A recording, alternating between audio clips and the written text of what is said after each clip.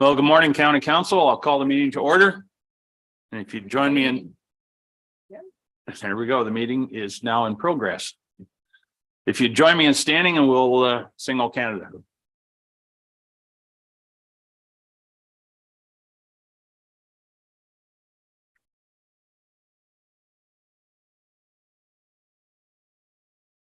O Canada, our home and native land, true patriot love in all of us command. With glowing hearts we rise, a true north, strong and free. From far and wide, O Canada, we stand on guard for thee. God keep our land glorious and free. O Canada, we stand on guard for thee. O Canada, we stand on guard for thee. Thank you, Council. I'll now ask the clerk to take the poll.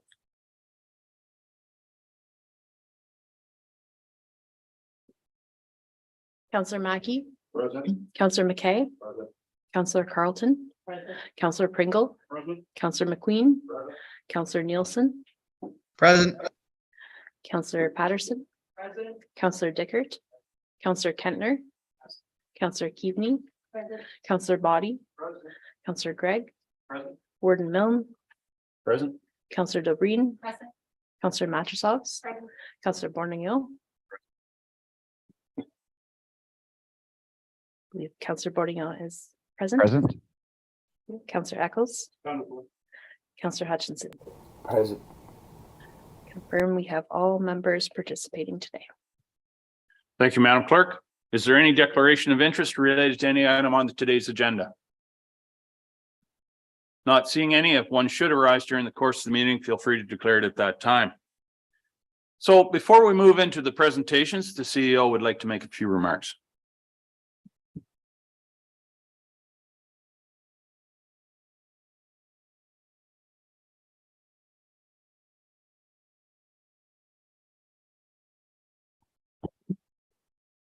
Good morning, Council. Consideration and adoption of the annual operating and capital budget is one of the most significant acts you undertake each year. Your direction determines what we deliver to residents and the resources available to achieve this. The 2023 budget is complex. It requires $225 million across 4 functional groups and more than 31 different programs and services.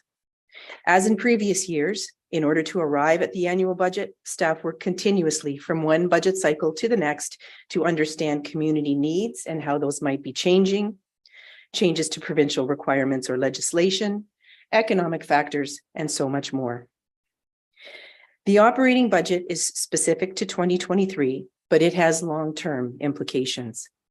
Last September, Council supported report CAOR CW 0920, the proposal for an updated strategic plan to be completed with you, our incoming Council. This report summarized the significant number of strategies and task force recommendations that have been adopted since the last plan update in 2021, all of which require work to be implemented. The 2023 budget was built with that report's strategic direction and work plan in mind. Also, for new councillors, our practice here at the county is to bring any initiatives of significance forward to council in a staff report, requesting support to include these in the next year's budget for consideration. So that has been done over the course of 2022. And so there are staff reports that are connected to a number of the initiatives that you'll see in the budget today. Today, the leadership team will discuss significant changes in their budgets over 2022, key investments and deliverables, the challenges they've dealt with in holding down costs. I hope that you find today's discussion really productive and informative. And as always, we welcome your feedback. If there are changes to our process that you'd like to recommend or discuss, we're very open to that. I know that there are other ways to move through this process. Ultimately, we want you to feel confident about making decisions regarding the county's future direction and ready to tackle a new strategic plan in June. Between February and June, there will be several special sessions where you'll have the opportunity to take a deeper dive into the finances and operations of key departments. That information, I hope, will provide the foundation for the development of the 2023 to 2030 strategic plan. Next, after we get to that, then staff would build a capital budget over the summer and a 2024 operating budget in the fall. Council's consideration and input will be vital throughout this process. So those are the remarks that I wanted to make. Thank you so much. And I do hope that we have a great discussion today. Thank you.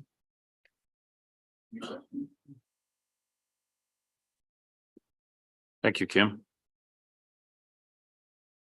So with that in mind, I think we'll put the resolution on the floor. If council is amenable to that, then we can start the deliberations. So the motion recommended, and I believe it's in your agenda, but I'll just read it, that the 2023 proposed budget be adopted as presented by proposing a levy increase of 1.49%, and that a bylaw be brought forward to adopt the estimated revenues and expenditures for the year 2023, requiring a total to be raised from taxation in 2023 of $67,939,100. So if someone would care to move that, Councillor Eccles, seconded by Councillor Patterson. Thank you very much. Mary Lou, if you'd like to present the budget overview, we'll start there.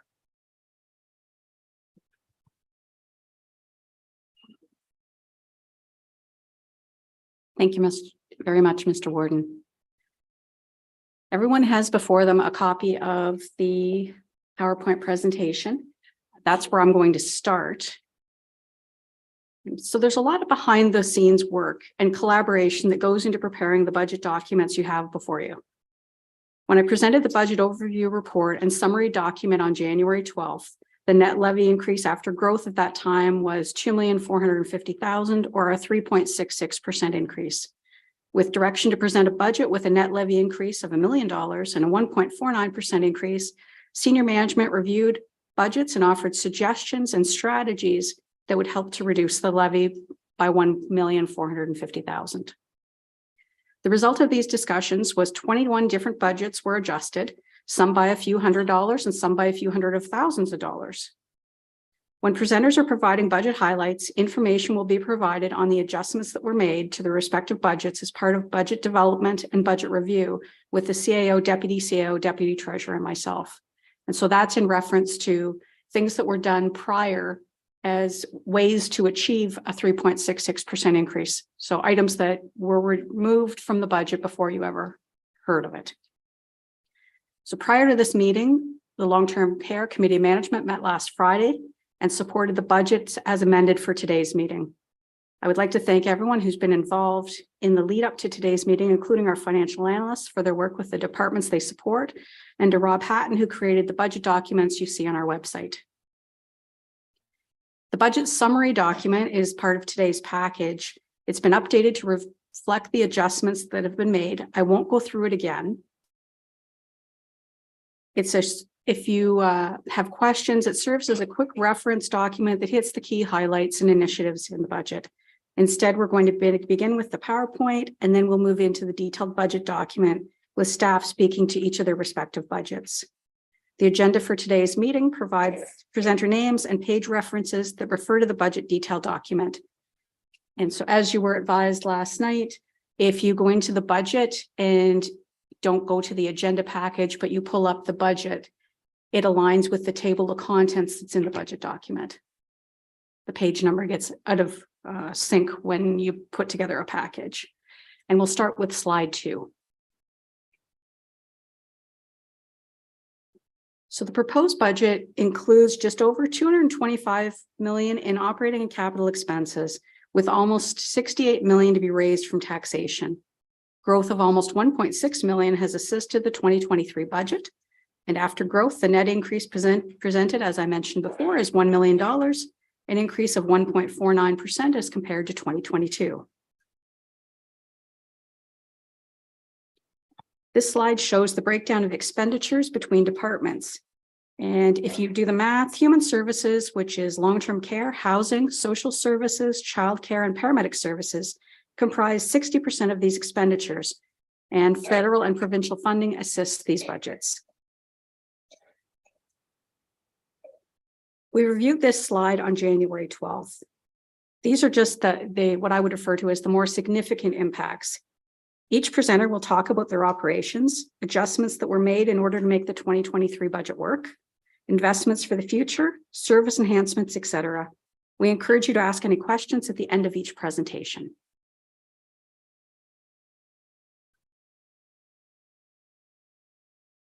This slide highlights the key initiatives that maintain infrastructure, invest in people, and the quality of life. These are just a few of the investments that are included in the proposed budget.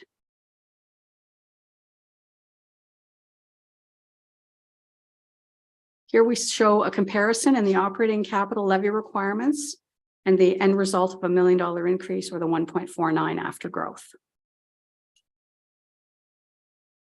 Based on a median assessed value of all residential properties, which was $285,000, the 2023 average increase for a single detached home is $15.92. In the January 12th document, this number was $39.01. We break the budget down into 4 functions that are similar aligned departments grouped together. So corporate services, planning, community development, human services, and transportation services.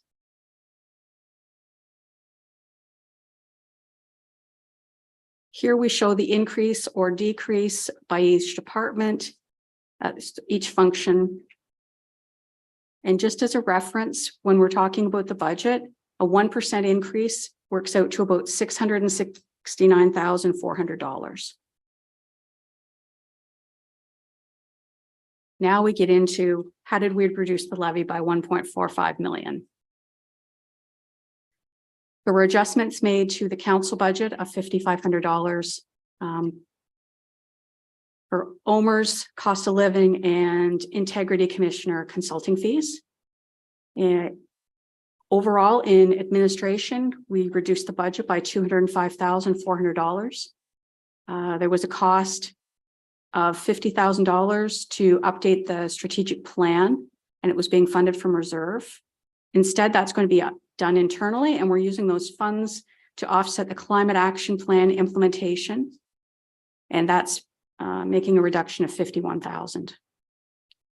Climate change decreased the conference and travel budget by $1,200.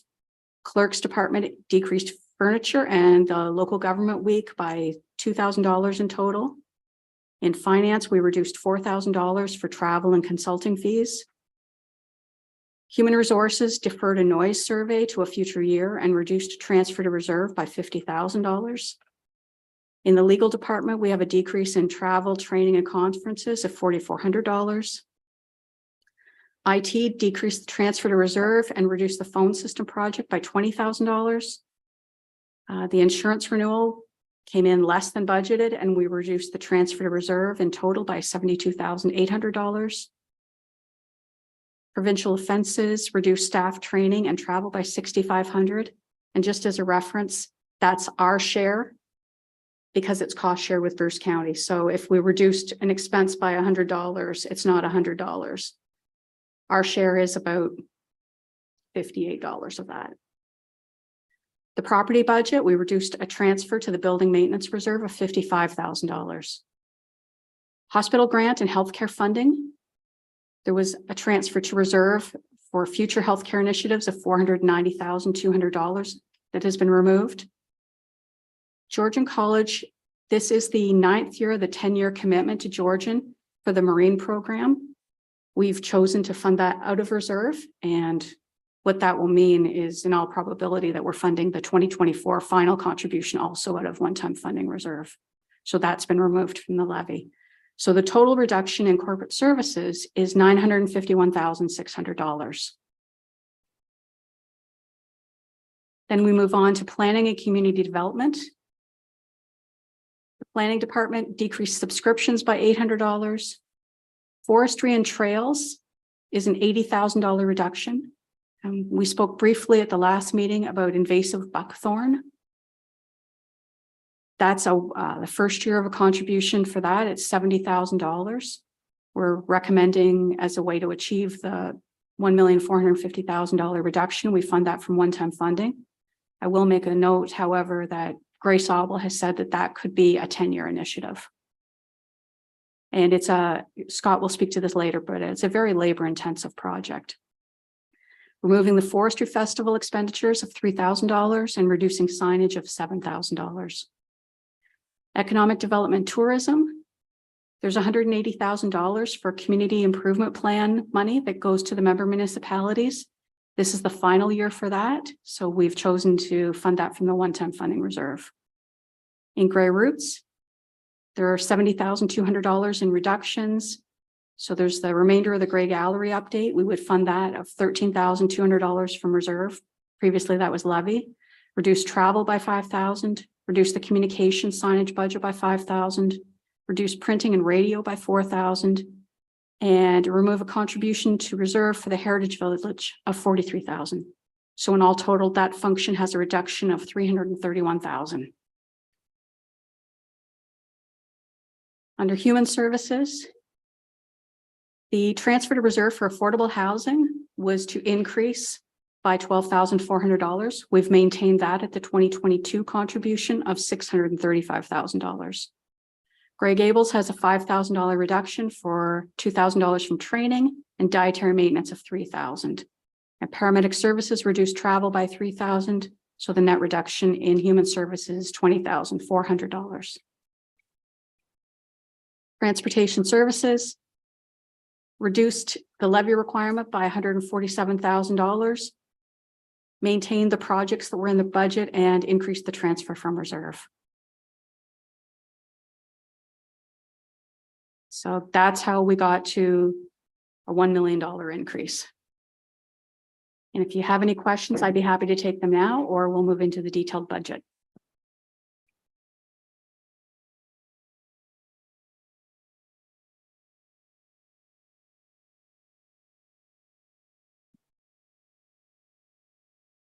Councillor Nielsen? Did you have your hand up? Just a quick question, Warden Milne. Thank you. Sorry. I just was wondering what the noise study was for that was removed from the budget. We couldn't tell because it was too noisy. Sorry. Jen?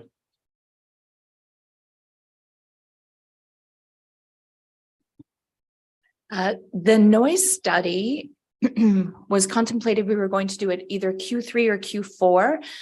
It's a study that looks at every single position we have and determines whether or not someone needs hearing protection. So we already have hearing protection in place for our staff. This is just to make sure it's at the level that we need it to be. And rather than doing it Q3 or Q4, we will now intend to do it in Q4 of 2024. So it will just be pushed 6 months into the future.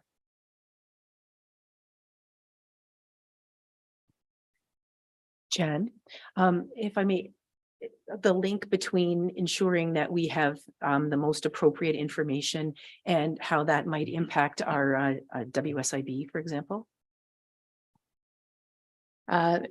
So the noise survey has been done in the past, and we do ensure that our staff are trained on how to use personal protective equipment. We have not had any claims that I am aware of that are related to noise loss within the last couple of years. Sam affirms that I'm right about that. So as far as risk is concerned, we had 2 capital projects within the HR department for this year to be conducted. One was a review of our workplace violence and harassment assessment, and we felt that was of more value to get done within this year, and that the noise survey could wait until Q1. So we've bumped it 6 months. Okay, thank you. Is that sufficient, Councillor Nielsen? You're good? Yes, thank you, Warden. Okay. Councillor DeBreen. Thank you, Warden Milne. Good morning, County Council, and thank you, Mary Lou. I don't have a question at this time, other than when we get into the detail and the department functions, will these reductions cover the risk involved of taking them out of the budget, the importance, or how they felt that it was possible to reduce? I am concerned about reducing the training and development of staff, their education and further development, because they need to keep up to date on their designations or the benefit of all. So I'm looking forward to that if that is the plan. As part of each presenter's commentary, they're going to speak to the needs of their department, as well as the pressures, what they've done as part of their strategy in order to come to the budget we've got before us today.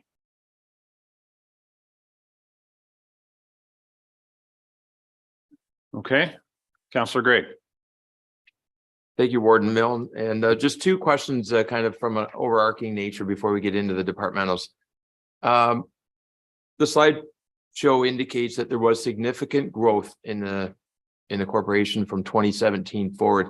Are you able just to highlight or indicate what were the significant initiatives that that growth has been attributed to, or has it largely been placed into reserves?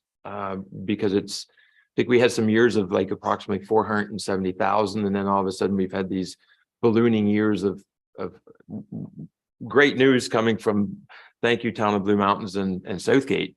But just wondering where those funds have been directed the last 5 years. As well, was the county benefiting from any significant budgets over actuals last year? So in 2022, what was our performance generally like across the board? So any supplementary taxation in excess of write-offs ends up in the one-time funding reserve, or is used to offset current year shortfalls. I'd have to go back, and I can't remember off the top of my head. I don't know whether Sue does or not. The 2021 financial statements, like as far as our year-end surplus deficit, you're going to see a report on 2022 by the end of next month, but it wasn't significant. There was a number of amounts transferred to reserve because projects didn't get finished. And then we used the run money in 2022. When we do have a break, though, I'll come back and I can answer that question. Okay, we're ready to start the detailed reporting. All right. I guess, Mary Lou, you have the first go.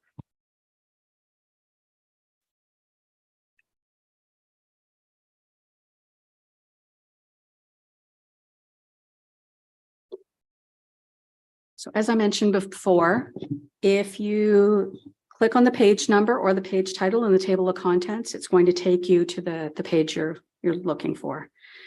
The first part of the budget provides the reader with an overview of Grey County. I won't go through the introductory portion, and we'll move directly into the budget. So this narrative is found on page 51 of the budget. The 2023 corporate services budget includes a net levy requirement of $12,251,600, a decrease of $271,100. Each department's budget includes provisions for cost of living adjustments. For non-union, 2% has been included for team members, with the exception of director level and above. And this group will not receive a COLA adjustment this year. And that is consistent across all of the budgets for the non-union group. And now I'm going to turn it over to Tara, and she's going to speak to the council budget.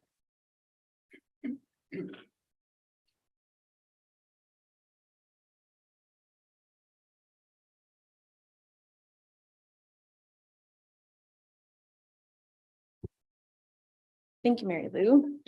So first, the council budget. sorry, Sarah, could you go back to page 50 again? Thank you. The council budget requires an increase of just over 16,000 over the 2022 approved council budget. This is primarily from an increase to expected travel and expenses from moving back to in-person meetings and conferences for 2023. As well, there has been a decrease in cell phone expenses for council. Now that you're fitted with your phones for the term, that expense isn't needed in 2023. Additionally, you'll note that there, it notes a $12,000 reduction regarding removal of costs related to the Warden's Forum. That's actually, I believe, should be the Warden's Banquet and not the Forum. And as well, the budget is also seeing a reduction in the professional and consulting line of approximately $8,000. That was with regard to integrity commissioner costs and any investigations that the county may have. Staff feel that the reserve that has been set up for that expense is sufficient to cover our needs for at this time. Aside from that, happy to answer any questions if you have any.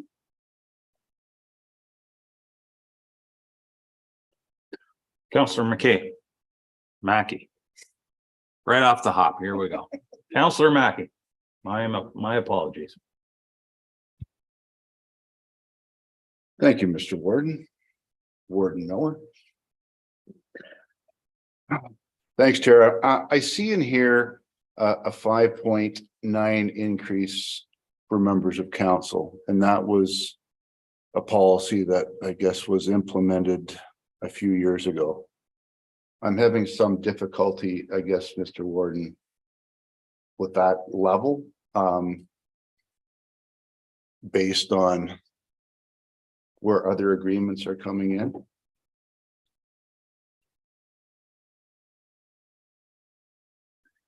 How was that originated, and should it be reviewed on a yearly basis as opposed to a set policy?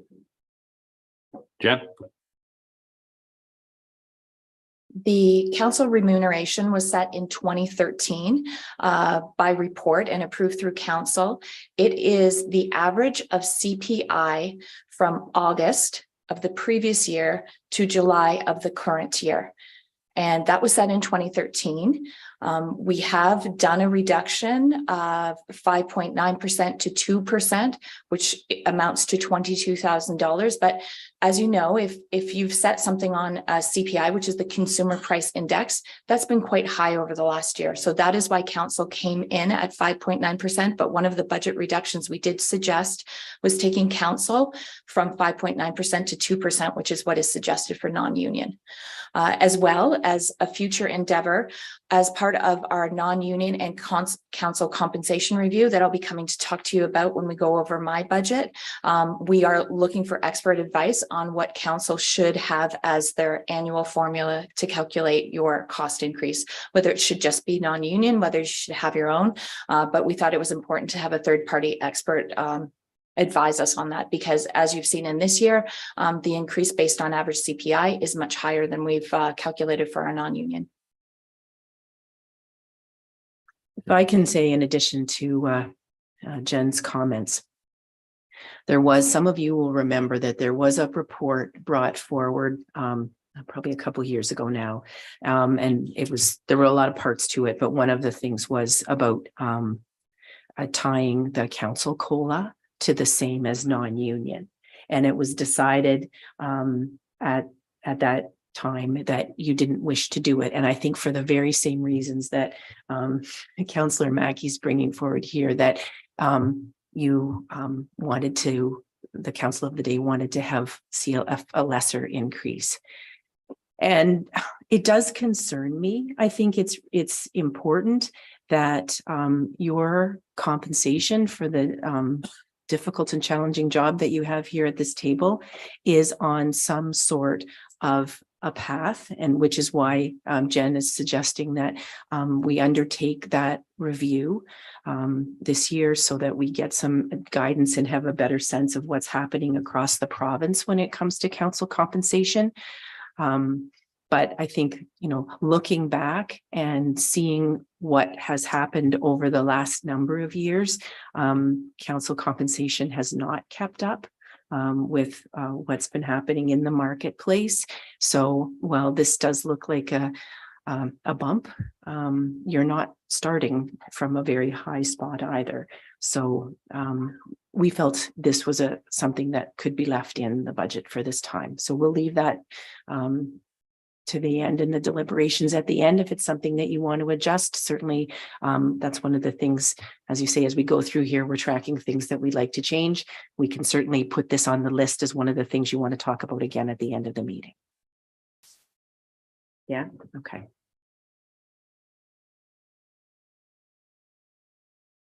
Okay, Tara. All done? Thank you. Next is Randy or Linda are going to talk about climate change. Good morning, everyone. And before I turn it over to Linda to highlight some of the climate change initiatives that are being proposed in the budget, I just want to take a moment just to provide some context that has led to the proposed budget items. So last year, Council approved the county's climate change action plan called Going Green and Gray. And at the same meeting, Council also declared a climate emergency and set targets by reducing community-wide greenhouse gas emission to net zero by 2050 and corporately by 2045. So this budget puts the county on a path to be able to reach those targets set by Council. This path will not only help to reduce the overall greenhouse gas emissions, but will also help to reduce our future energy costs. The proposed budget also includes a continuation of some existing climate change initiatives that are already underway, as well as to move forward with new initiatives in collaboration with local municipalities and community partners. All these projects were included as part of the capital project, the capital budget that was supported by Council back in September and aligned with the actions in the action plan. The path to net zero it's a long one, and the county can't do this journey alone. And in fact, we've already been working with each of the local municipalities through the community of practice. We are working with community partners, and we've also partnered with neighboring counties to pool our resources to help secure grant funding. The budget does propose additional staff resources to be able to help support the climate change initiatives, both county-wide and corporately. This will not only benefit the county overall, but will also provide assistance to each of the local municipalities as we move forward together to address climate change in our communities. So I'll now turn over to Linda, our Manager of Climate Change Initiatives, to provide some further highlights.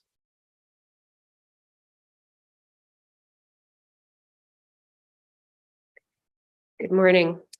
So as Randy mentioned, the proposed 2023 budget investments align with Council's priority activities in Going Green and Gray.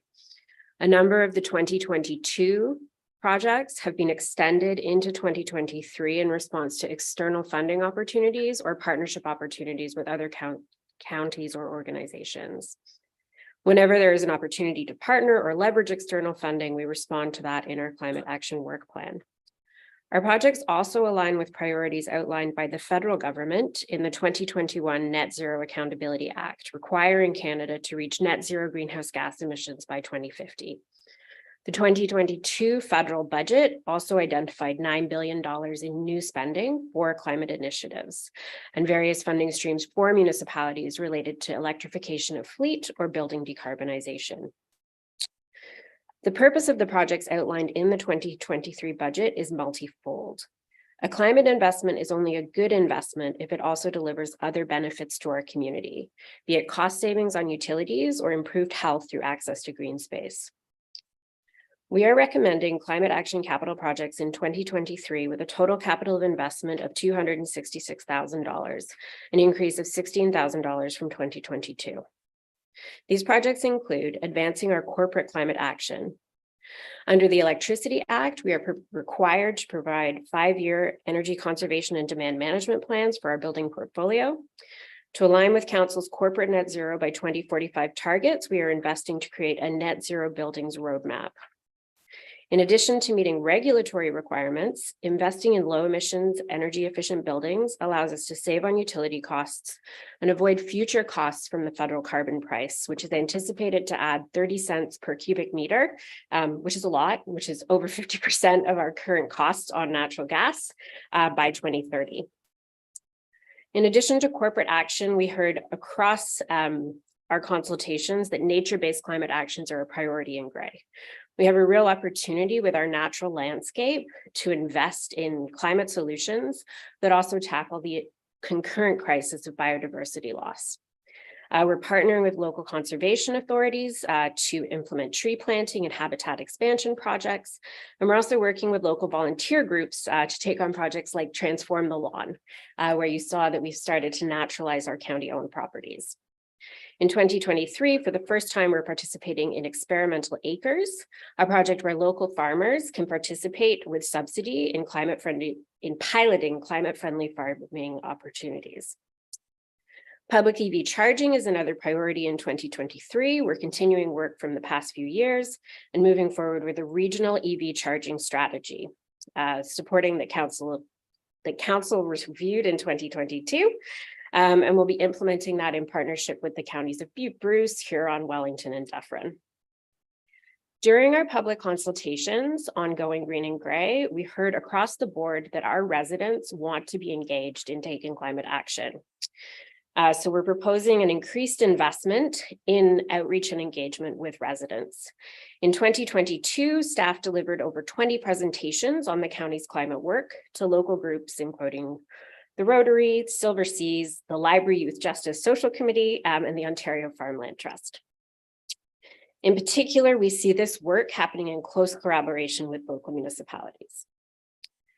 Finally, in 2022, we proposed launching the Greener Homes in Gray program. This is an opportunity for residents to access federal funding to improve the efficiency of their homes. All of the climate capital projects are reserve funded and have no levy impacts. To implement these projects, we proposed 2 new FTEs as outlined in the capital budget plan.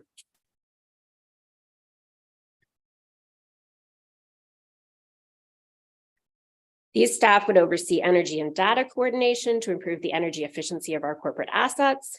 And one contract position would really work closely with local municipalities around outreach and engagement.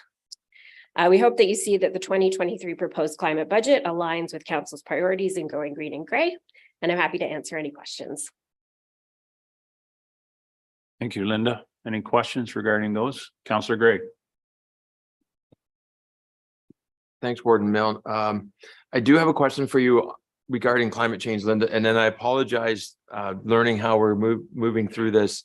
I'd like to ask a question on the Morrison building and then 2 comments on items just before, but I wasn't sure at what point we're going to wrap up the corporate services.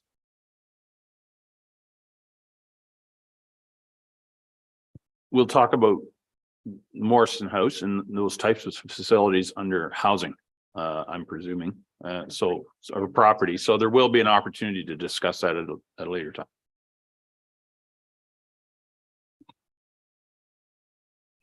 Okay, so my question here is, I'm concerned, I've got it highlighted on my PDF here. The $40,000 from reserve for Greener Homes in Gray. I'm always hesitant to do something other levels of government are already involved in. And right now I'm currently going through the green energy grant program for my own house after renovation. It seemingly was just fine. And I'm wondering why we're wading ourselves into getting involved with something, a process that's already established, is already effective. And not only is there a capital item, there's ongoing operational costs and overhead for every position that we add with CPP, EI, EHT, and et cetera, et cetera. That's the relevant one I've got for you, Linda, here that I've got highlighted that I have significant question on and I think warrants discussion. Through the chair, thank you for the question. I'm thrilled to hear that you're finding the Federal Greener Homes program effective. What that program offers is up to a $40,000 interest-free loan for up to 10 years for home energy retrofitting. So what we're proposing in this project is really almost a kind of concierge service or a little bit of hand-holding for our residents who might find that application process a little bit more daunting. It's reasonably intuitive, but there's certainly, I think, opportunities where we can help more of our residents access this program. So this project is one about promoting this program so more residents are aware that they can take advantage of it. And then secondly, as other jurisdictions have done, supporting residents in accessing the program if they need that extra help. If I could, I'd like to see this added for discussion afterwards. Here we go down a path of discussion that when you get involved in terms of renovations or so forth in your house, as soon as you're replacing a window or a door, the sales individual that you're working alongside is already engaging you with the different granting streams because they're already familiar with those. So there is a lot of opportunity out there that exists currently that it's hard to miss. And that's the problem with the grant program is great. There's a grant for the window and the door, but because there's a grant, the window and door just got more expensive.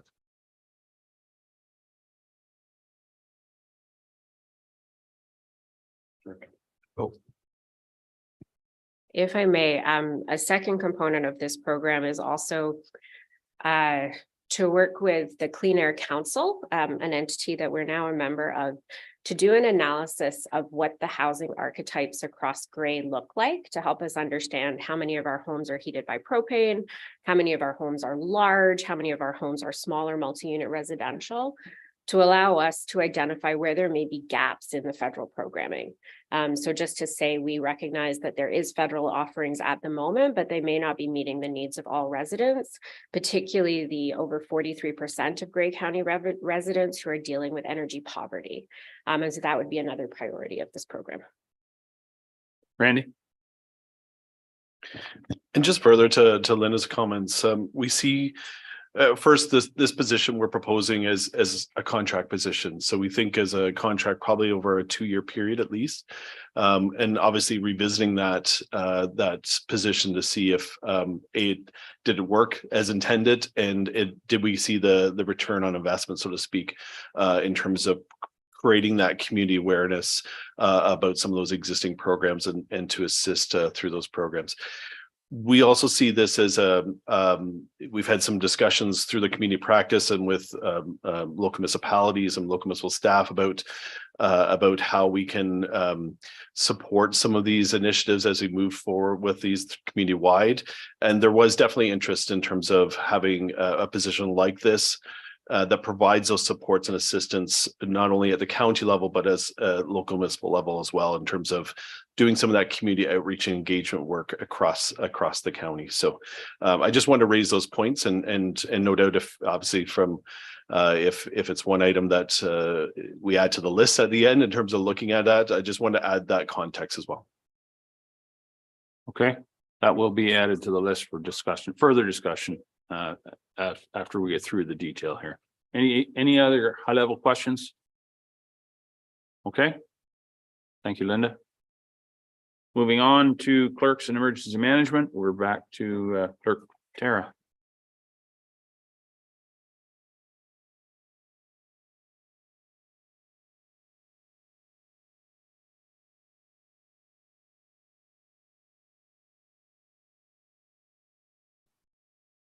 Thank you, Mr. Warden. The largest impact to the clerk's budget this year is the proposed purchase of agenda management software. So counselors around the table that were here last term will recall that staff recommended in 2022 that this year we move away from our current document management system called Alfresco and move towards SharePoint, which is included in our Office 365 licensing. So when we move away from Alfresco, the council portal that you all use for your agendas and minutes and closed meeting materials won't work anymore. So we're looking for a replacement to that system for this year. We anticipate that will come in around the $40,000 mark and will add increased functionality for members of council. You'll possibly be able to mark up your agendas. There might be options for integration with our website and time stamping on agendas and other voting features as well. So it will, it's expected to work well for staff, council, and the public as well when they navigate through our website for council meeting purposes. Are there any questions on the clerk's department budget?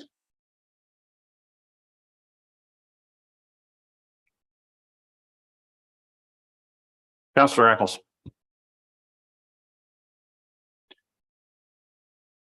How long have we had the other fresco? How long has it been in play? I believe we started using that in 2016.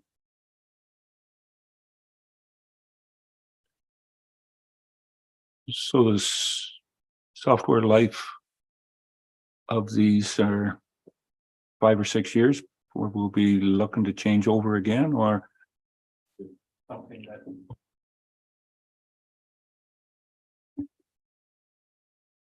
just cut me off. Thank you, sir. And it started. Or is it like everything else in IT that, you know, it's compressed, so we'll be looking at this type of a cost again in another 3 to 4 years instead of 5 or 6 years? I think what we're facing here really has as much to do with the way that Microsoft continues to adjust the licensing of its products. Several years ago, SharePoint was a separate license, a separate product. And we opted at the time, we didn't require it. But now it's become part of our enterprise license. And so the thought was that rather than pay the licensing fee for Alfresco, that's of $100,000 a year, roughly, it would make more sense to use the product that's now completely integrated into the Microsoft suite. I think it comes with some additional functionality that we wouldn't have. I think Microsoft has done a tremendous amount of work with the SharePoint product. And we think it will work well to meet the county's needs. And anything that's completely integrated always is, you know, less risk and more efficient to use than having something that's added on.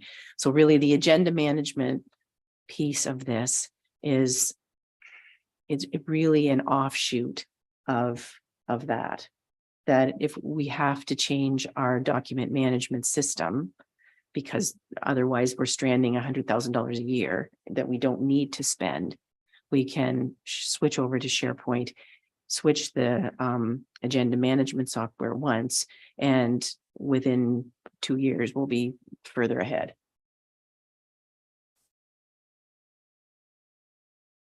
Okay. Or do you want to discuss this at the end further?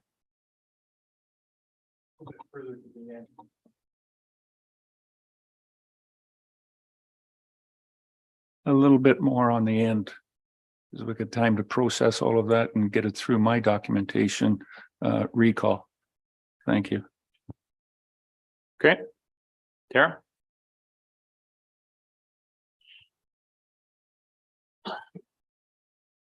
Okay, moving on, finance. Welcome Mary Lou back to the podium.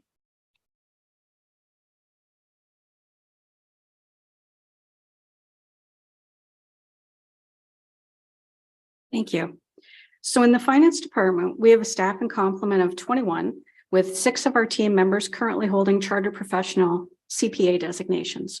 The most recent was, I'm calling this our homegrown CPA who achieved his designation in December. And we have one also one in the program right now.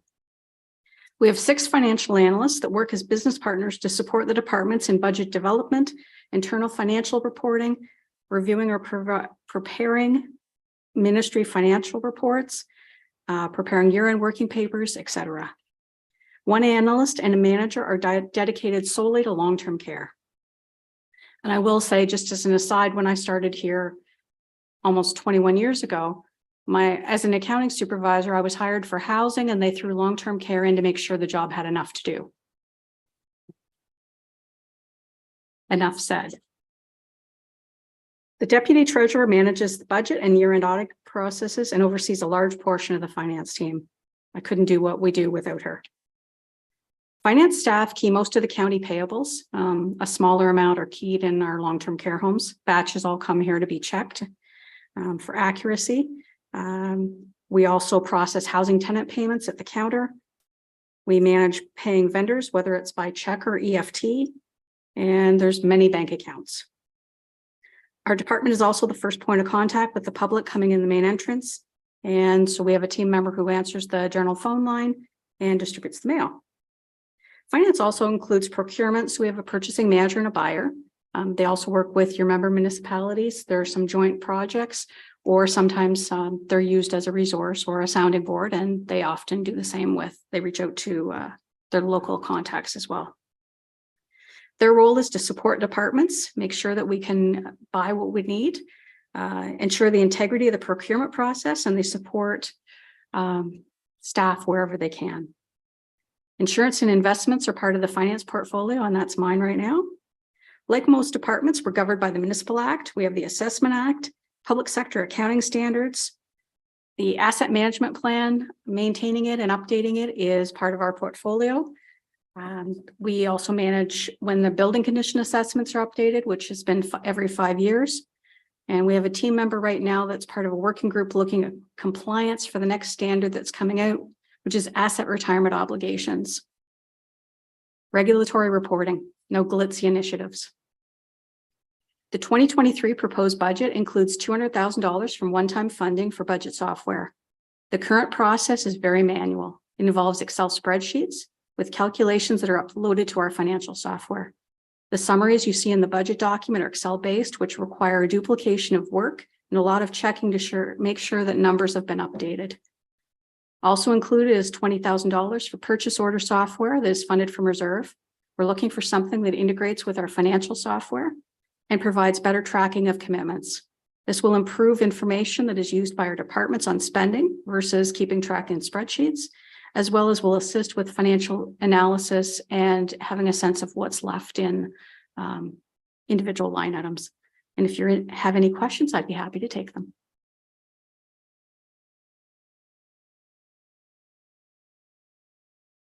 Okay, not seeing any. Thank you, Mary Lou. HR, Jennifer.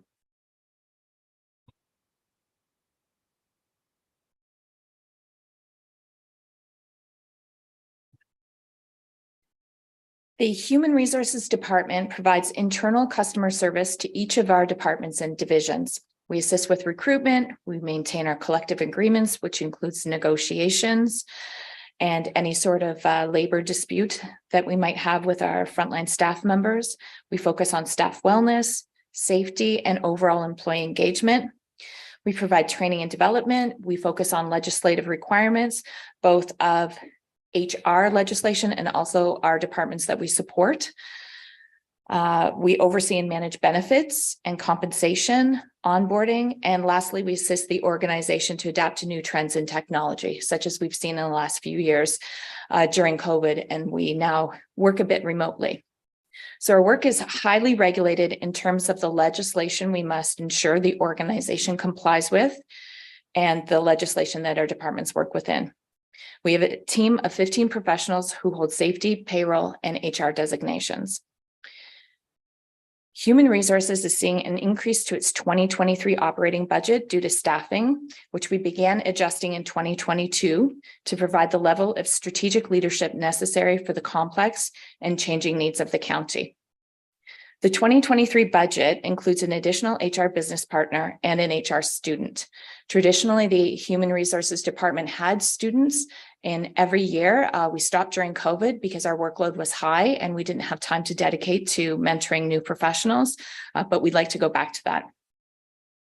The HR business partner that we are asking for will provide much needed support to the county's long-term care homes.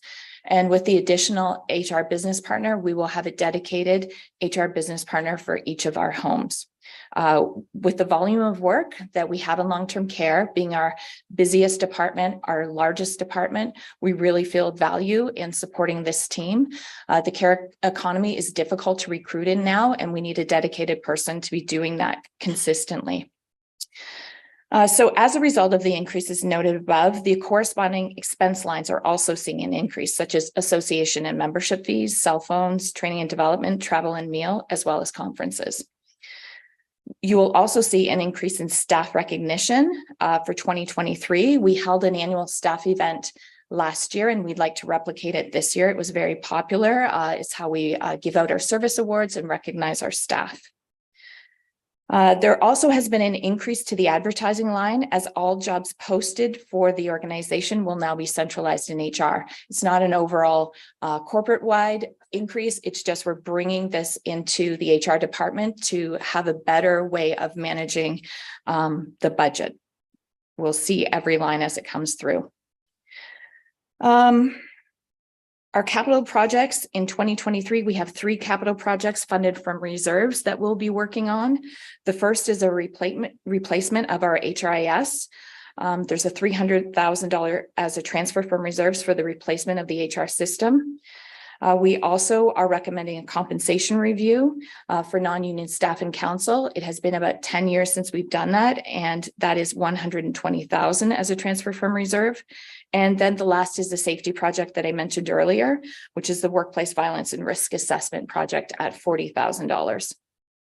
And as mentioned earlier, and we discussed, the noise survey has been pushed to Q1 of 2024 to both save money, and also we have had a staff turnover within our health and safety department, and realistically trying to finish both projects in Q3 and Q4 may have been difficult for us. So it was an easy push when we were looking for savings of money to push it forward. Does anyone have any questions for me about the HR budget? Councillor DeBreen.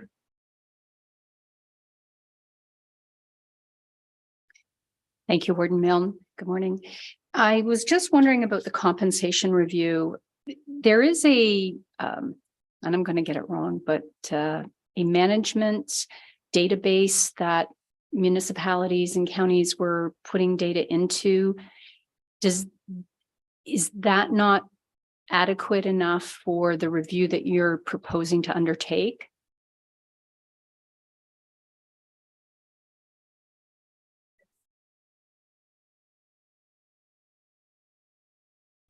The municipal compensation database that you mentioned, we joined last year. All Grey County HR teams joined it, and it is growing, and it is becoming a better tool for us as time passes.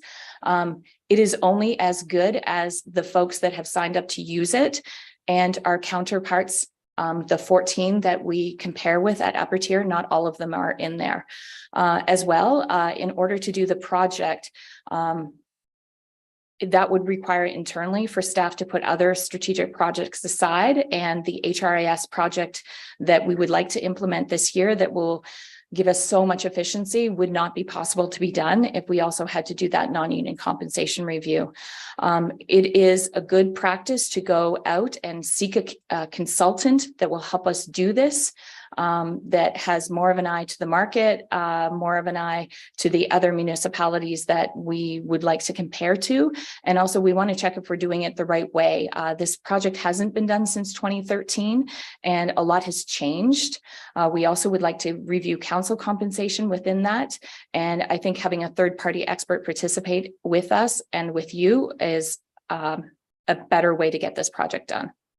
Perhaps in future years, maybe 5 years from now, when everyone in Ontario might be a part of that municipal compensation database, we may be able to achieve that, but it will require a lot more of folks joining that database. Okay, any other questions at this point on HR? Okay, thank you, Jennifer. Moving on to IT and IS, page 54, 55, we have Evan. Welcome, Evan. And I'd like to thank Evan for stepping in. Our Director of IT, Jody McEachran, is away at the moment, and Evan is the Manager of Infrastructure. So thank you, Evan, for taking this on. Oh, thanks for having me. Good morning, Mr. Warden, County Council. My name is Evan Davis. I'm the Security Infrastructure Manager here at Grey County, here to represent the IT department and Jody, who couldn't be here today. So a little about who we are. We're a small but mighty team here at Grey. We have a complement of 13 full-time staff, currently at 11. We have one position vacant and Jody being off, of course. We have two teams that make up the IT department. We have the Business Solutions team and Infrastructure and Security, which is my team. Brad Fritz, who also couldn't be here today, currently on vacation. He's our Business Solutions Manager. Together, we have the responsibility of providing and maintaining IT services for over 1,000 staff, over 40 sites throughout the county, doing such things as providing connectivity, websites, GIS services, maintenance, user support, development, most importantly, at least for me, cybersecurity, and a host of many other services. So, but making sure everything runs smoothly and securely is just a portion of our job. We also are working with the many departments within the county and business units to build IT solutions to support their many initiatives for today and tomorrow so that they can better serve their residents in Grey County. We are your solution finders, is what we call ourselves. Today's economic climate, all of us are being asked to find efficiencies and to do more with less. People are looking to technology to help them find more efficient solutions to fill their needs. Challenge we're facing today is finding cost-effective solutions. Due to the pandemic, cost supply chain issues and inflation, hardware and software costs are in steady incline. Some costs for us have even gone up 50% since pre-pandemic levels. However, with advances in various technologies such as cloud computing, automation, the Internet of Things, and artificial intelligence, we're presented with many new opportunities as well as new challenges for IT solutions. To explore these, we need people that understand these technologies and the business of Grey County. This year, we're looking to add a member to our business solutions team to help move forward the county's current initiatives and to help them find solutions for future needs. For our expenses, this year, like most years, the majority of our purchases and projects are fully funded through reserves and reserve transfers. A budget is planned around our life cycle management program, where we set aside transfers each year to make sure that we're not upsetting the levy when we need to do a major expense, like, for instance, this year, our phone system. This year, we're planning to put a new corporate phone system to modernize our communications internally and with residents, and that's fully financed through reserve transfers. We have a number of other life cycle expenses this year, like some printers, battery backups, small components that are planned out throughout the year and financed through our 10-year capital program. We have this year as well planned a full cybersecurity audit. The last audit we had done was about 4 years ago. So more information will be actually coming to council over the next couple of meetings, but this will give us a new point in time reference to cybersecurity, our program, and where we are with our initiatives, give us a gap analysis on our program, update our risk assessment, and show us progress from over the last audit. Knowing that this year was going to be a difficult year financially for everybody, early on in the budget process, we started looking at where we could reduce our costs. In our life cycle plan, we had scheduled this year to replace both all of our corporate firewalls, or most of our corporate firewalls. We bought some last year, as well as our server infrastructure, which both are very expensive items. However, having done an analysis and working with our vendors, we realized that they still had some life in them. They're still providing the services and functionality that we have today. So we're able to secure an extension on our warranties and support on both of those. 1 year for our firewalls and 2 years for our server infrastructure. That way we can avoid those big costs today, even though we're funding through reserve transfers, but that allows us to reduce our contributions over the next couple of years, saving some costs in that regard. Doing that as well also reduces our waste and our landfill, and a small portion contributes to our climate change initiatives. So I'll pause now for any questions. If you have any? Counselor Mattress.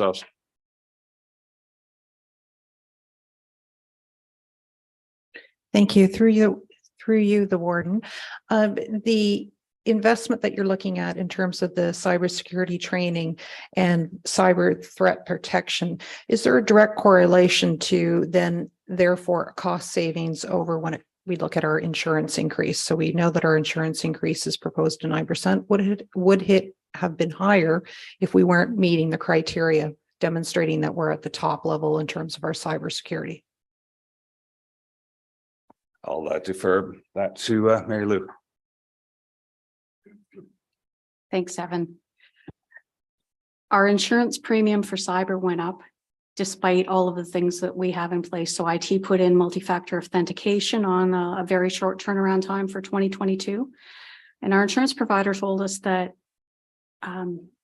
you're fortunate to get cyber coverage. Many municipalities cannot. So even though we're doing these things, and I'm sure that the insurance company loves what we're doing, I don't see that they're going to reduce our fees. They're just saying that the risk for municipalities is so great, and we're a good target. So we're appreciative for what IT does, because the last thing anybody wants is, as we all say, is to be on the front page of the paper for something like that.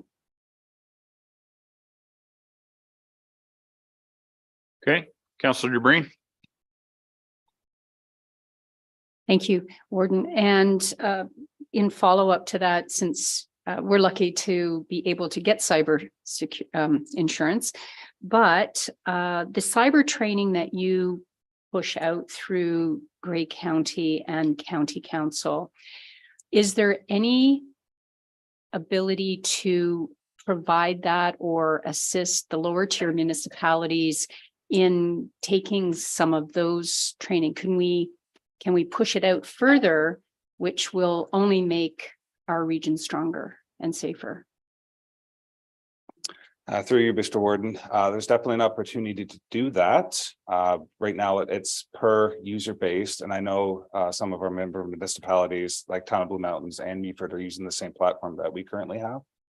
So we could look at partnerships, we can look at different ways, and for those who perhaps don't have any coverage, we can definitely look at options to include you in those. I'm very happy to talk cybersecurity. That's my area that I'll talk all day, and so please stop. And happy to have those conversations with the lower tier members who don't have staff or departments to help in those areas. I'm happy to help in those regards. And as mentioned, I will be coming to council in the coming meetings to discuss our strategy and platform, and we can perhaps discuss expanding that. Sorry, to lower tiers. Okay. Any other questions at this point? Counselor Gregg, sorry. Thank you. And maybe it's good that Mary Lou's right close by, but just two ledger accounts jumped out at me.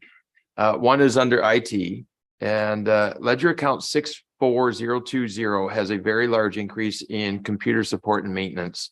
Ledger account 63026 also has a very large increase in computer software.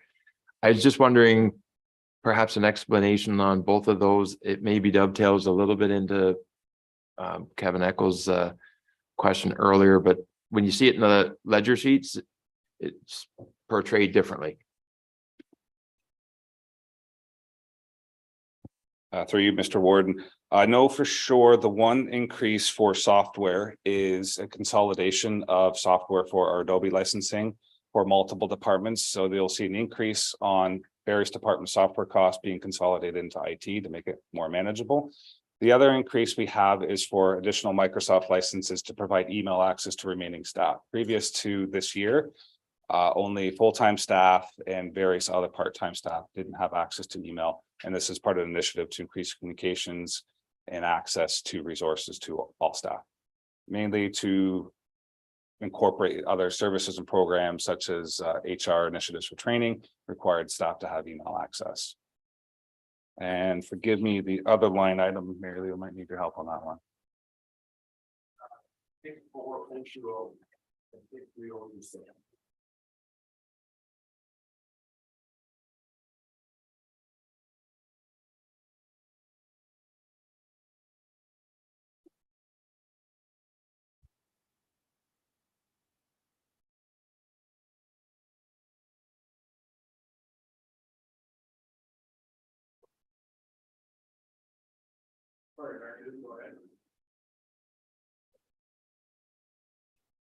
If I could, we'll look up those questions and we'll come back with those. You're speaking in the administration budget and the operating budget, Councillor Greg? Just, it would be helpful if I knew the page number you're on. So page 61.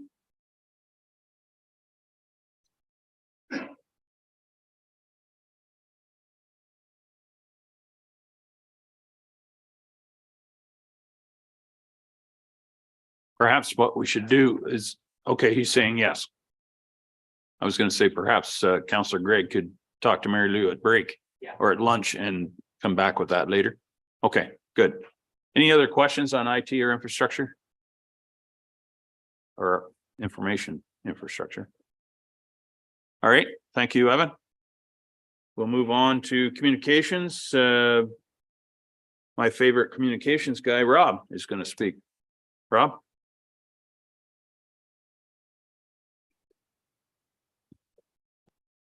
All right. Good morning, County. I knew that was going to happen when I stepped away from the camera controls. Good morning, County Council. The communications budget in front of you today, it's like the presenters before me. It supports all county departments and county council. Communications is a support service within Grey County. This budget supports our external communication tactics, such as our website, our social media presence, our ongoing marketing, as well as other supportive services that we provide, like media relations, issues management, speech writing, events, graphic design, newsletters, meeting recordings, my favorite, and other video creation that we're doing that's becoming a bigger part of what we do. In 2022, for the benefit of our newer members of council, Grey County did approve a 4-year corporate communication strategy. So the 2023 communication budget supports the recommendations for the first year of implementing this strategy. And that's really a focus on optimizing our existing staffing and budget resources. This is the year that we'll be kind of getting processes and plans in place, so there's not a heavy amount of investment needed in 2023. Overall, the communications budget did see a slight decrease over 2023 compared to 2022.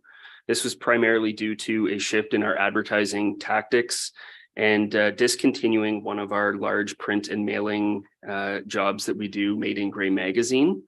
We're going to be moving that publication into a primarily digital format moving forward because printing costs and mailing costs and shipping in general have just become quite an uphill battle in the last couple of years here.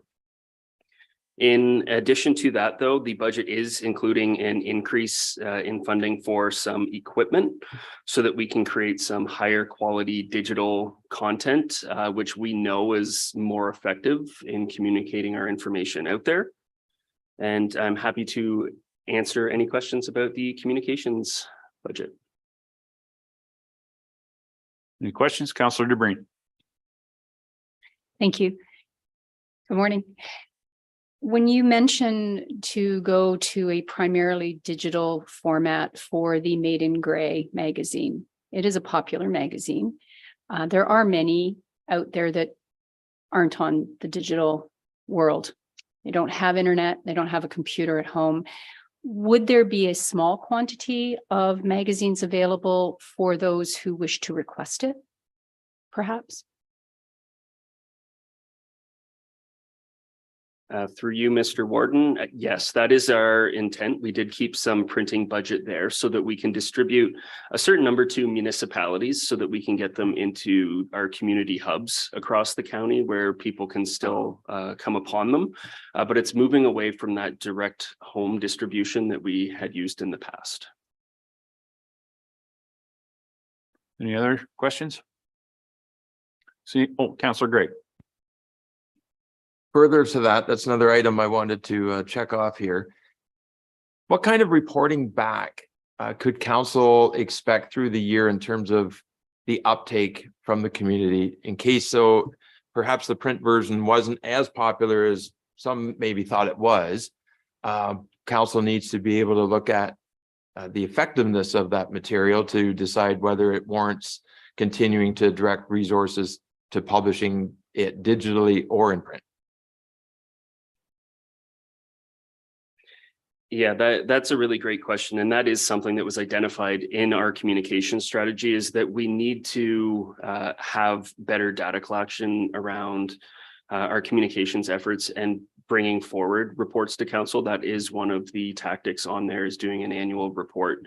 And by moving to digital, it is easier to track the effectiveness and therefore the return on investment in our advertising, because we can track things like clicks or page time if we're promoting back to our website, to really see what's working and what isn't. And we could further dive into breaking it down, why that content is more effective. But just from a sheer where we should be spending money, it works better. We can also, when we're advertising digitally, provide unique URLs so we can track different sources to see our ads with this publication working better than this one. So that's something that we're going to be tracking a lot closer moving forward, and hopefully it'll mean that we can make better use of the funding that we do use. Okay. Councillor Eccles.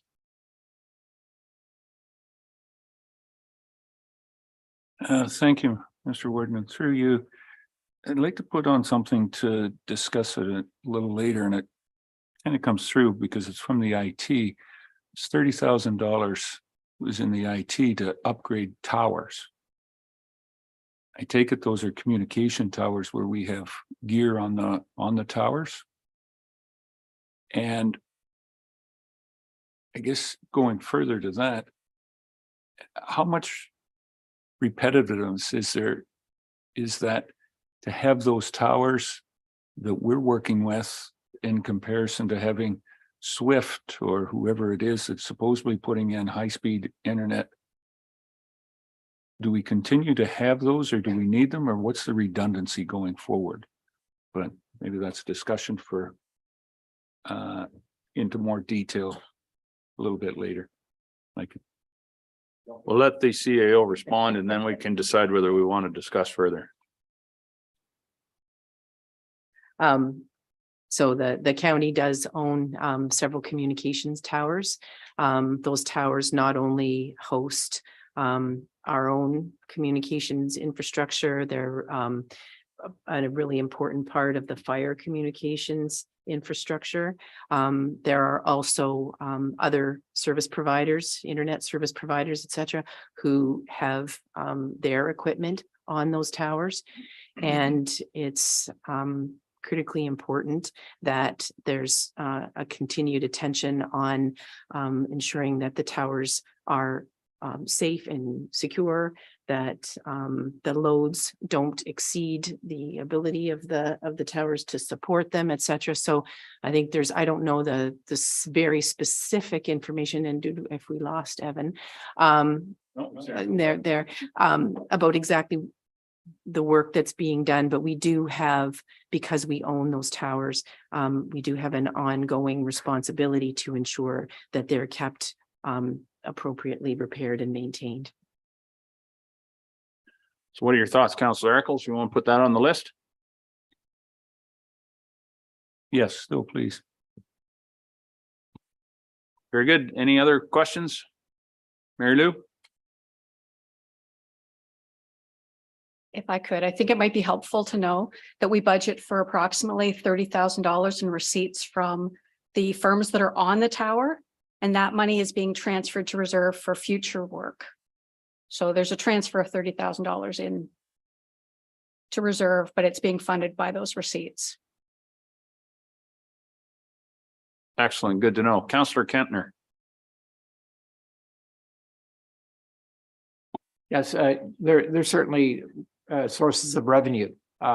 I'd be surprised if the county isn't making money on its towers, and those towers, you probably get towers easier than anybody else. And they're definitely a revenue producer. Thanks for that, Councillor Kentner. However, we'll leave it on the list, Mr. Eccles, for now. Any other questions? Okay, thank you, Rob. Appreciate that. Moving on to WSIB and weekly indemnity, page 54, 55, and Sam is going to come forward and share that with us. Sandra, sorry.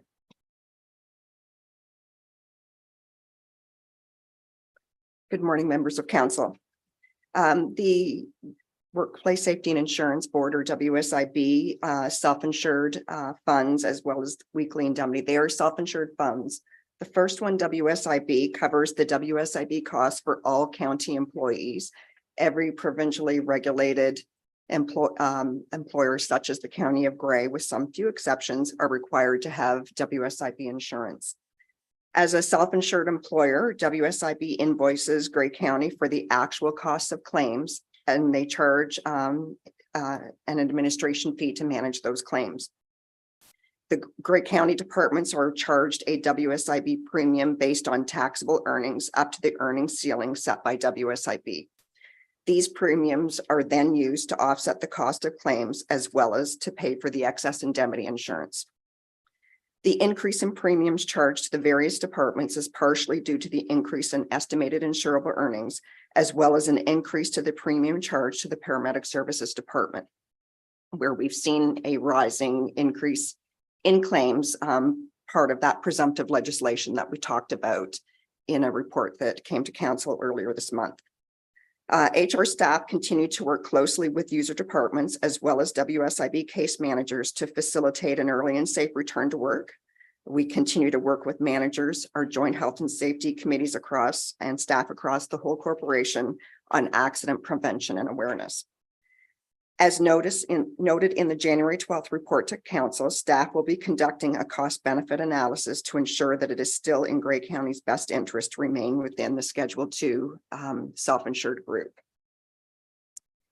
The weekly indemnity budget is the cost center for self-insured short-term disability for unionized staff in our 3 long-term care homes. The county uses the services of a third-party disability company to not only manage the weekly indemnity or short-term disability claims for our full-time staff, but to also manage absences of our part-time unionized staff. This is to ensure that absences are not only medically supported, but are managed consistently.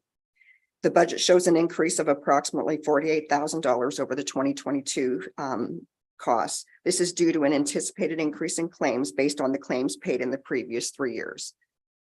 We also had an increase of full-time staff in our unionized departments in our homes, and part of that was funding that was received, as well as staff worked hard to merge some part-time lines to make more full-time positions in order to better recruit and retain and have consistency in care with our, for our residents in long-term care. The staff have also asked Mosey & Mosey, the county's group benefit consultants, to market the self-insured weekly indemnity plans to ensure that the current third-party disability management company is still the appropriate company to provide this service. Is there any questions? Any questions on that from council? For now, not seeing any. Thank you very much, Sam. Moving on to assessment, page 55, Mary Lou. Just for clarity, if anybody's waiting for a break, we're not taking one until we get to lunch, and we're getting through to lunch. So we got a little piece to go yet. So I'm not trying to stifle debate, but I'm going to push you along here. Mary Lou, please.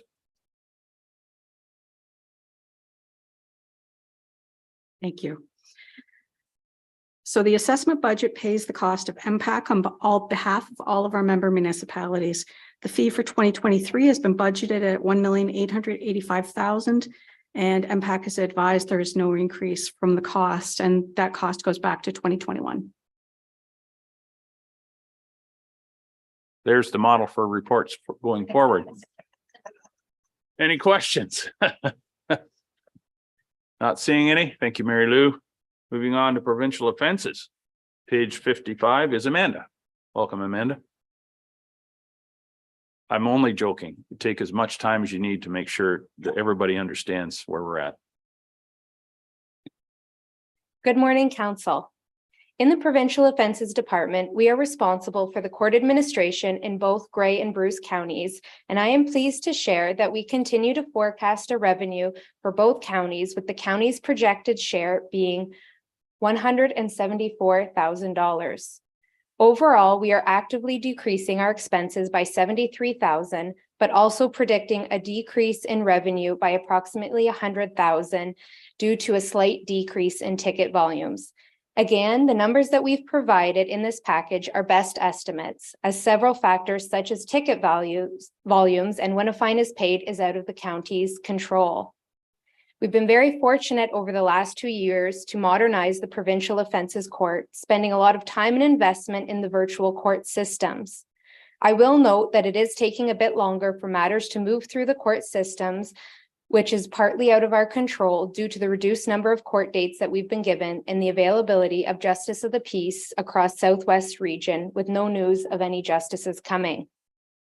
One of the things we do plan to do this year is to look at the financial supplement that we pay for Bruce County staff person to take fine payments at our service counter in Walkerton.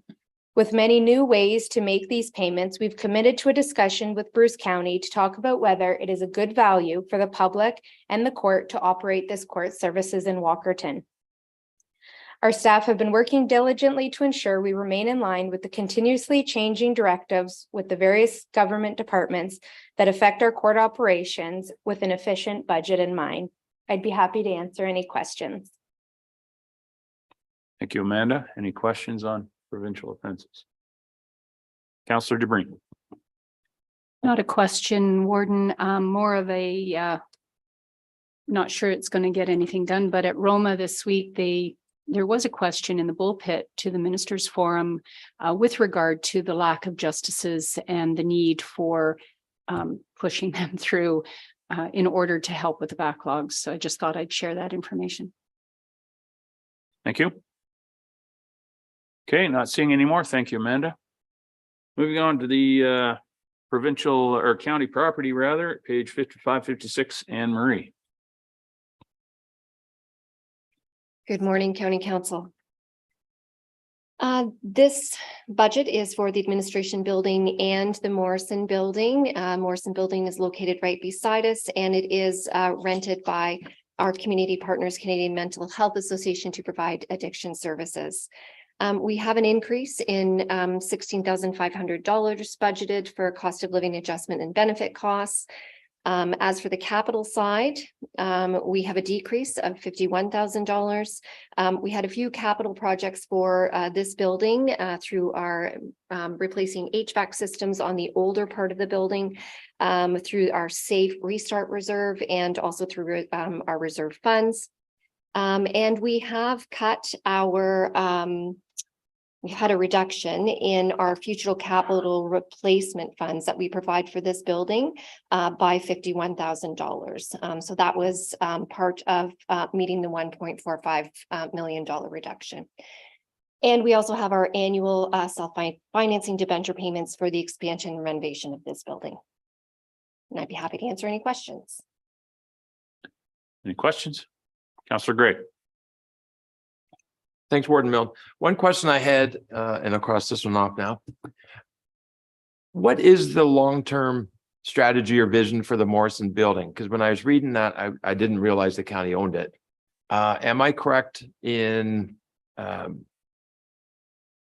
learning that they intend to vacate it when the Sydenham, or not the Sydenham, but Bayview Treatment Center is completed? And then I'm wondering, like, should we have a report or a strategy? Because when I was thinking about it, was there contemplation of them vacating when the county entertained purchasing the building on 14th Street West for transitional housing, when it could have been right next door in a building that we already owned? So I'm just wondering, like, what's the overarching strategy for maybe not just that county building, but other county buildings as well?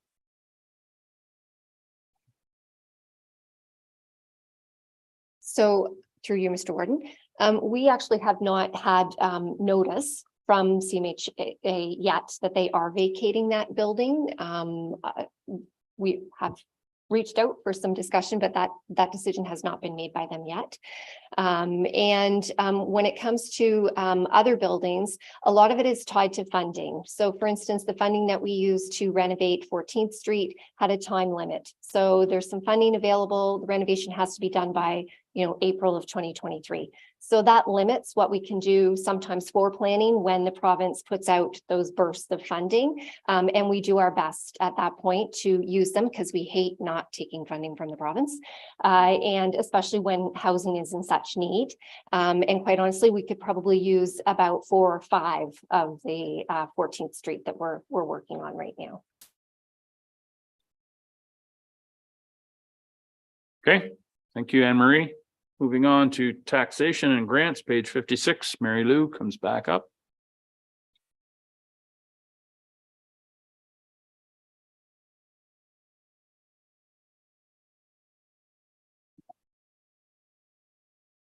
Okay, so we're on page 56 now. Supplementary taxation is estimated to provide an increase of almost $490,000 in revenue for 2023. And write-offs are estimated to decrease by almost $34,000 for a net revenue increase of $523,500. So this is based on MPAC's preliminary new assessment forecast report, and then we multiply the new assessment by the 2022 tax rates. Write-offs are based on the 2022 year-end projections and the historical averages for the prior 5 years. Any questions? Councillor Gray. Thank you. This is the last one, I think, off my morning list. The Saugeen Valley contribution that was indicated earlier on. Being on the Conservation Authority, I really advocate for CAs to stay in their lane. The history of the village, I'm not certain I agreed upon how it came about. And my perspective might be akin to Councillor Eccles enjoying drives on Grey County Road 1. I know it's his favorite. What's the history here? That was an item that I thought maybe I'd like to raise for discussion, that $14,000 contribution to the safety village at south of Hanover. I guess I'd like some more background or perhaps to put that on for discussion later. Thank you for clarifying there right at the end, because I had no idea what you were talking about, but I do now. So, Mary Lou. I actually did know what he was talking about. The Children's Village made a delegation I'm thinking May, June timeframe. And, talked about, we have a contribution in the reserve already. And then council made the decision that they wanted to increase the contribution to the safety village based on the presentation that was made. And I wonder if we should have the organization and the gentleman that spoke come back and, tell us, the new council, what they contribute to the community and to the children. Are you familiar, Councillor Gregg, with the work of the Children's Safety Village? Somewhat. I'm just not certain I'm comfortable with increasing the taxpayer support for Grey County to it. I think it's just one of those items that could be discussed further. Yeah. So certainly we can put it on the list for discussion later. All right. Anything else, Mary Lou, or any other questions for Mary Lou? Okay, not seeing any. Mary Lou will carry on with the Grey Beaver's Health Unit, please. So this budget reflects an increase of $60,800 and has a levy requirement of just under 1.7 million. So this municipal contribution is our portion. It's shared with Bruce County, similar to provincial offenses and based on population. So the increase is a combination of an increase in the amount payable to the health unit of $16,600 and a $44,200 reduction in development charge revenue. Grey County is receiving the benefit from the province once again in extending the mitigation funding. So in 2020, we were at expecting that there was going to be an increase. We were advised in 2019, and then of course it was deferred due to COVID. Without this deferral, the increase in the county's cost at that point was $603,000, $700 increase. So as context, 1% is $669,400. So you're at getting close to 1% if we end up having to find that money. And when the province makes a decision, if they're returning to the mitigation funding leaving and our share going up. Any questions? Counselor DeBreen? And my apologies, I'd like to go back, just a quick question about taxation write-offs, and if we could add that to the list, or if Mary Lou wants to address it at this time. Okay, through you, the taxation write-offs of $633,600, it indicates that that is based on historical averages. Will that be coming as an education item, maybe in a staff report at a future date, or what is that based on?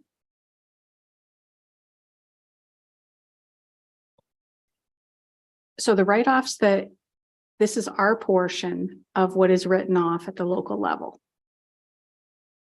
A number of municipalities have seen recently, and I'll use Perth as an example. They've had large increases, and it looked like in supplemental assessment on their res properties. And then what's happened is there's been farmlands that have sold. The requisite paperwork wasn't either filed because the new owner didn't know, or it wasn't filed in time. So it went into the res class, and then the paperwork gets filed later and it becomes a write-off. And Perth County, because they don't have a large urban base, because Stratford and St. Mary's are separated cities, this has been a huge impact to them. So when we look at what our estimates are for write-offs, we've taken our 2022 projections, and that's based on what we're getting from the lower tier municipalities. And then we also take the actuals that we've experienced for the previous 5 years. So we're not using the worst year. We're trying to take an average, and it's a best estimate, as is the entire budget.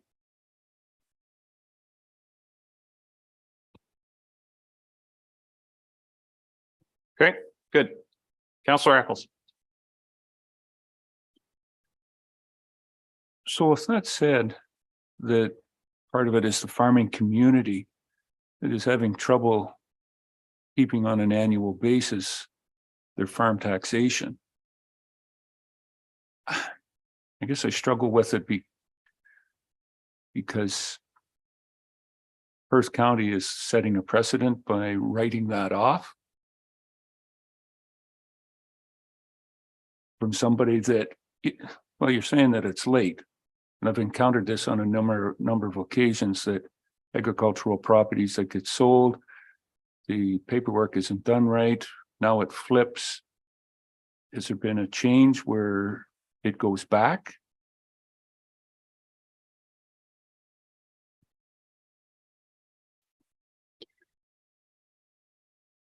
My understanding is, so this is, MPAC returns the roll the middle of December.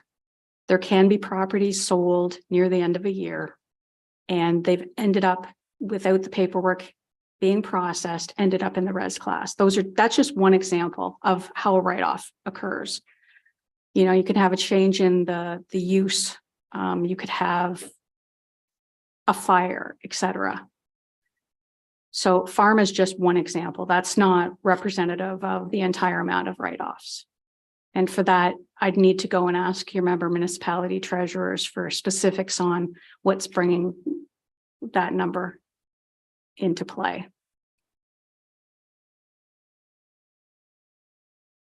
I wouldn't want anybody to think that farmland's solely the reason for write-offs. That's not the case. That's just one example. I'm using that.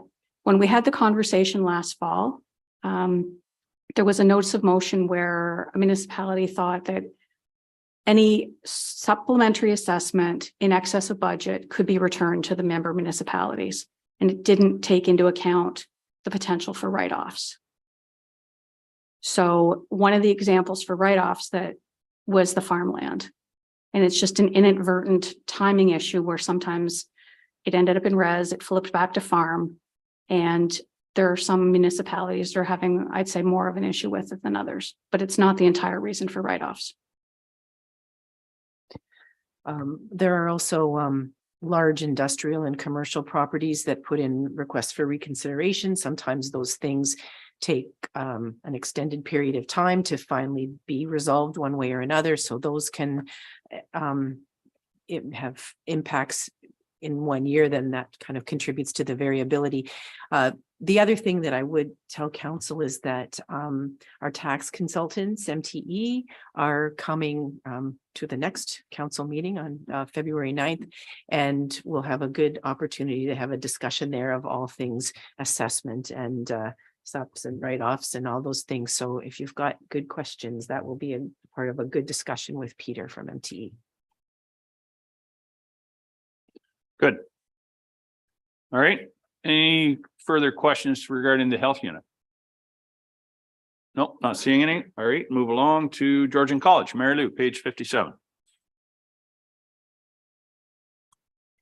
Okay, this is the last section under corporate services. So this is the $200,000 contribution to the Marine program. As I mentioned in the overview, this is the 9th of the 10-year installment in the commitment we made to support this program. It was $2 million. And as part of the strategy to reduce the overall levy impact, staff has recommended that we fund this from the one-time funding reserve. So there's no net levy requirement in 2023. Any questions on that? Okay, not seeing any. We'll move on to the planning and community development function section, page 82, and start with Mary Lou. Do you want to introduce that section, or do we want to go straight to Scott? Sorry. Not trying to run away. Okay, so this function includes a net levy requirement of $5,248,000 for operating and capital, compared to $4,710,400 in 2022, which is an increase of $537,600. And now I'll welcome Scott, and he's going to speak to planning, agriculture, forestry, and trails.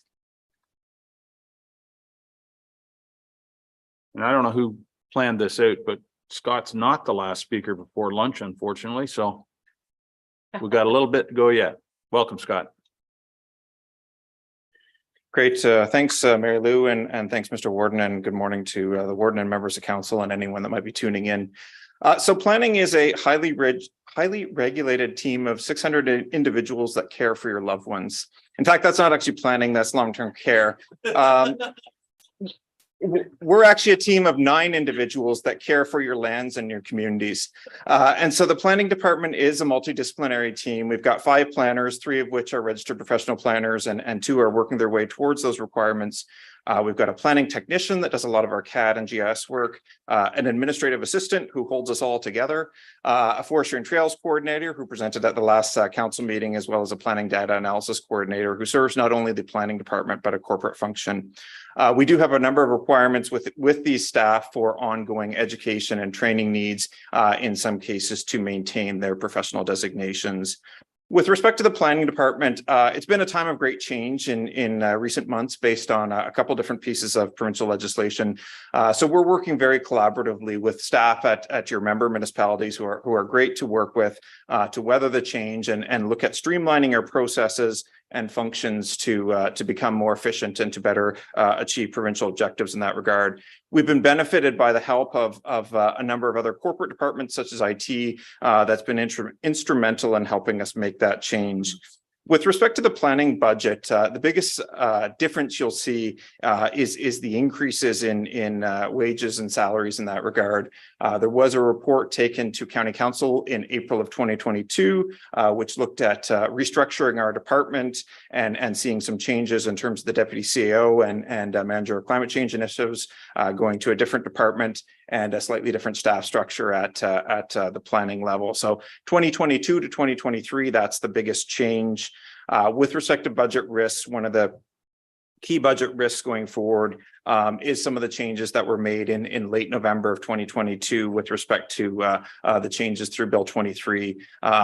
Some of those changes haven't been included in this budget because we're still working out what those impacts are. So there'll be a further report coming to County Council, hopefully in the first quarter of this year, on some of the changes around natural heritage review with respect to conservation authorities, and probably later in the year, a further report on some of the development charges, revenue changes. With respect to some of the key projects, we are looking at the projects that were outlined in our 10-year capital plan, including the archaeological management plan, the surplus lands project for affordable housing, and the age-friendly community plan implementation. These are being funded out of a mixture of reserves and development charges in that regard. And then finally, with respect to the planning element, as I said, planning staff are working very closely with your municipal staff to look at improvements to our processes. Some of these process improvements are things that we can just do on our own, and there might be others that come back through either your municipal tables or this county table to look at, say, changes to the delegation of duties bylaw, update to the fees and services bylaw, or other such changes. So we'll certainly keep council in the loop on that. And before moving on to forestry, trails, and agriculture, certainly if there are any questions, be happy to take any. Thank you, Scott. Any questions on planning so far? Not seeing any. Thank you, Scott. Move along to forestry and agriculture and trails. Great. Thank you, Mr. Warden. With respect to forestry and trails, I think this one might be a little bit easier to get your heads around beyond some of the other portfolios. This is looking at managing our county forests as well as our CP rail trail. There's a number of projects being undertaken here, all of which were included in the 10-year capital, save and except for one bridge project that apparently the bridge is in more serious condition than we thought. So we've had to add $25,000 into the budget to be funded from reserves to do the design work on this bridge in 2023, and then the construction in 2024. A number of the other projects are looking at making improvements to either our trails and or regular maintenance and improvements to some of our parking facilities. And this is all guided out of a document that went through council a few years ago called the Recreational Trails Master Plan. We're also actively partnering with our friends in economic development and tourism, as well as various other community groups and groups like the Conservation Authority to make sure that we're streamlining our operations in there and working in partnership with those groups. Members of council will be familiar that during the pandemic, we saw a huge increase in usership of our trails and our forests. And so we want to make sure that we're forward thinking and able to meet the demand in that regard. With respect to the risks, some of the risks that you'll be familiar with are the invasive species, as well as maybe some of the invasive humans as well, with the ATVers and others that are posing a threat to some of our forests. With respect to the agriculture budget, I will say that agriculture is listed under planning, but agriculture permeates a lot of other corporate budgets across. So certainly Savannah's team and the work of Philly Markowitz is instrumental to agriculture. The agricultural component that's under planning involves things like supporting Gray Agricultural Services, the 4-H program, as well as our beaver and coyote bounties or our grants, sorry. The other agricultural component to the county planning budget is supporting our forest management bylaw. So this is looking at the management of forests through the county, aside from the county-owned forests. And we contract the majority of those services out to Grace Sauble Conservation Authority staff and Lee Thurston, who's our forest management bylaw officer. We will be looking to update the county's forest management bylaw in 2023. So there'll certainly be input needed from the Agricultural Advisory Committee as well as council in that regard. So those are sort of the key points of the agriculture, forestry, and trails budgets, but certainly be happy to take any questions if there are any. Thank you, Scott. Any questions? Councillor Gray. Thanks for the opportunity. Once again, 2 questions. I'm going to step back for question number 1, because if somebody asked me on the street what something's all about, I need to be able to explain it. And I could not explain to them right now what an archaeological plan is. So if that could be explained further, otherwise I'm glad to see it's supported by development charges, because it's new construction user pay. Great. But if you could elaborate a little bit more on what that project is. And as well, I'd like to add the CP rail trail parking upgrades for further discussion as well. It's a capital item. I would like to consider a sign and $500 to the adjoining auction facility and a parking lot right there to have people park if the issue's parking along the side of Gray Road 18 just to walk. It's not even a development charge. These are local people just walking their dogs down the rail trail or hiking. As well, it's in conflict with our climate change plan. So anytime we pave over the world's best stormwater management system, which is Mother Nature, we should be cognizant of that. So I have certainly a problem with that parking lot capital item as well, and I'd like to see that added for further discussion.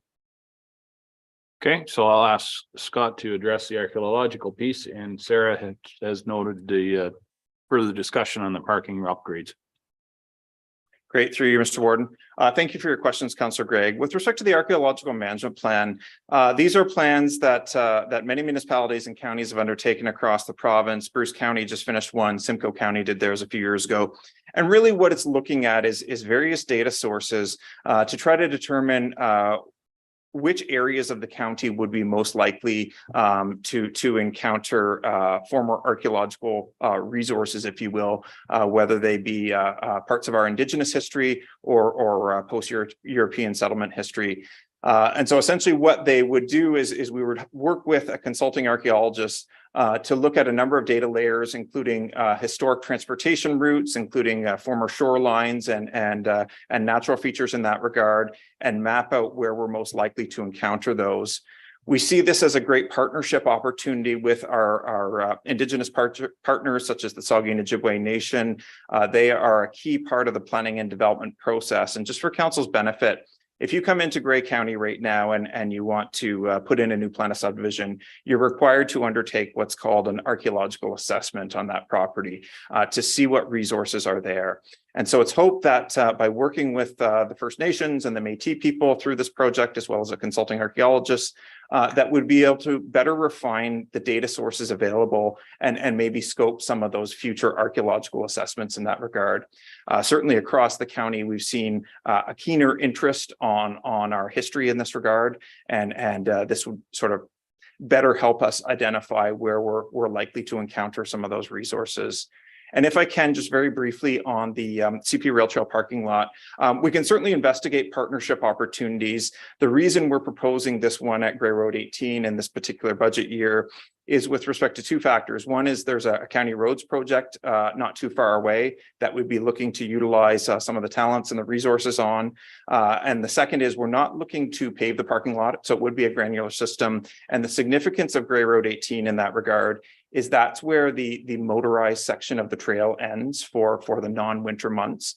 So we see that parking potentially as a key area where people might park to go for a walk or ride their bikes or walk their dogs, but they might also park to unload equipment such as ATVs and continue south on the trail. In winter months, that portion north and south of the trail is available to snowmobilers. Certainly happy to take any input that council has in that regard, but just a little bit of background on that particular project. Thank you, Scott. And we'll leave it on the list. Greg? Okay, yeah. Any further questions on forestry, agriculture, and trails? Not seeing any. Thank you, Scott. Oh, yeah. Yeah. If I tell people lunch is here, we're going to blast through this. So Savannah, come on ahead.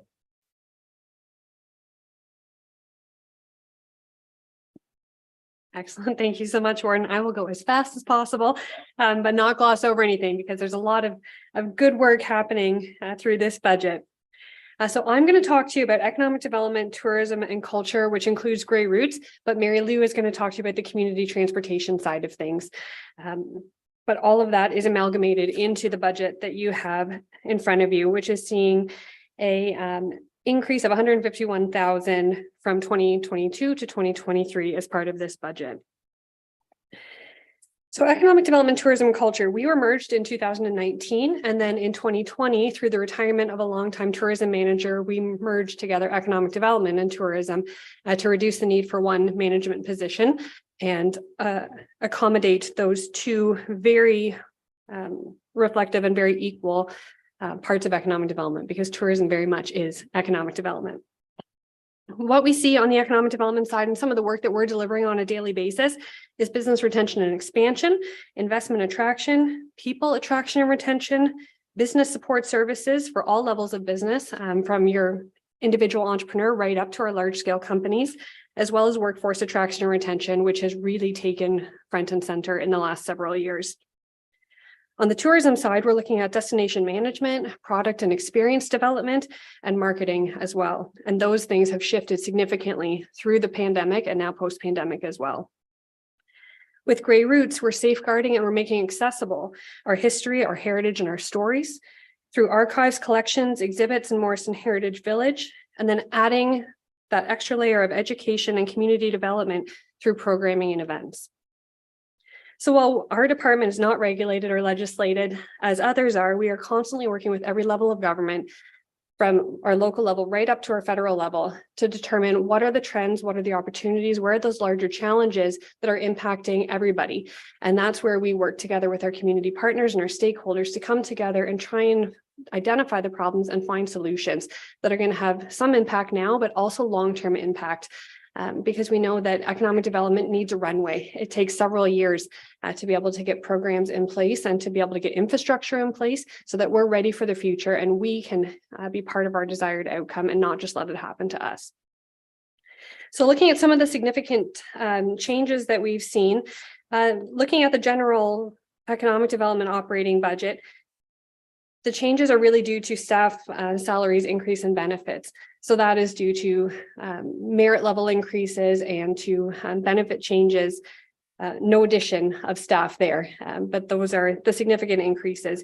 You'll notice through our budget that as a team, we spend a lot of time prioritizing, and trends change constantly in economic development. So we're always looking at our budgets and looking at the priorities, and you'll see reductions in some areas and increases in others so that we can try and fit those changes and those new needs within the current budgets that we already have. If you look at our team of all economic development, tourism, and culture, we're a team of 27 regular staff, and we grow in the summer with an addition of 15 summer students. There's myself and our administrative assistant, who is our glue to our full department. At Grey Roots, we have 15 staff and we grow with 13 summer students. 10 of those staff are full-time and 5 are part-time. In economic development and tourism, we have 4 economic development officers, including our manager, and we grow with 2 students in the summertime. Local immigration partnership, we have 3 staff, 2 are full-time, 1 is part-time. Business Enterprise Center, we have 2 full-time, and our Sydenham campus, we had included last year a part-time position that was left vacant because we were unable to fill it, and we're recommending through this budget that we increase it to full-time, and I will talk about that in a little bit. We've made some adjustments. If we're looking at page 109, 110 of our budget in terms of the general capital, we have made some adjustments to increase to allow us to do more promotion and public relations as we're seeing events return, we're seeing trade shows return, and we're seeing everything drive back to in person. So those are some significant changes through our general budget. And it's the general budget that carries out all of the implementation of the investment attraction strategy. So that is where you will find our work in foreign direct investment, our work in business retention and expansion, all falls through the general capital, which is on 109, or sorry, not general capital, general operating, 109 and 110. Our tourism budget has undergone some reallocations in 2023, where marketing used to fall under the communications department. We've moved it back in to our tourism lines so that everything for tourism is in one spot and easily accessible. We are seeing a levy contribution increase of about 24,000 this year. 10 of that is from data and analytic tools, and 20 is from brochures for design and printing, knowing that our costs have increased, but also how popular brochures have become. We went through tens of thousands of brochures last year, and we know they were gone because we were constantly reloading. Our students spent a lot of time on the road reloading businesses. And that's a result of the millions of tourists that we do see to our area, as well as a new local attention to tourism. We're also, through 2023, targeting further tourism investment infrastructure to to work towards the sustainable tourism piece. So we are taking on some major studies with all of our partners involved. Planning is a big piece of that, but so are your member municipalities and our conservation areas, our provincial representatives. So we have 2 ongoing right now. One is our trailhead study to look at all of the trailheads we have across the region and how we best deal with capacity to move folks around. And then the second is a Beaver Valley Sustainable Tourism Strategy, looking at the full corridor from Hogs Falls all the way to the Bay. And that is in partnership with the province, RTO 7, the town of the Blue Mountains, and municipality of Grey Highlands. Looking at our attraction and retention budget for this year, we have made a decrease there to be able to offset some of those increases elsewhere. And that is meaning that we're focusing more on bringing back our events that have been on a pause for several years. So we're bringing back our Warden's Breakfast and our creative mixers and bringing new attention back to the Young Professionals Network so that we can make those connections. Our local immigration partnership, this is something that we are delivering for the federal government. We have a contribution agreement. It is fully funded and it provides our staffing as well as all of the operating and project work that they are doing to build a welcoming community so that we can attract and retain our immigrants and our newcomers, which has become a real federal priority to help deal with our workforce challenges. Looking at local food, we have increased that budget to hopefully actually bring back the Gather campaign that we had put together right before COVID and then had to shelve. But it makes a lot of sense with that agritourism combination, supporting the small businesses that we have and the on-farm diversified uses. The intention is to bring that campaign back in 2023. Our Sydenham campus operating budgets enables us to lead pandemic recovery. And we are absolutely seeing that. I want to talk a little bit about Sydenham campus because there are some changes in there and some real kind of external forces that are affecting that budget.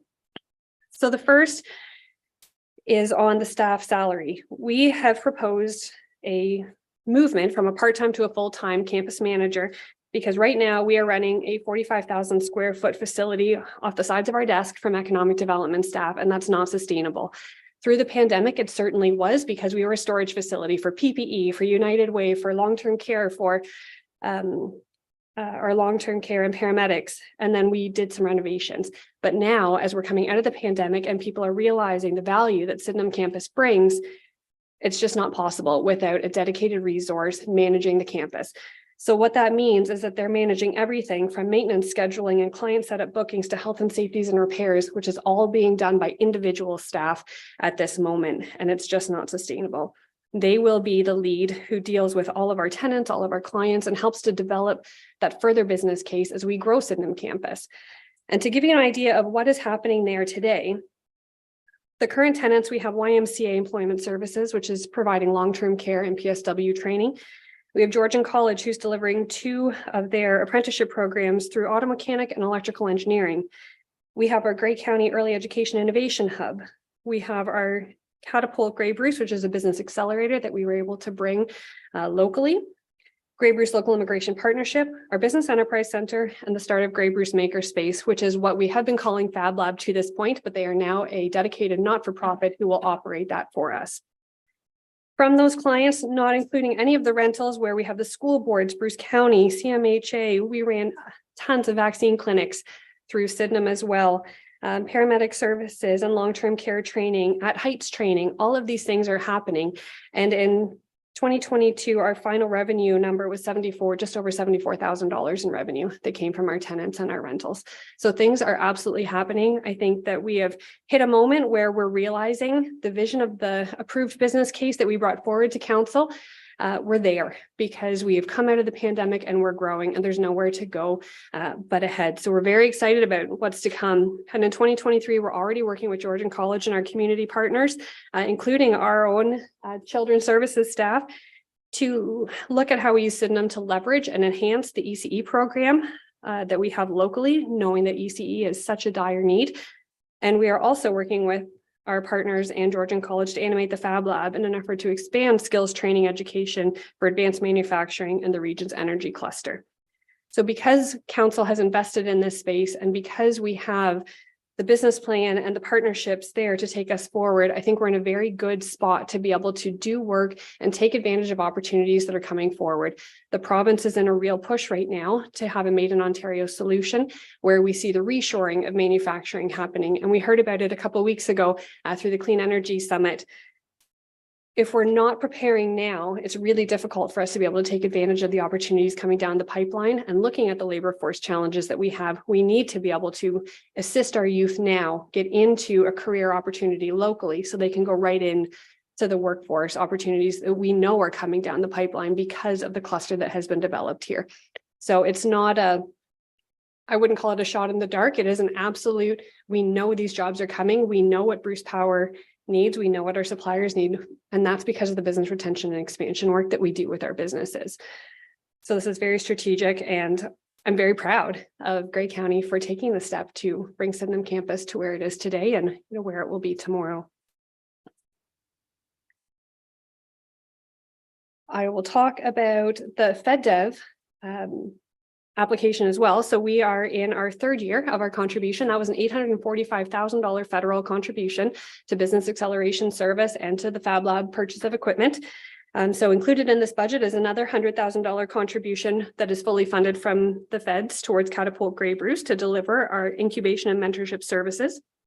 And we're also enhancing the internet so that we will have 1 gigabyte synchronous. Right now we have asynchronous, and I am told that is very important by our entrepreneurs and by our IT department. So it is not a huge adjustment. It's about a $3,000 increase, but it will be the best internet that we have around here. Will be available at Sydenham campus. I'm going to skip over the transportation so that we can go into Business Enterprise Center, and then we'll continue on with Grey Roots as well. Business Enterprise Center has continued to see an increase in the volume of demand. We know that we are a region of entrepreneurs. We've talked about this before, and it is definitely not stopping. We're seeing the same growth happen in the entrepreneurial ecosystem where we've built a pipeline that businesses who are looking to start up can come to the Business Enterprise Center, get consultation services, begin, and when they need that scale-up service, we now have Catapult Grey Bruce in our backyard. So our team consulted 138 businesses last year. They ran, where did it go? 21 workshops with 221 participants. We have a digital service squad now as well. So that was an additional provincial fund that we were able to bring locally to serve the entire region. And that is equating to 229,000, I believe, is what the revenue is coming in for Business Enterprise Center services. So we've been able to grow that service quite substantially over the past couple of years, and that is being done by 2 individuals. That is economic development and tourism highlights. So before I go to Grey Roots, I'll pause and take any questions that you might have. Thank you, Savannah. Any questions for Savannah at this point? Councillor Mackey. Thanks, Mr. Warden. Savannah, I would appreciate if you didn't skip over the Grey Transit, please, and just the highlights of it. Skipped over for a reason. Yep. Councillor Gray. Thank you. A couple of points I'd like to touch on here. Ledger account number 63801 is an economic development study for $50,000. I'd like to know more about what that is. Ledger account 63064 is a new item of $10,000 for subscriptions. Item numbers or ledger. Yeah, I don't want to go back and forth. So if you need support, well, I guess whatever's easier for you, I can go back and forth. I've got a few questions here. And then I'd like to talk about that part-time position yet too. So the first one is economic development study. There are a few items which are promotion, 5,000 to 20,000, which is a 300% increase. Promotion, $22,000 increase. It's a 220% increase. Items like that, I think, warrant more discussion, more insight. We need to know more about what's driving that. Those are big increases that appear in the ledgers. So I guess a little bit of comment about the economic development study. subscriptions for $10,000 and a promotion. And then another study, which is $87,500, which is under tourism. There's just a lot of promotion and study. Mary Lou, maybe? I was just going to say, in order to assist staff, when we're getting ledger specific questions, if you could give us the page number that you're on, that would be most helpful. I think I'm following you for the first couple anyway, so if I get a page wrong, let me know. The $50,000 studies and reports under economic development, that is offset by $25,000 in federal conditional grants. So that will only happen if we do get the grant funding, and that is for FDI, so foreign direct investment missions, and for building business cases for investment that we are looking to bring locally. But until we know we have that funding, we can't spend the money. So that's what that project is. The $10,000 in subscriptions, I'm assuming you're looking at the tourism page. That's where we have added $10,000 in, and that is for the data. So that is Environics licensing that allows us to provide data not only to tourism, economic development uses it, housing uses it. Several of our departments use that data, and it costs us $10,000 a year in a cost share with RTO 7. For the promotions and public relations lines, let me see here. Page 112, okay, hold on.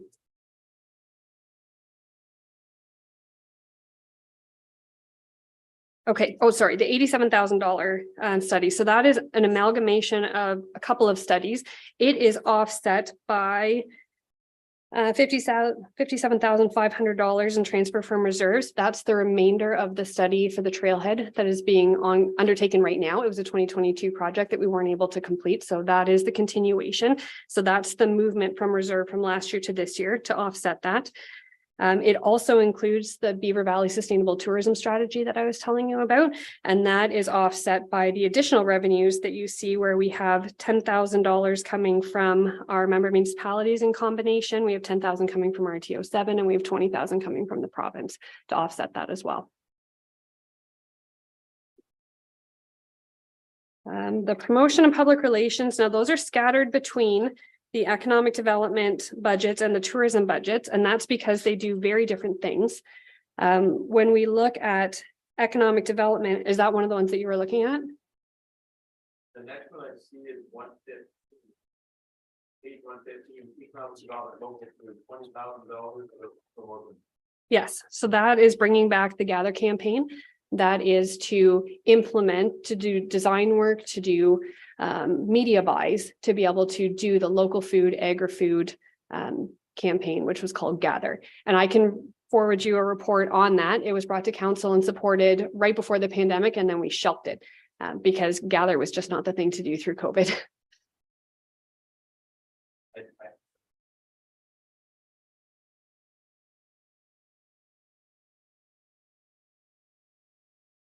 Yeah, I'd appreciate that report being shared. And the last three I've got highlighted are page 116. And that's the telephone and another promotion, new expense of $5,000. Sure. So those are Sydenham campus operating budgets. The telephone, it's a strange spot to put it, but that's what the internet is billed to. That's where we put our internet dollars. So that is the increase from the internet we have now at 12,000 to 15,000 to provide that 1 gigabyte synchronous. And that's why you see a $3,000 increase. Sorry, what was the next one? Oh, the promotion. We don't do any promotion for Sydenham at all. We haven't done anything. So that is putting that in there so that we have dollars to be able to market Sydenham and let people know the good work that is happening at the campus and by our tenants, by our clients, the events that we're hosting to get the word out.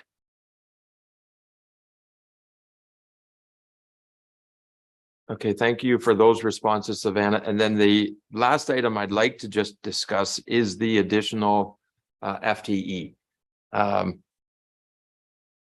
would like to know more about perhaps what possible sharing arrangements we have maybe considered with other municipalities. I know in the city of Owen Sound, we have a facilities and booking coordinator and other internal staff who work on booking sites. And I'm just not convinced that a new FTE just to manage and coordinate bookings at this campus is something that council should be entertaining at this time. It's again, it's a nice to have, but companies all over the place are shedding employees right now, and it's hard to think that we should be any different when other it's prevalent out there, and this just realistic in today's economic realm that perhaps maybe we shouldn't be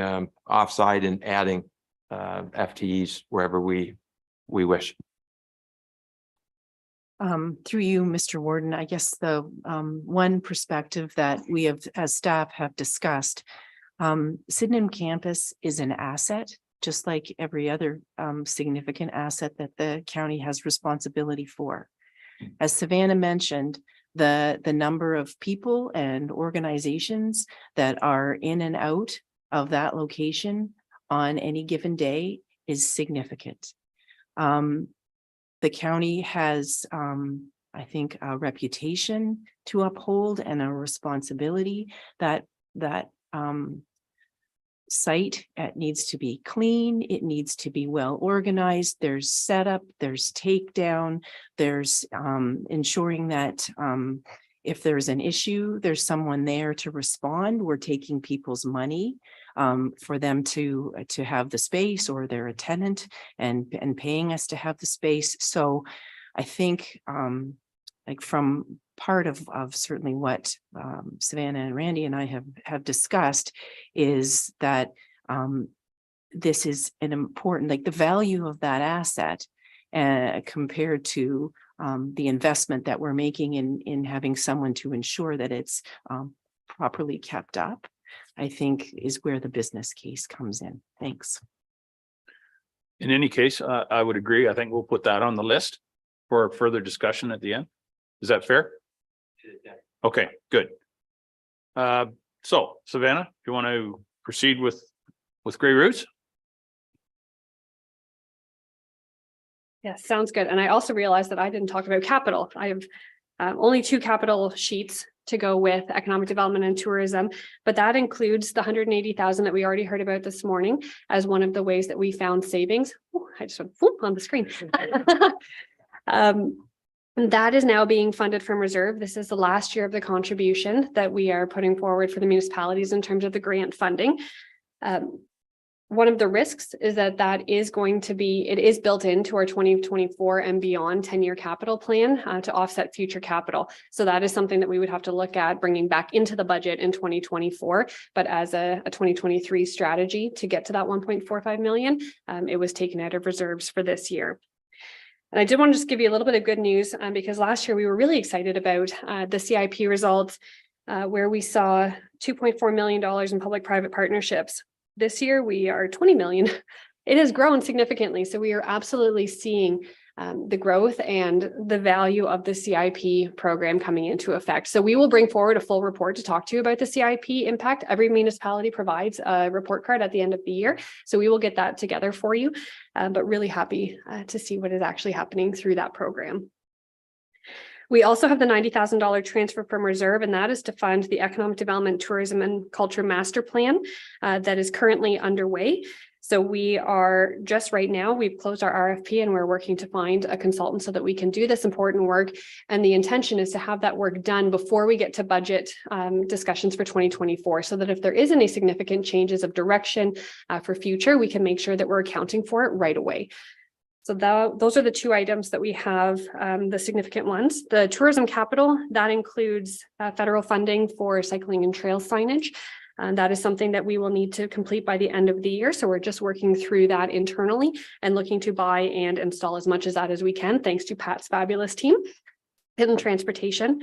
And then our Sydenham capital, this includes The 351,000, that is for the HVAC replacement. And that is what is driving our utility costs at Sydenham right now. That is why it is being difficult to control those rising costs, and why you saw our maintenance costs increase as well, because we are spending a lot maintaining the infrastructure that we have for HVAC. So we are currently doing a net zero feasibility study with Linda and her team to make sure that we get the right solution for the future, so that we can look at how we control those bills in a better way. And that is what makes up the capital budget there for the significant change. On to Grey Roots. With Grey Roots, we are looking at an increase of 28,700 from 2022 to 2023. And I'm really proud of the work that we've been able to do with the team to be able to bring you this number. Given we started right off the hop with a reduction of $100,000 in revenue when we lost the federal COVID relief funding that we had been receiving the last couple of years, and we accounted for COLA. So we did a lot of prioritizing and decreasing to make sure that we didn't bring you a large budget or levy increase for Grey Roots. So what you see through this budget is a continued emphasis on community building and a specific focus on promoting Black history and Indigenous Advisory Circle, which is something that Council has asked us to do. So we are very much committed to doing so through this budget. The Community Cultural Fund is included again this year to be able to support those grassroots-led cultural projects and initiatives throughout the county, so that we're spreading our reach. The All Access mandate supports further digital improvements to ensure collections, archives, and education programs are accessible to broader audiences, and community partnerships with activations are something that we're also focusing on. New public education programs are being planned to support that broader access to the museum.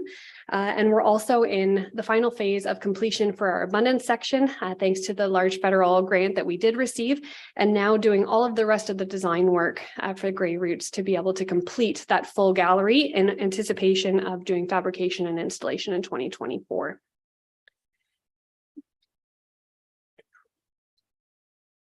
Looking at the capital requirements, that is where a significant portion of our budget does go to be able to maintain the buildings that we do have today. So you will see a breakdown from our Grey County Gallery, where we're funding that from levy, or not levy, sorry, from reserve. We took the levy portion out as part of that way of finding the $1.4 million. The other thing that we had to do through this budget and at the recommendation of our roofing consultants was to split the roofing projects into three. So we're doing a smaller portion in 2023, and that's where the $250,000 comes from. That is all from reserve. We also had to carry forward dollars to be able to do the heat pump replacement, and that it was almost a year supply chain delay that has led to that. But that is part of the reason why we're also seeing increased utility costs. We're at the life end cycle of the heat pumps we have today. The new heat pumps that are coming should reduce our energy costs by about it should be about 80% where we are. So a 20% reduction in those costs, which would be really nice to see. The fire alarm system has been there since the beginning. We need to replace that. That's part of our BCA capital improvements, and also increasing the fob, replacing the fob system again from our reserves. The one note that I would like to make is that we have removed our reserve contribution to Morrison Heritage Village future builds as part of finding the savings. This is something that staff are okay with, because we want to look at Morriston and Grey Roots as a whole as part of our master plan. We know museums are changing, we know visitation is changing, and we need to really carefully look at the resources that we have, what it costs for maintenance, what it costs to build, what it costs to staff and to volunteer. So that's all part of the master plan work that is underway right now. So that is where we were able to find some additional savings, and we're quite okay to have that removed while we figure out where do we go next and what does the future look like. So I know I'll only take 2 more seconds to talk to you about some of the visitation changes, but we definitely have seen a decrease in visitation. We're about 50% of the people through the door that we have, but we beat our revenue targets because we adjusted the admissions knowing that we were far behind. We're not looking at ourselves as a business. We need to find that line between running as a business, but also being accessible to all of our public. So we've done a lot of work to adjust the admission prices and what we charge for fees so that we do have cost recovery. That was one of the reports that you saw yesterday on the consent agenda. So really proud of the team for seeing that growth in revenue And a happy note as well is that our Morrison by Candlelight that we just had last month actually exceeded our 2019 revenues and visitation, which was our record. So we saw just shy of 2,000 people in our 2 days for that one event. And we made over $11,000 on that. So we're very happy to see things starting to come back. And that's part of what is included in this budget for Grey Roots. But again, happy to take any questions that you have. Thank you, Savannah. A lot of information there. Any questions? Okay, not seeing any. Thank you very much, Savannah. Mary Lou, community transportation. And I don't want to say it, but you're between us and lunch.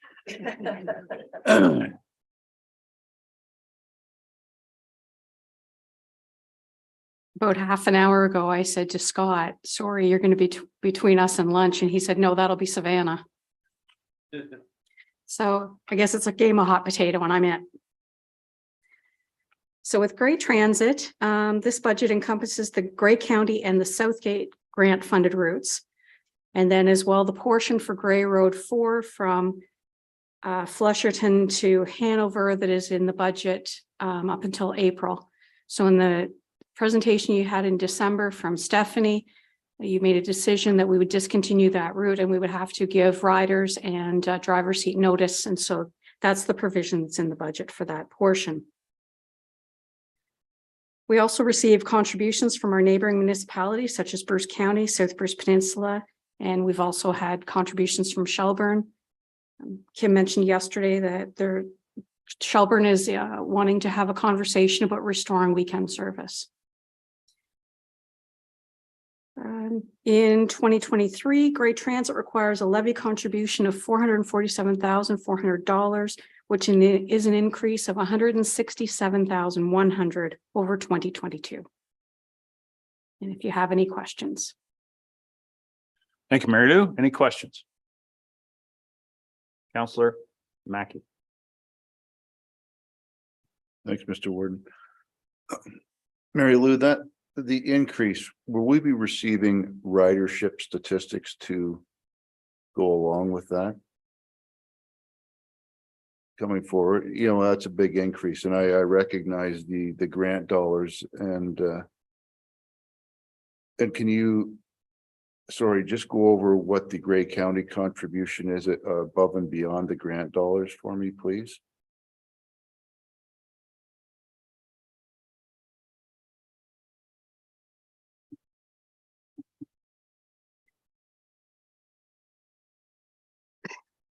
It's a complicated piece. So the 58,000 roughly is for Grey Road 4 for this period of time for January to April. And then based on the money that is available for the duration of the program, and there was an increase in costs as well. You have to keep in mind, we applied for this grant in about 2018, I think it was.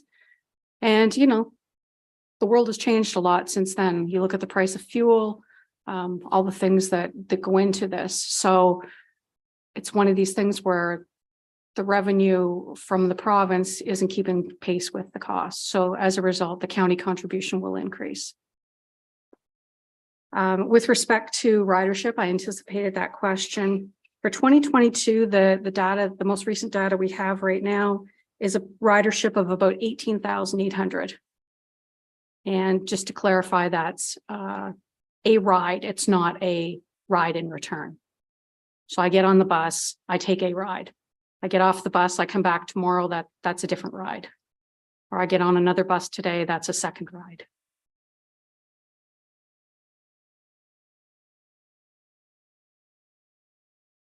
Mary Lou, do you know how that compares with the actual number of rides that would have been available?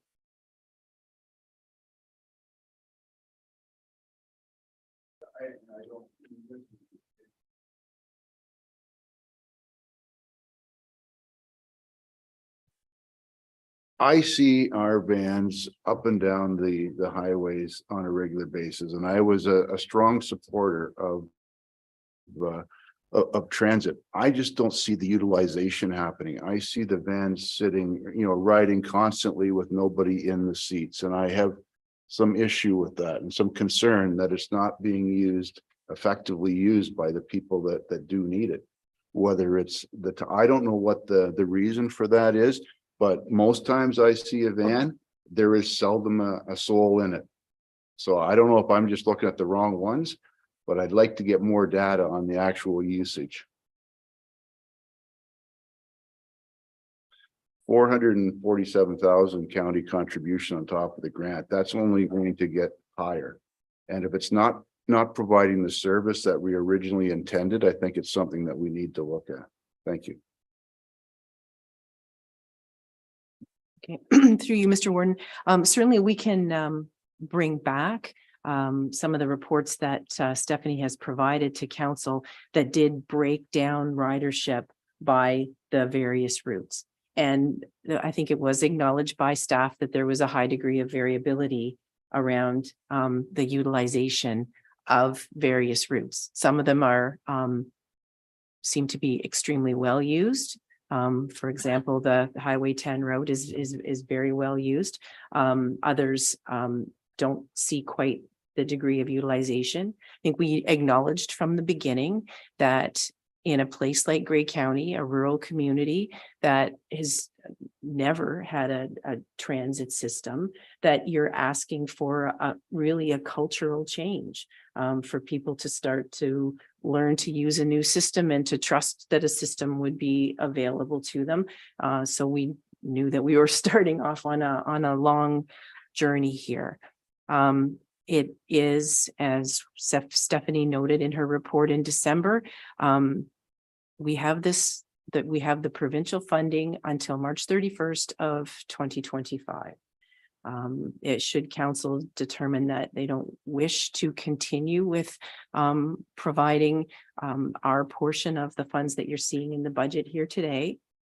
We can either scale back the service to only be as much as what was originally envisioned by the province, which was really, in many cases, 2 trips a day, 2 return trips a day, which doesn't really work, I think, for people who are trying to rely on this to get from A to B, because it means you've got very large gaps between getting somewhere and when that return trip will be available to you, right? So then you're not going to see the ridership. Is it truly a fair assessment of what the service could provide? So if you were asking me, when I say, does it make sense to go back to just the bare bones thing? I don't think so. I think if council determines that they don't wish to continue with this project, then we simply need to exercise the requirements under our various contracts and move forward from there. As I say, the Highway 10 route is very strong and very well used.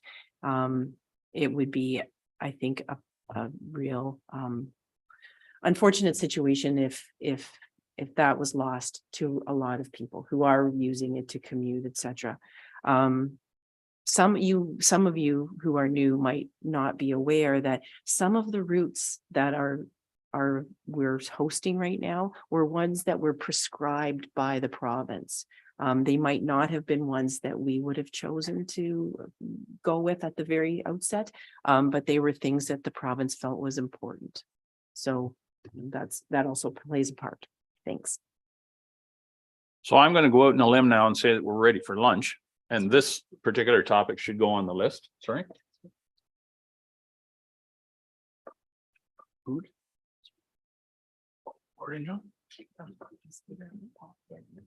Councillor McQueen, sorry, my mistake. Go ahead. Thank you, Mr. Wharton. Just very quickly, what is our contractual agreement with the provider of the transit? You said 2025 is the grant for the province, but I'm sure we must have a contractual agreement because those vans are sort of purchased brand new and all that. And I think that's something we need to know as well. Good point. Well, and that will be part of our discussion later this afternoon. So thank you very much, Mary Lou. Unless there's anything else, I think we'll break for lunch. It's 12:30 or thereabouts. So let's say we come back at 1:15 or 1 o'clock. What's council feel? half an hour. Sandwiches for lunch. 1:15.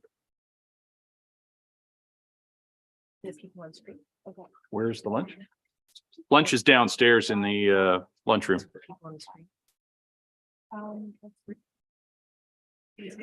So Dane will have a sandwich for you, sorry. And Peter and Shirley and Tom. We'll save one for each of you. See you at 1:15.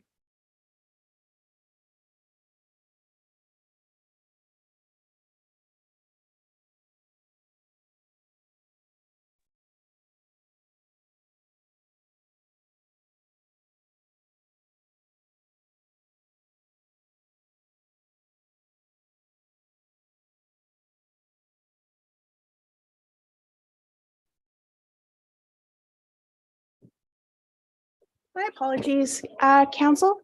While I have the majority of members here, lunch is served today in the staff room, staff lunchroom downstairs. Where we had the, yes. Sorry, I couldn't recall if that was mentioned.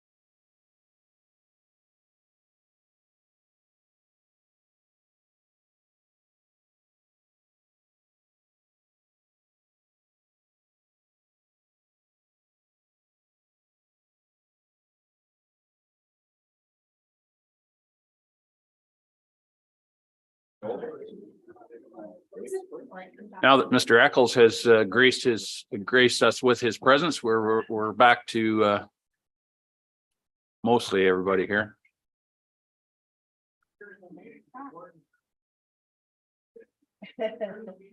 Well, if you're willing to stay there, we will get through quicker.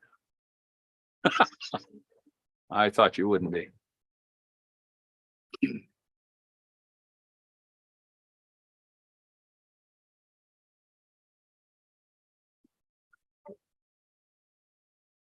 Thank you, Rob. All right, we'll bring the meeting back to order. Thank you, everybody, for those who are responsible for lunch. Thank you very much. That was lovely. Introducing Human Services Function section. Now, there's Mary Lou ready to go. Welcome, Mary Lou. Thank you. The 2023 budget for human services, and this encompasses social services, housing, long-term care, and paramedic services, requires a net levy contribution of $28,126,200 compared to $26,570,500 in 2022, which is an increase of $1,555,700. Now I'll turn it over to Anne Marie, who is going to speak to the housing and social services budgets.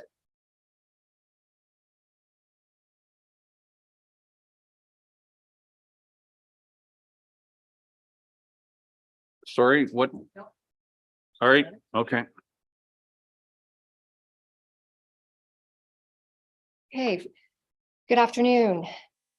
So we're going to start off with the Social Services Department, and the Social Services Department is Ontario Works and our Early Learning and Childcare.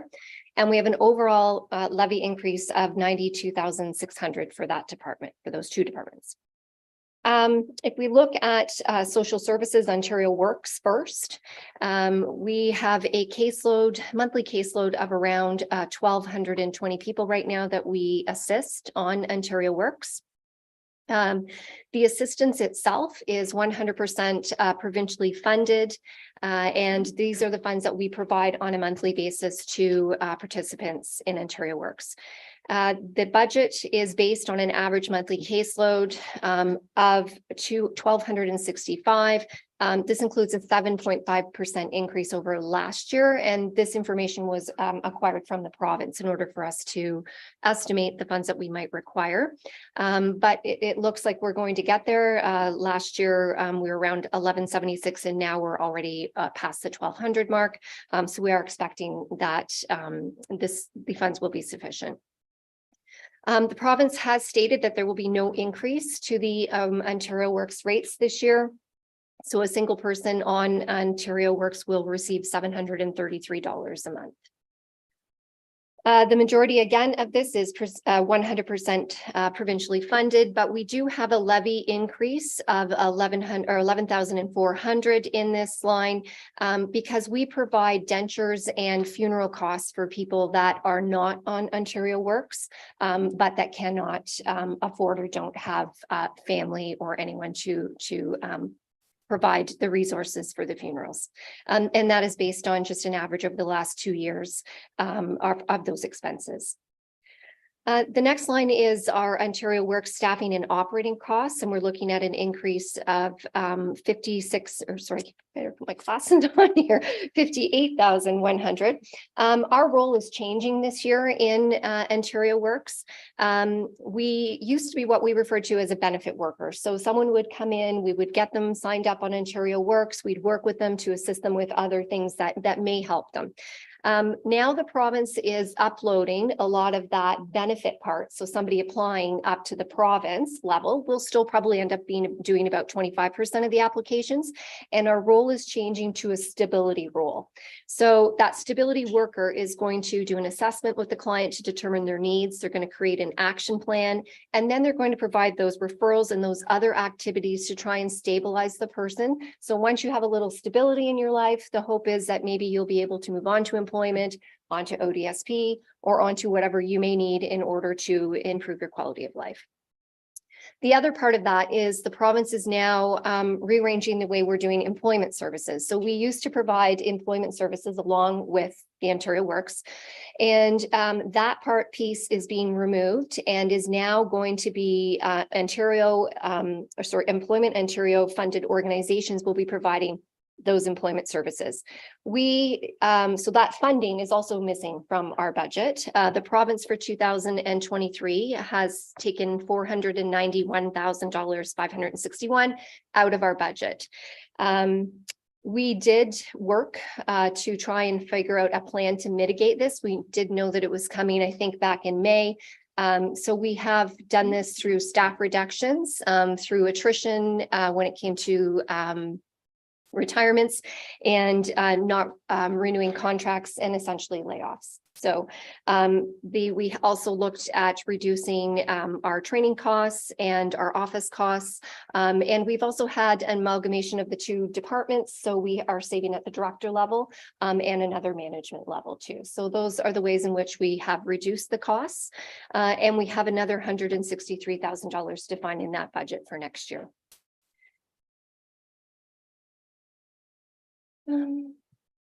Capital costs, the only capital we have right now is the replacement of computers, and that is funded from our reserve. So some of the risks that I think that we might see in the future for this department, I think really the $733 a month is attributing to our homeless problem or increasing homelessness. It's really hard to live on that amount of money, and so definitely with our rising costs. And the other thing too is our rising caseload in a recession. So we do know that moving into a recession, history has shown that we probably will have a rising caseload. So again, working with the province to let them know, even though we're in a position where we're having cuts, with a rising caseload, we may need some of that funding back. Okay.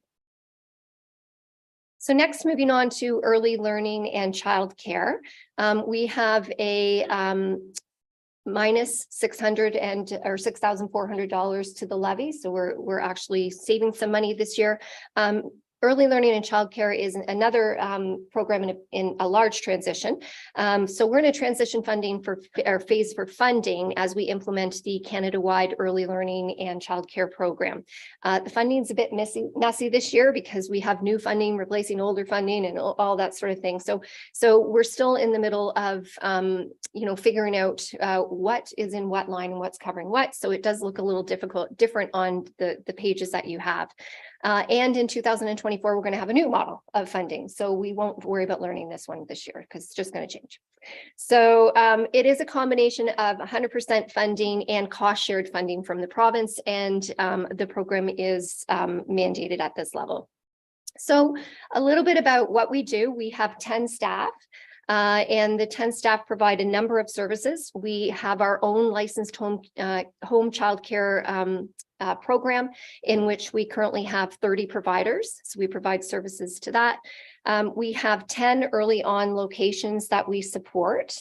And early on is Family and Child Center, which provides free programming. And they have access there to our professionals who are knowledgeable in child development and can assist families with either just meeting other families or any other needs that the children might need. It's also my favorite place to visit. So the early on family and childcare centers, we have a supervisor that oversees them, and also we have our own. So there are 10 locations, and 9 of them are with community partners and 1 of our own. We have 40 licensed childcare sites in which we support with general funding for repairs and maintenance, play-based materials and equipment, and wage enhancement. We have a total of 2,514 spaces, and that is up to 95% of our operating capacity.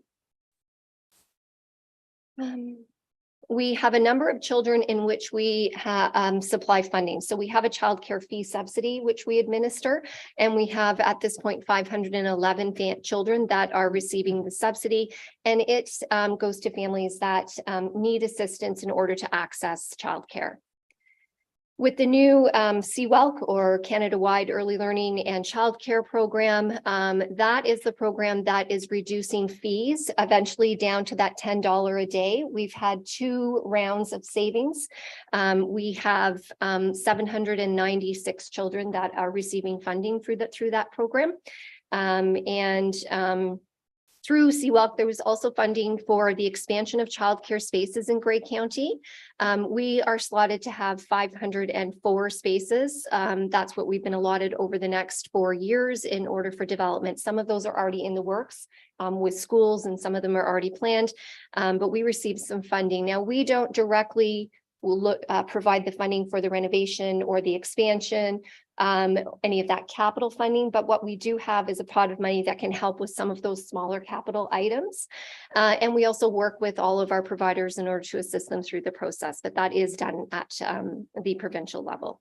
We provide our community partner Mawikwadon with Indigenous-led operating funding, and we work with all of our providers to assist them with whatever needs they might have. Capital, we do have $350,000 from reserve in our budget for this year, and that's for pre-development activities. We are redeveloping the early on in Hanover in order to meet the 2025 accessibility requirements. We are working with a community partner, and we're hoping by summertime, fall, that we'll have an agreement in place, and that we'll be getting that going. So we did put some money in that for the budget this year. Risks. One of the risks that we have is our lack of ECEs. We know that one of the reasons is that the wages and benefits and the lack of recognition of the profession. We continue to advocate to the province for a thriving wage for ECE workers. The College of ECE Workers shows that 20% of our ECEs leave college membership after 3 years. And it's simply because the wage is not a living wage.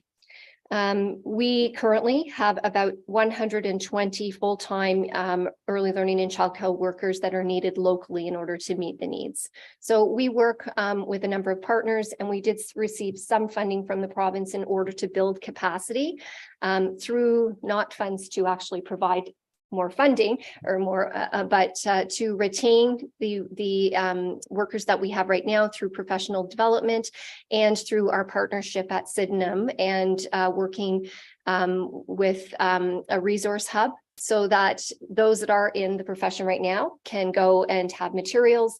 Materials can be expensive and so this just gives them more materials and ideas. It provides professional development on site, and the workers and Georgian College, it's right beside it. So we have a number of ECE college students that are also accessing. So it's a great partnership, and we're really hoping that anyone that goes to school locally might stay locally. And that's it for me for social services, if anyone has any questions. Any questions for Anne Marie? Okay, not seeing any. Thank you, Anne Marie. Moving on to housing. Anne Marie's not going anywhere. She's just trading files. Anne Marie.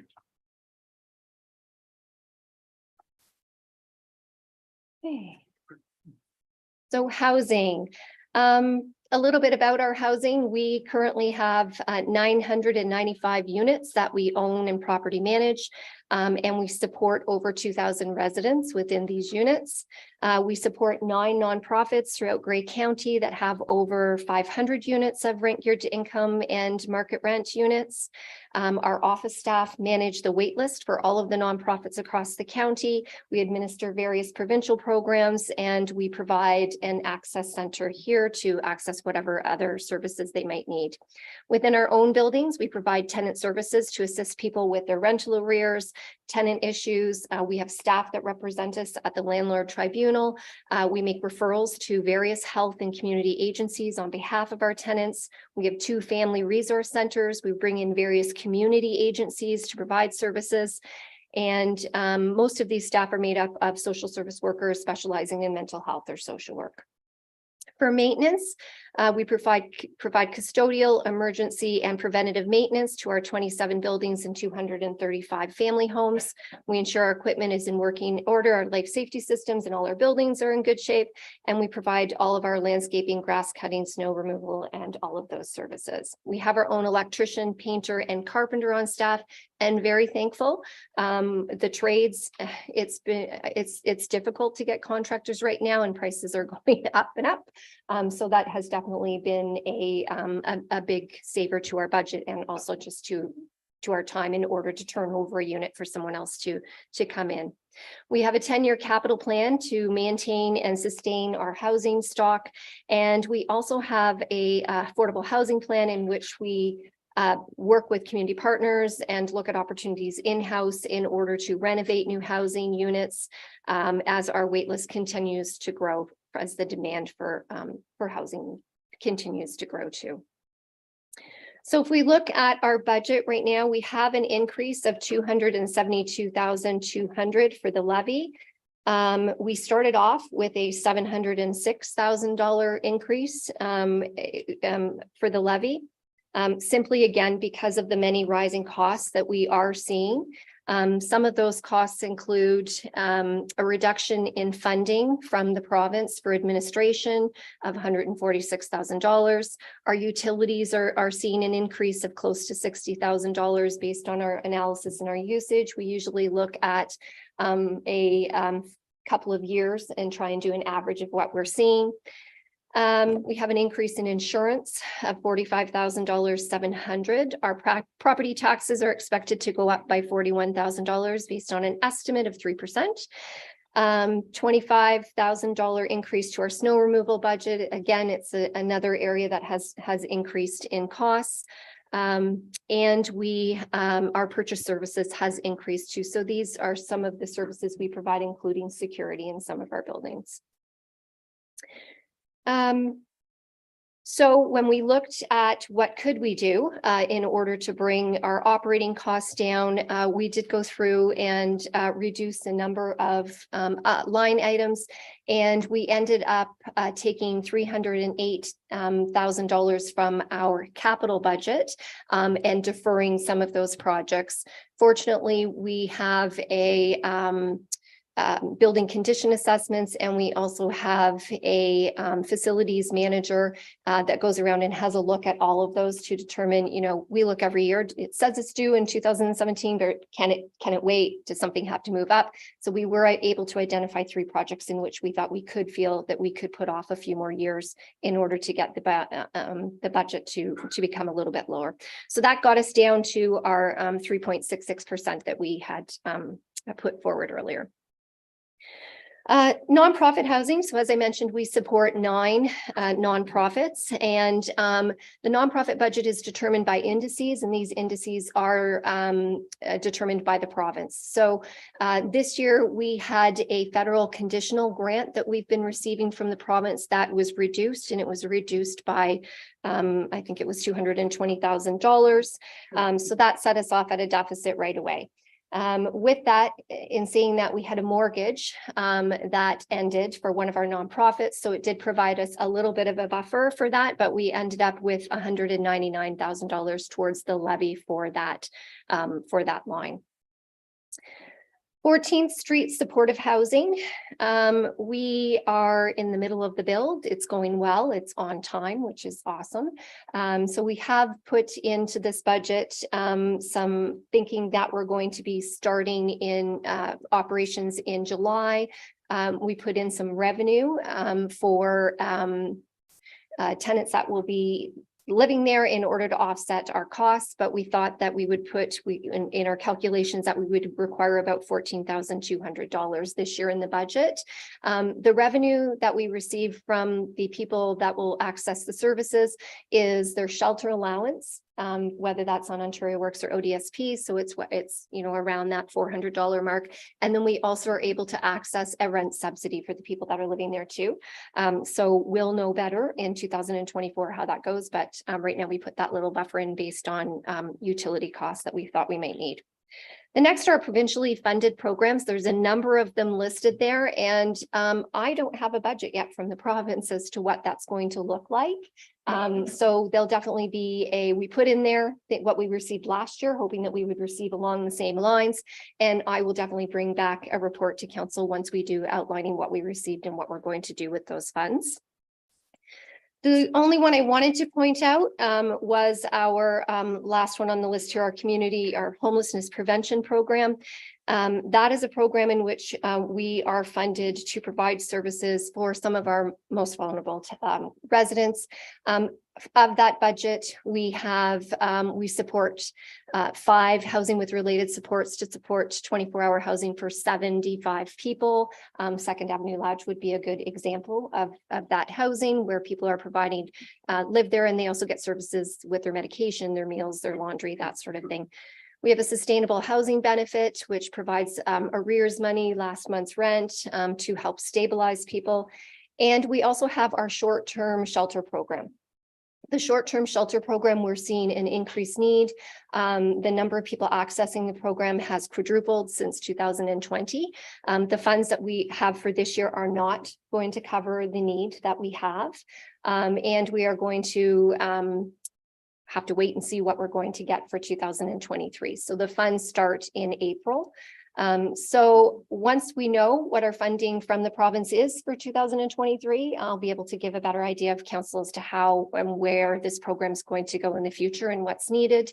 Our motel program is packed every night, and we're having to turn away people right now. And that's not a good feeling, but we also need to recognize that we are working, and the community is working towards other resources too, such as 14th Street, such as Bayview. So we'll be bringing back some more information on that. So right now, I've just left it as a 0 levy. If there is overage, we do have, my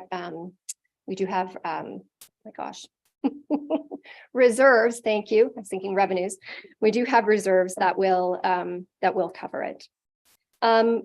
For capital, again, we look at and we follow our 10-year plan. And of course, we ask our custodians and our property supervisors, what are the imminent things that need to be done? What can wait? And then we come up with that 10-year capital plan. This year, we did reduce it by $308,000. The other thing that we have is we have 1% that goes in of levy each year that goes towards our affordable housing fund. And that fund is set up to assist nonprofits and ourselves to build more affordable housing. We have $1,240,000 that was to go towards that. That was the increase for this year. And we have also put that towards the $1.45 million reduction. Some of the risks that I can foresee for housing is, again, our wait lists are growing. We have an aging infrastructure. We are making it's harder to find contractors right now. So that does increase our maintenance costs. Our people experiencing homelessness are on the risk. And the tenants and people that live with us have increasingly complex needs, and we're seeing that more and more. And my other thing would be staff burnout. Staff run every day in order to keep up with what we're doing. And as needs increase, unfortunately, the resources are not increasing. So again, many words, many times with the province about this. So hoping that our budget for 2023-24 will reflect those conversations. Thank you, Anne Marie. Is there any questions or discussion? Councillor Eccles. Thank you, Anne Marie. And as you said, excuse me, with some of these, the last services that you were talking about, homeless prevention and all of those ones, they're 100% funded by the province, but Grey County staff institute them and deliver those. We've been doing it for a number of years. How much short are we on what the staffing requirements are to deliver these programs and everything? What is our cost to the county? county taxpayer because it is not 100%. We're putting a fair bit of levy money into delivering work for the province. It's okay. I think it would be hard for me to pull out all the stuff because there's a little bit of finance, a little bit of admin, a little bit of frontline.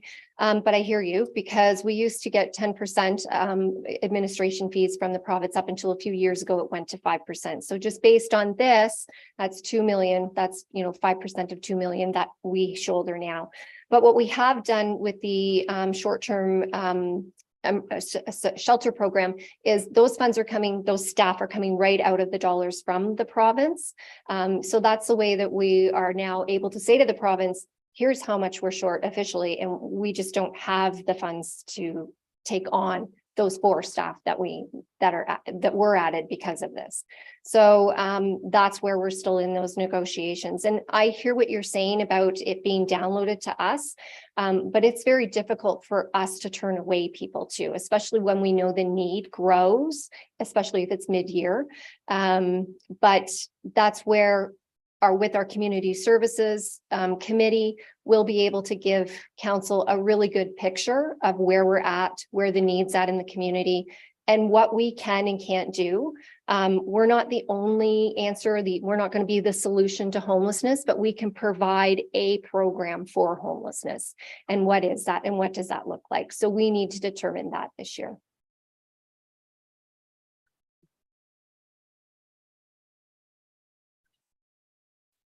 We can probably deliver the program and deliver it better than the province, hence why the province maybe has done it. And to try and make a balance of their budget.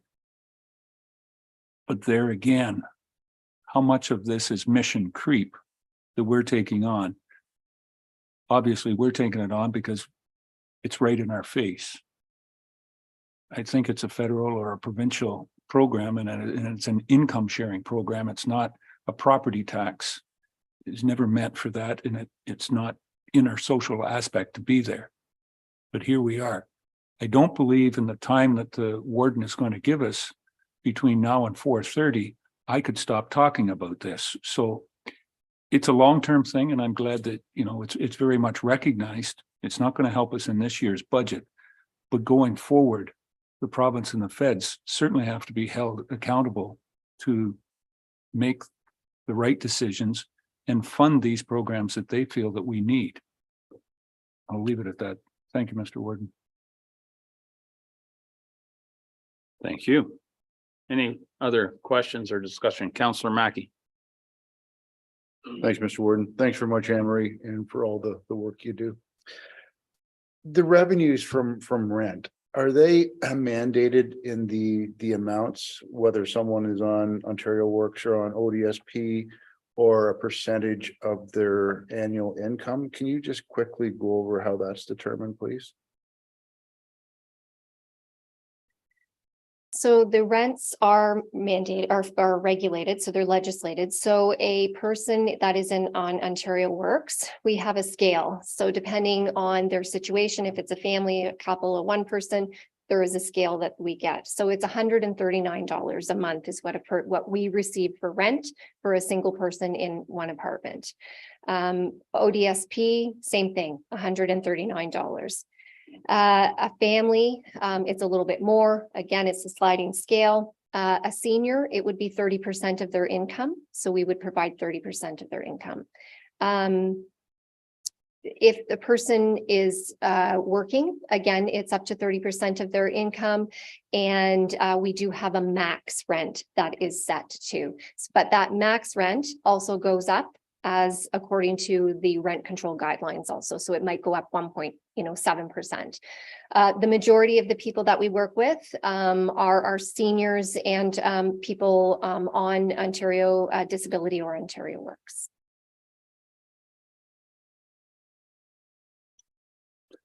Thank you. Did I understand you correctly? So someone on ODSP, their rental contribution is only $139.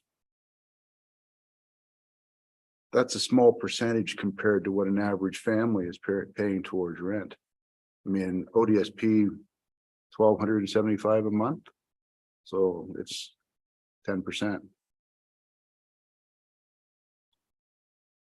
So the way Ontario Works and ODSP work is that they have a certain amount for shelter and a certain amount for your daily needs. So that shelter amount, when we get 139 of it, the rest of that does not go to that person. So they only have their daily amount that they live on. So yeah, but in saying that, it would be nice if that full amount of shelter could come to us, but that would increase costs for the province.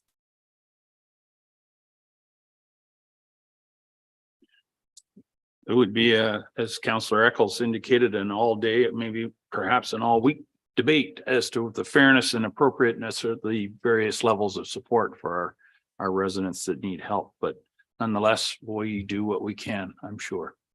And we're thankful. Any other questions for Anne Marie? Okay, not seeing any. Thank you, Anne Marie. Moving on to long-term care. Jennifer, welcome. Thank you and good afternoon, County Council. I was so sure Scott was going to make my presentation this afternoon, but alas, he did not. So talking about long-term care, the vision and promise of Grey County Long-Term Care is to color it your way by providing resident-centered care. Resident-centered care is supporting each resident with their unique care needs for both their physical and emotional well-being. This care and support is provided by our team members in each of our homes. This proposed budget supports this promise in several ways. It demonstrates an investment in direct care hours, specifically personal support worker and allied health professionals, and the addition of 3 infection prevention and control leadership positions. There's a focus on nutrition and meal service, a continued investment in broadly in infection prevention and control, and an investment in the building and maintenance upkeep. Long-term care funding consists of county funding, provincial funding, miscellaneous revenue, and receipts from residents. On average, for the 3 long-term care homes, the majority of revenue is received provincially, 61.7%, and receipts from residents, 19.8%, and the remainder is funded by the county levy. The province provides long-term care homes with monthly payments for 4 levels of care funding envelopes: nursing and personal care, program and support services, raw food, and other accommodation. This is what we call base funding. In addition to the base funding, there are numerous funding streams that are dedicated for specific initiatives or specific projects. And we may know well in advance that they're coming, or we may get very short notice and a very short amount of time to use those funds. Something that we know over a long period of time is the direct care hours funds, and I'll talk about that in a little bit. And just to give you some examples, there's funds for fall prevention, local priorities funds, supporting transitions of care across the health system, professional growth, COVID containment and prevention, minor capital, minor IPAC capital, IPAC personnel and training, medication and safety. And just to give you some context, a recent one that we received is Resident Health and Wellbeing Program. And this is a significant investment by the province to support social services, for example, social workers within our homes. It's $29 per resident per day for 3 months. We received the notice of it for on December 19th, and the funds run out on March 31st, 2023.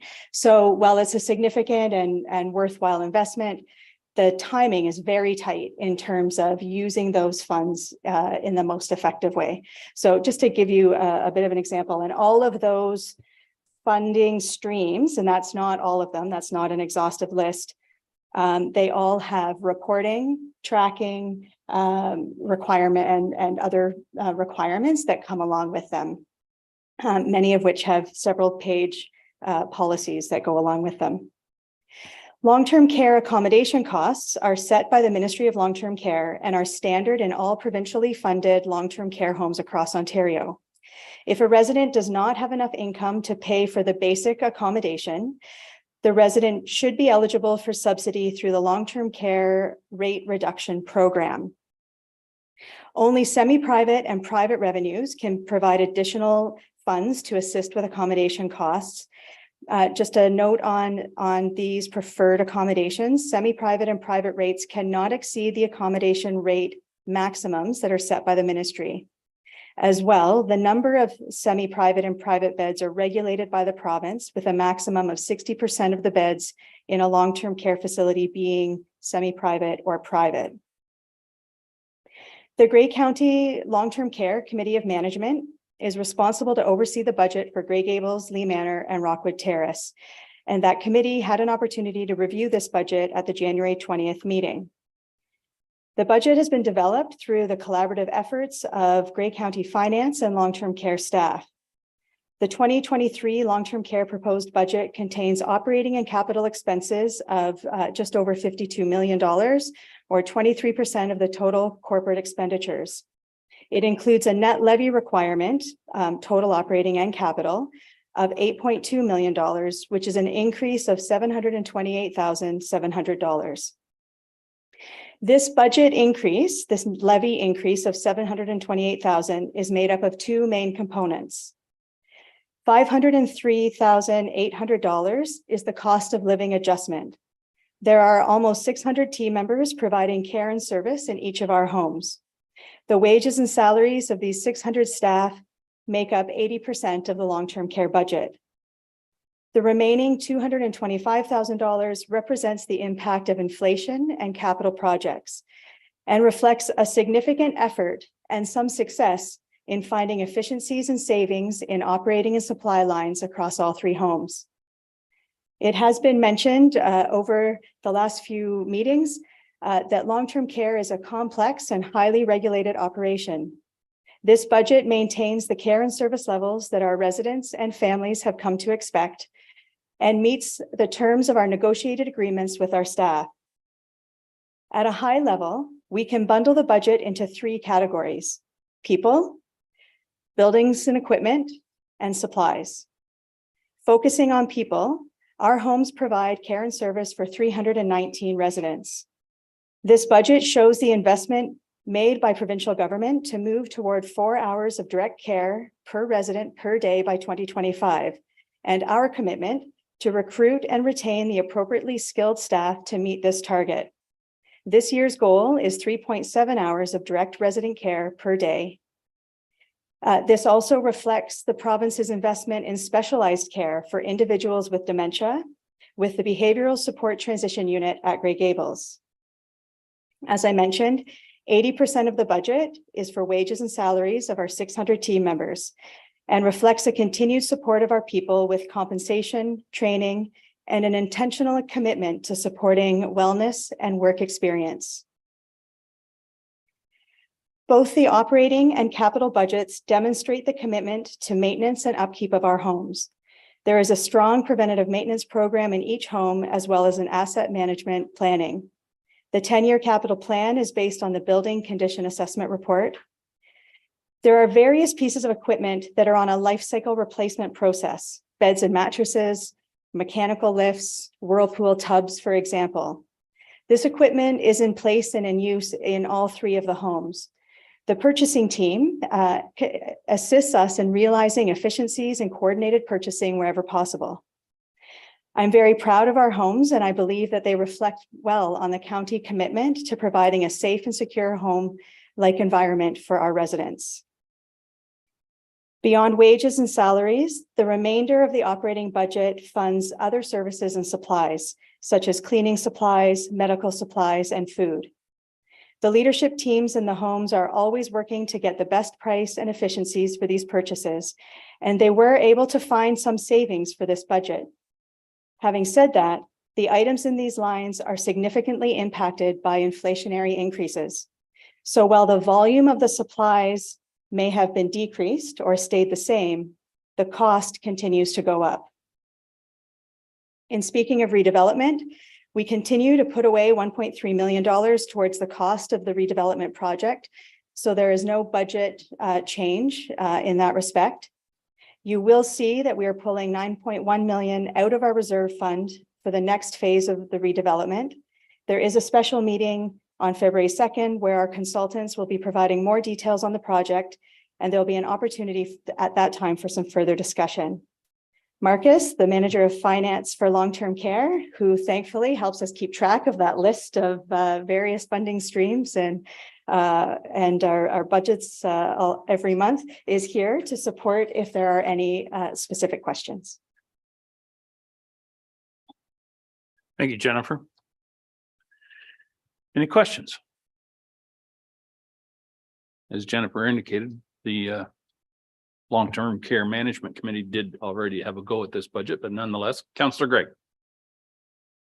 Thanks, Warden Milne. And actually, that's exactly what I was going just to mention, was just comment on that. I don't have any questions because I'm pleased with how this part of the budget has been presented and comes through a committee. And I think that's such an important way of creating your budget, is to migrate it through a committee and distill it and filter it and discuss it. And then it gets to be presented here today and no commentary or comments on it. And I think that's just kind of a tribute to, or congratulations to all the members on the Long-Term Care Committee of Management in terms of how you put your budget together and then embedded it into today's document. Thanks. I guess we could put all the budgets through that committee, couldn't we? Might save us a lot of time here. Councillor Eccles. I think you heard from the chair, that committee is just done with one and done.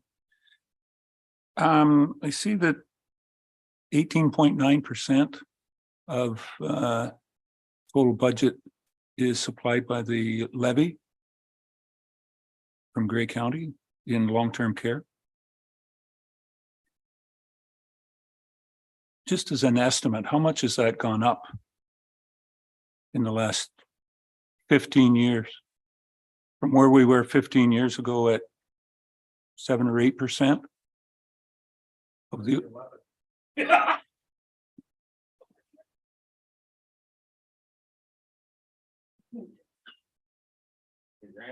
Did he have the floor? Is, that's what I'm asking. Was it 7 or 8% 15 years ago? And have we risen to 18.9 now?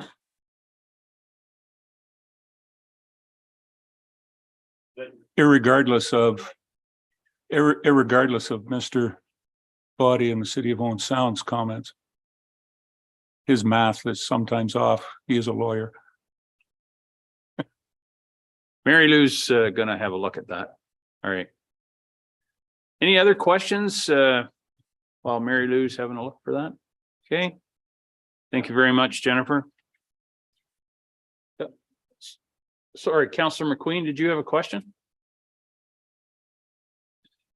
I think there's been enhancements made over the years in long-term care. One is the number of hours we spend with each patient, and there's been other enhancements that we've made decisions to those costs.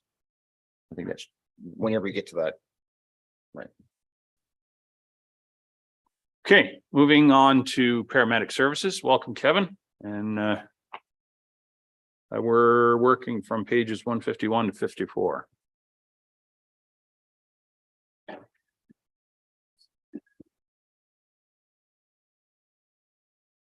Good afternoon, Warden, County Council, here to present the paramedic services budget for 2023. The paramedic services budget includes a net departmental requirement, total operating capital of $8,259,900 compared to $7,797,700 in 2022, which is an increase of $462,200 or approximately a 5.93% increase. The budget includes $20,111,200 of gross expenditures compared to $18,520,600 in 2022. These increases are driven by inflationary increases, the adding of the SOS program to the budget, and more capital replacements in 2023. For example, we had a vehicle purchase in 2022 that we don't expect a delivery to until 2023, so that it's been added to this budget. That'd be about just under $500,000. So paramedic services responds to medical and trauma emergencies in the community. That's really the core of our business as well. We have a robust community program. Right now, the community program it sees approximately 375 people in the community on a regular basis. We see them in their home, treat them for chronic conditions like COPD, CHF, diabetes. We also work with the palliative care team. These people are generally at risk of hospital admission due to their chronic medical condition. We also work in housing with Anne Marie's team in Owen Sound, Thornbury, Meaford, seeing about 50 residents there. Another part of the community program is new to paramedic services, but it's important work that we do in the community, working with community partners. We work with clients, patients that are precariously housed or homeless and are experiencing mental health and addictions. And it's been our way of, working in the community to prevent opioid overdoses and death. To help care for our patients and clients, we also have a strong referral program. Paramedics day in and day out are looking for people in the community to connect to resources. So we refer to home and community care. We refer to RAM Access for mental health and addictions. And we also have social supports through 211 for social navigation if you need help for social support. We also, within our 911 system, we have paramedics that work with our high use 911 callers to try to connect them to resources as well to try to reduce and give them more services and better care. And our public access program, we support over 200 AEDs in the community. As far as our call volume, we're seeing pressures here in 2022. Paramedic services responded to 14,941 patient calls for services, which is an increase of 11.86% over 2021, which was our previous busiest year yet. Overall, the last 5 years, we've seen a 33.6% increase in calls for service. And with that increased number of calls, when we do standbys for emergency coverage, that goes up as well. And in 2022, we did 16,735. That's where you'll see a vehicle sitting halfway between one town and another, protecting one area of it. Well, one area is assigned on a call. So to respond to these calls for deployment, we have 9 staffed ambulances on during the day, 1 first response unit on 7 days a week, supervisors on nights and days. And we also have 3 CP units, community paramedics. We outfit those units to help with responses. They can do emergencies if they come across them. So we do benefit from that out there, even while they're doing work in the community. They can support the 911 system. At night, we have 8 ambulances on, and on the weekends in the winter and holidays, we upstaff at Blue Mountain because we see a rise in call volume in that area. Our SOS program is run Monday through Thursday. Staff to respond to these calls and the work that we do. We have 145 frontline paramedics.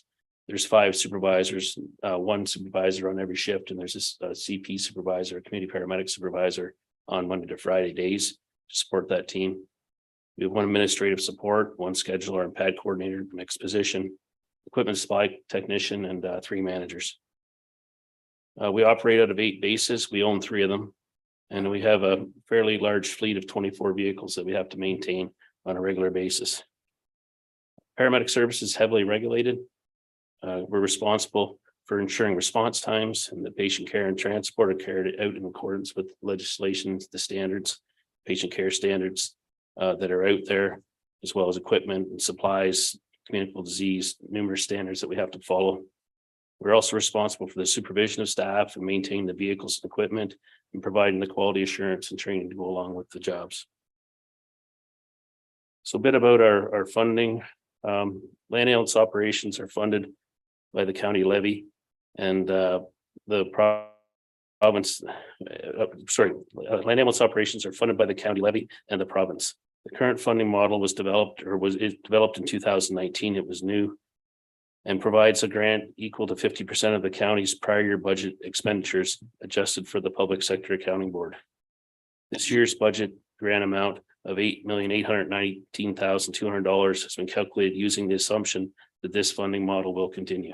We don't know that, but we assume that that funding model will continue. The grant does not include any inflationary increases or service enhancement adjustments. Therefore, any mid-year increases from the prior year or current budget year increases are not accounted for in the current grant. we are more or less 1 year behind in funding. And that's one thing that we got to be really careful about is we don't short ourselves because we're always 1 year behind. So we need to make sure we don't have any deficits because we could put us even further behind the next year. There's a reconciliation process where if the provincial share was above 50%, the province would claw that back from their funding. But there's no additional funding if it's below. We haven't had the luxury of them overfunding us. So in 2022 is projected to be a 47.83 versus a 52.17 contribution from the county. And in 2023, we're looking at a 51.73 share. Again, these are just estimates, but what we do know that in 2019 to 2021, the county has been somewhere between 3.6 and 2.8% higher than what the ministry puts into the service. Before 2019, the previous funding model would allow for inflationary increases on the previous year's budgeted expenditures. The inflationary increase would have been in two parts. Expected collective bargaining increases would have been included in this, and also CPI operating increases. Staff estimate that if this model was in place, the inflationary increase would probably be about $258,000 in 2023. Therefore, the change in funding in 2019 is costing the levy $250,000 today. A bit about our programs and some of the programs that we run that are supposed to be funded 100% by the ministry. These programs are intended to be fully funded by the province, but funding has not kept up with inflationary pressures. Because of staffing issues and CP being deployed to other programs, typically move them across to 911 when we need them there. They haven't remained fully funded by the province. However, if they were operating at full capacity, will require county funds or reduce the level of service in these programs. So for the home visit community programs, we get funding from various sources. Ontario Health West funds the original program that we started back in 2015. They give us $262,000 plus an additional $100,000 that we have to request each year. That's not part of our base. But if we were running at full capacity, that program for that really one car 7 days a week is $396,400, requiring a $33,800 additional funding from the county. In 2021, we were able to expand the community paramedic program, and we were funded by Ministry of Long-Term Care. They give us $1 million per year. Running that program at full capacity costs $1,152,900. Due to staffing challenges in 2022, we believe there will be there'll be enough unspent funds to keep the program fully funded until March 24. If the funds are not fully spent, if the funds are fully spent, we'll have to use reserves to keep them going until we get a new agreement in April of 2024. The SOS was a pilot. It started in February of 2022. We received initially 3 months of operating money to work through this work in the community. Since that time, Ontario Health has given another $360,000. And then through a report to council last year, we were able to continue and fund that program till March 31st, 2023 by using the cannabis legalization funds. Cost to run that program for the whole year, though, is $572,200. We'll continue to work with the ministry and our partners to be able to fund that beyond March 31st, 2023. We see good value in that program supporting the community. Some expense pressures that we're seeing that are controllable on our behalf, but really necessary is we've had in the last year a real problem with staffing. We do use a number of full-time floats. We're adding 3 more to that pool. At one time, we could have part-time staff and we had all kinds of them and people wanted to work full-time hours and then some. But over the last year, we've seen a real decrease in that. So we've got a bit of a mix right now. We increased our float complement. We have probably about 45,000 lost time hours. And the goal is at least a third, maybe a bit more than that, will cover by floats and the rest by part-time. But we're trying to attract people here to the community to give them jobs and be able to keep them here. We do have a number of paramedics that, they come here for a short period of time and then they return back home because there's lots of opportunity in the province. We're not like on any other service out there right now. There's a shortage of paramedics like a lot of places in healthcare. We're moving back to a more traditional ABL GPS this year with our vendor. Before they sold, as COVID, I get kind of mixed up in how many years we've been doing this, but probably about 4 years ago now. We've always had a really good partnership. We've benefited from a lot of stuff working with them, and we were setting on a journey to develop a new ABL GPS program. When they sold the program or their business, that more or less stopped, and they weren't able to develop. They were charging us to reduce rate because we had reduced service, but the idea was that they would develop this for us, but it never ever came to that. And the company that's bought now has no interest in doing that work. So we want to just return back to where we were. So the price really isn't out of line. It's really just we had got a deal for the last 4 years. For inflationary increases, salaries and benefits make up 83.7% of paramedic service expenditures. It is a bit of a complicated calculation as it is a 24-hour operation, and we have a really quick commitment for 100% backfill. So if somebody takes vacation or if they're short-term sick, we have to be able to backfill them.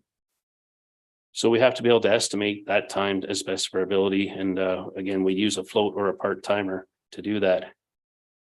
When we prepare the budget based upon the hours needed to meet the coverage required by the county, then use an estimate how much backfill we require based upon sick time, vacation time, or other times off taken through the year. We look back on historical data, typically 5 years, even further, just to see where we're at. But we try to make our best estimate based upon how many staff we have, what our hours are, and that really is an estimate at the end of the year. With the increased call volume that we've seen, there's no additional hours being added to the 2023 budget, but a consultant report will be coming to council, actually the next council meeting, outlining future call volume projections and the need for more resources in order to maintain response times. Notes for salary increases for staff. A collective agreement increase costs are $290,000, $600, which is our current year increase. And also the arbitration was a bit higher than what we estimated for 21 and 22. Our WSIB rates have went up 25%. They're $115,600 greater this year due to increased frequency of claims. And also our benefits are up $64,700. For vehicles, we're seeing significant pressures here. Vehicles went up $53,000 or 28%. And also the vehicles are looking at roughly an 18-month time frame to get them in. So we're driving our vehicles longer, which ultimately is more maintenance. Fuel prices have went up. And also the cost of maintenance and equipment supplies have went up. So our budget there is up 22% or $160,000. I just want to give a shout out to Pat's staff though and his team. Like his mechanics are second to none. They take so good care of these vehicles, and they charge us shop rate. I know there's no increase on the parts when they bring them in, and they're really sophisticated on how they care for this stuff, because it's not about just doing the maintenance on the vehicles, which is so very important, but they service our stretchers and our power load units and our stair chairs. They test our oxygen and suction equipment. So hats off to them for the work that they do. Medical supplies and medications have increased by $39,500. We have an ongoing problem of even just sourcing supplies, especially drugs. Drugs are hard to come by, and supplies themselves. So we've seen an increase there of $39,500, about 30%. So that's just kind of some of the pressures we're seeing. And if you have any questions. Thank you, Kevin, and thank you for the important work you do. Any questions for Kevin on paramedic services? Counselor Mackey. Thanks, Mr. Warden. Thanks, Kevin, for the presentation and for all the work that you and the paramedics have done with both the SOS program and the community paramedicine program. The funding through Ontario Health West, how are they going to evaluate the SOS program? Because I'm sure the money that they're putting on the front end is paying dividends on the back end as far as hospital visits, incarcerations, that sort of thing. But are they going to try to monitor that at all to make, we always hear about investing, at the front, pays dividends at the end. Are they able to determine that through these two programs? with the SOS program, we're fortunate to work with public health. So they did write an interim report for Ontario Health West, and they are working on a more robust report, particularly looking at the medicine. But we do report the number of we call it opioid agonist therapies, OATs, that we start people on, the number of clients that we see, the number of harm reduction supplies that we hand out. We have statistics around that. And they will be looking at death rates, those type of things. We've seen death rates dropping, those type of things. Yeah, but we look forward to public health. They are working on that report now. And the next step, we've actually done some really good surveys with our clients ourselves called OPOC, Ontario Perception of Care, and really positive results from that. And the next step with public health is they're actually working with the nurse practitioner and the medicine that they deliver.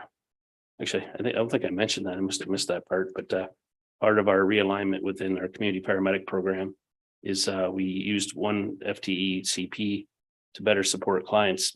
We had our nurse practitioner here with SOS, but also to bring her on to support our chronically ill. So that was part of this, and also some administrative support for that community program. Thank you. Any other questions? Okay, not seeing any. Thank you, Kevin, very much. I see on our agenda that we're due for a break, but we've only been going for an hour since we came back from lunch. So I'm suggesting maybe we press on and have a break after transportation. I know it won't take very long. Mary Lou's going to introduce us to the transportation services, and then Pat will take it from there.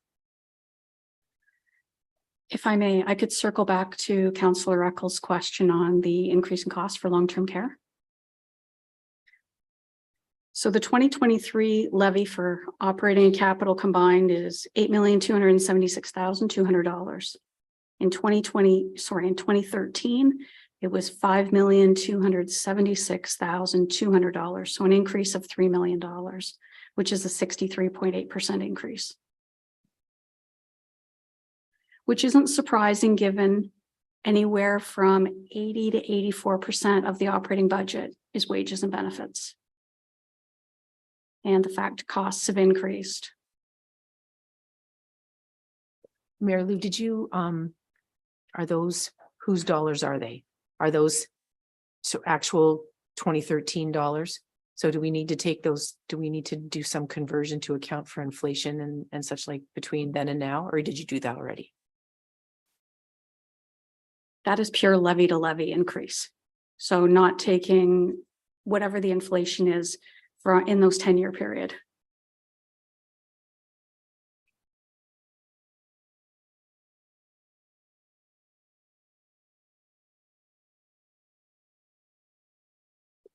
Now we'll move on to transportation.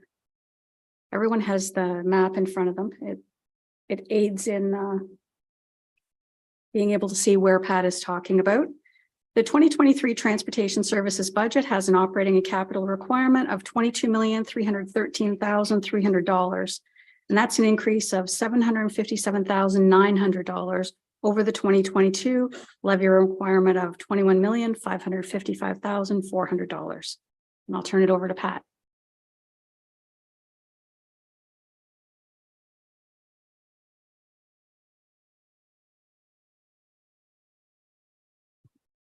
Thank you, Mary Lou. So just a quick outline of, the services that we provide. As you know, our kind of primary focus is all on public safety. We provide safe services for the motoring public as well as the active transportation users. So we're divided into two divisions, operations and engineering. We always try to satisfy the Ontario maintenance standards. So you'll hear those significant weather events, that's kind of the warning that maybe for the short term, we won't be satisfying the minimum maintenance standards. So all this is also in the vein of protecting ourselves from claims. If the traveling public is safe, there's going to be less claims for the county, of course. Our operations department is divided into winter and summer maintenance. Winter maintenance is pretty self-explanatory, plowing the roads and that type of thing. Summer maintenance, there's always people back in the patrols working in the summer, fixing signs, doing that kind of thing. We have a bridge crew, tree cutting crew, our construction crew, which does a lot of culvert replacement, drainage improvements, sign shop and weed control. We do construction inspection on our own projects. We have our mechanics, as Kevin mentioned. I want to tell them we're going to start putting in a 10% increase on those parts. No, we're not going to do that, Kevin. But so we, our mechanics are busy fixing our own vehicles, other departments' vehicles, the ambulances, Grey Bruce Health Services, patient transport, Town Blue Mountains Fire. Since 2011, we haven't had more mechanics. We've had the same number. I'll talk about them a little more later here, but they do some really good work. So, and the engineering department does all the construction design and tendering, contracted inspection, all the capital planning, environmental assessments, our corridor control. They do consents for utilities, entrances, encroachments, oversized load permits, comments on planning applications, drainage investigations, speed complaints, public inquiries, which is always more. So there's a lot going on in transportation on any given day. So just to talk kind of about our budget here, we're in the little bit of a perfect storm here for ourselves. For a long time, our construction surpluses have kind of been carrying our operations a little bit. We've been getting really good prices on construction, which we hope to continue with. But of course, inflation has really hit us hard. And we completed an organizational review last year. And as we all suspected, it said we were short-staffed. We've been hearing this from the guys in the patrol, and our internal guys in the office, have been very busy too. So the non-union salary review recommended 7 new positions. We hired 2 this year. We're looking to hire 2 more in 2023. So there's a couple other things going on that have really impacted our budget. The contract with Sutherland's is over. They've done those 2 routes up in Georgian Bluffs for kind of as long as anyone can remember. So we'll be hiring 3 operators for that. And we've kind of been, a few years ago, we started getting the equipment. We got a new shift that we started this winter to reduce weekend overtime work. So especially somewhere like the Blue Mountains. Apparently the Honda Civic with summer tires on it doesn't do so well on a Saturday in Blue Mountain, but the level of service, there was a lot of complaints from people about our level of service drop off in the weekends. So we'd end up calling people in anyway and paying them time and a half. And just the fact our guys for mental health and stuff, they're only supposed to work, 2 out of 5 weekends. They're working 4 out every 5. And it was just hard on them. And we're paying overtime and time and a half too. So we put another shift on, basically focused on improving our weekend service. A fleet review we completed last year as well. It recommends you do about 4 times as much preventative maintenance as reactive work. And we're about 1 to 1. So we know we're kind of short on mechanics. You'd like to get to 1 to 1, right? You'd rather spend your time maintaining your vehicle and fixing your vehicle, obviously, like anyone who has a vehicle. And we've really been kind of in catch-up mode a bit with our mechanics. Since 2011, we've taken all this extra work and we haven't added any people. So our proposal, and we've been working on this with the union, is to hire 2 more apprentice mechanics. And then the other thing is we've had 2 mechanics, or 1 mechanic in each shop. We have 2 shops, and they've been spending, say, 30% of their work doing basically shop supervision and not getting compensated for it. So we would promote them to shop supervisors. Now, that being said, our shop supervisors are always working supervisors. So they're still, on the wrenches or whatever. But then they get compensated for spending time, ordering parts, planning work, that type of thing. So we're hoping to find a lot of efficiencies there with the 2 new apprentices. And then eventually the apprentices would become full mechanics. And actually I should mention, our mechanics are not the youngest guys on earth. They're all about my age, which I will shock you that I'm over 50. So they're not going to be around forever. The work is tough, right? It's a hard day being under a truck. So, and we'd like to help some young people get in the business, right? And to teach them our business too, because sometimes it's hard to get a mechanic who knows a lot about heavy equipment. It's kind of specialized. And with, Kevin's ambulances and stuff, they'll do all the stretchers and all that stuff. That is not something you would learn somewhere else. So we really think it's a great opportunity for a young person to learn about our business. So a lot of these positions, we're looking for efficiencies as well. We're not just looking to have extra people around. And some of the purchases here, like lifts for Patrol C, we'd like to do more stuff in Ayton. You have lifts, you can move them now. We could do some oil changes down there for ambulances. We don't have to drive everything up north. So there's some savings to be made back after we put, 60,000 into these lifts. As far as our pressures from inflation, so the MTO fuel price index was up 59% last year, and the asphalt index was up 48%. And those are our big two ticket items. So if you kind of go through item by item, you'll see like interfunctional costs, all these different budget items that have gone up. And that really is things like fuel and inflation and parts and our wages and things that go up. It just kind of permeates itself back through everything we do. Every activity, from shoulder grading, to repairing signs costs a little more when your fuel goes up by 50%. So what have we done to kind of combat this? Well, we're getting more money out of OSIF. We're taking a little more out of the transportation reserve. We're getting 13 million from development charges to do a couple of our big jobs on 18 and 7. Now, I just wanted to point out, those are big jobs, big earthwork jobs. We're widening platforms now using some development charges because, the roads were just too narrow. As you keep going up, you're trying to pave the shoulders. They're just getting a little steep. And we did those designs ourselves. I was here at a time, well, I just, designed the Great Bruce Line as a consultant. Now we're doing a big job like that internally. We don't have to pay a consultant to do it. So it's nice to have a real robust engineering team to do that. We deferred 2 structures on Grey Road 9 and one on the town line of Euphrasia St. Vincent, which probably wasn't quite ready anyway. It only services 2 houses, and we'd like to look for a cheaper alternative for that replacement. And then we deferred the Chatsworth garage extension. So it's kind of a nice to have, and we're going to study it a little more. There's a lot of kind of moving parts with our maintenance operations right now. The one thing I just want to mention that Councillor Eccles mentioned, there's some jobs that are shared projects, but on page 294 of the summary, it doesn't necessarily show the contributions of our partners. So for 19 and 21, which we're the project lead on, we show Simcoe's contribution and Blue Mountain's contribution. But on the other 2 jobs for 28 and Grey Road 7 in Meaford, they are the project lead on those 2 projects. So we just show what we're contributing to on those. So it's not that they're not taking part. It's just that we don't show it because they're the project lead. So some of our risks, just, climate change challenges, more storms, a little more intense, that kind of thing. Upgrading the fleet to eventually electrify. There's nothing available for us right now.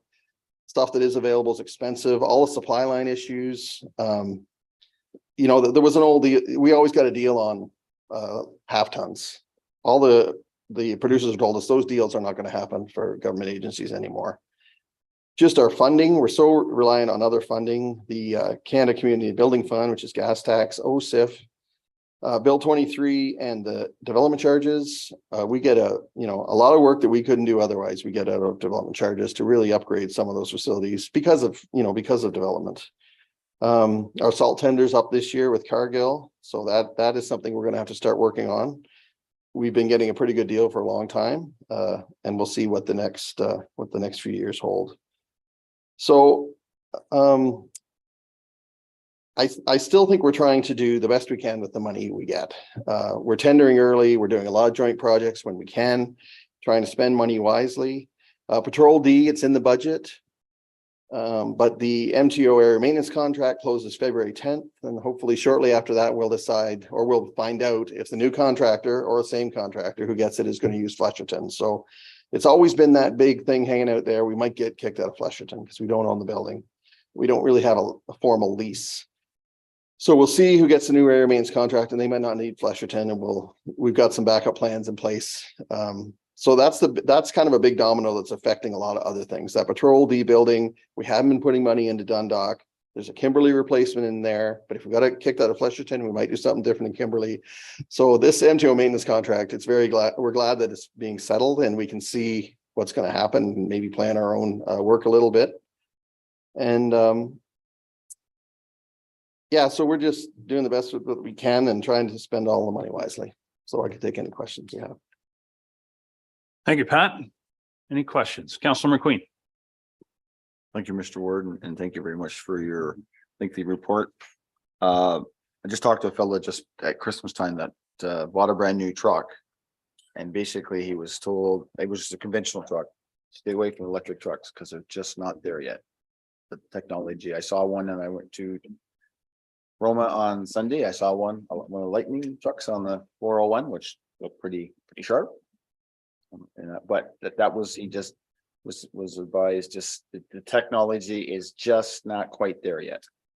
And I'm only quoting what he told me. So you mentioned that we're waiting, it's just, but we understand electrification is coming, but that was advised from his dealer not to go there. So anyway. Go ahead, Pat. Yeah, one thing I didn't mention is our consultant has been going around to all our facilities and paramedics as well. Just looking at those what we need to put charging stations there. So at least when the time comes, we can figure out what kind of investment that's going to take. Any other questions? Councillor Eccles. It's interesting, Pat, you said that, the contributions from other sources, lower tiers and whatnot. And was there any factor in there for inflation? You said that there was a couple of projects have come forward from 20 and 21. Was that a set rate that we've contributed to those, or they have contributed? And is there, because you said the inflationary rates, have they been put in there? Has there been an adder to that? Yeah, those projects aren't listed. We have generally those contracts are divided that, item 1 to 15 is yours and item 16 to 25 is ours. So that we basically pay market rate. The one thing we don't have an updated price on is that booster station for Greater 19 and 21. Blue Mountains had committed $1 million. It's probably going to be over 3 million. We will need to go back and have some more discussions with Blue Mountains about how much that contribute is, and the design is just starting, so we probably don't need to argue about it yet. Councillor Matrosovs. Thank you. Through you, the warden. I hope in that discussion, we're also going back to Simcoe County as well. Thank you. Go ahead, Pat. I could add something to that. Yes, at kind of the behest of this council previously, we did talk to Simcoe about them contributing. They kind of fought us for a while. But really the booster stations are only being done because the roundabout, which they're a partner of, and they seem a little more, again, nothing in writing, of course, but they're a little more open to it now than they were, say, 2 years ago. So if we just wait a few more years, they'll pay the whole thing. Is that what you're saying? Right? Anyway, keep leaning on them. Any further discussion, questions on transportation? Okay, not seeing any. Thank you, Pat. So here we are. Maybe Mary Lou, do you want to do the overview of the reserves? And then we'll take a break, and then we'll come back and do our list of things that we've got to discuss further. So Mary Lou. Thank you. It's a very small document. I apologize. So the reserves are found on pages 301 to 304. The actuals, as I mentioned previously, won't be finalized until about March, when all the financial transactions for the year have been completed. So therefore, the 2022 year-end column is a projection based on the best information we had at the time that we were putting together the budget. Then we show the transfers to and from reserve that have been budgeted to come to a 2023 projected year-end balance. So there's a couple different categories. There's non-obligatory, which is discretionary reserves. We have funds that are held in reserve that are government funding that we are required to hold, and depending if it's conditional or unconditional, most often there's an expectation that we return funds if they're unspent. There's departmental reserves, and some of that is for smaller projects, and then we get into the capital reserves, which are more the life cycle replacements, where we're putting aside money in order to have funds for when the asset requires work. And I can make a comment that I remember a time where, this is before we did our first building condition assessment, and there are several around the table that'll remember this. The roof was leaking at Grey Gables, and it wasn't even in what we had as a 5-year capital forecast at the time. And now we do a 10-year forecast. So there's great value in the building condition assessments, and that's what helps drive our capital program and provide staff with, I'd say, a lens that doesn't look at the building every single day and might see something that they would not. Then we have the obligatory funds, which we're required to hold, and we don't have discretion over changing their use, and that's development charges in the Canada Community Building Fund, which is, we still refer to as gas tax. So at December 31st, 2022, we project non-obligatory reserves to total 68.5 million. And that's anticipated to decrease to 42.6 million by the end of 2023. So that's almost a $26 million net withdrawal by the end of this year. There's significant initiatives that are investments in capital, with 30.3 million from the capital reserves for projects such as, there's 12.5 million for capital renewal and transportation. So that includes the 9 million for depots and domes. 8.4 of that is for a new Patrol D, which is 7.7 million from our reserves and 720 from development charges. $1 million in major road and bridge construction. $2.3 million for machinery and equipment. There's a $9.2 million investment toward the redevelopment of Rockwood Terrace. 2.7 million for capital projects in the housing portfolio. 1.6 million for the paramedic services budget for projects such as replacement of ambulances, power stretchers, the CPR machines that Kevin spoke of on January 9th, and vehicle AVL. There's 946,300 from Safe Restart funding, with most of this for air makeup systems, primarily in the housing budget. And also 152,600 of that is in the property budget and 42,800 in paramedic services. And there's $409,500 in the trail budget. Obligatory reserves and the development charges reserve, we have an anticipated balance of $25.6 million at the end of 2022. And that's expected to be reduced to 14.5 million by the end of 2023. Pat just mentioned the use of 13.7 million for construction resurfacing projects on the new Patrol D. Canada Community Building Fund, we expect to have a balance of 8.1 million in 2022 and down to 7.5 million at the end of 2023. And the 2023 budget has been developed using 3.6 million for construction and resurfacing projects. So when we speak about our investments, I'm just going to go back a bit and say, with inflation, we're also seeing higher interest rates. So that's assisting in our operating budget. We've got an increase of $764,800 in budgeted income. So the budget for investment income is just over $1.5 million. Cash and investment management policy says that net revenue that exceeds 1% of our own purpose levy is placed in the one-time funding reserve to fund non-recurring expenditures. And in 2023, that transfer to reserve has been budgeted at $870,600.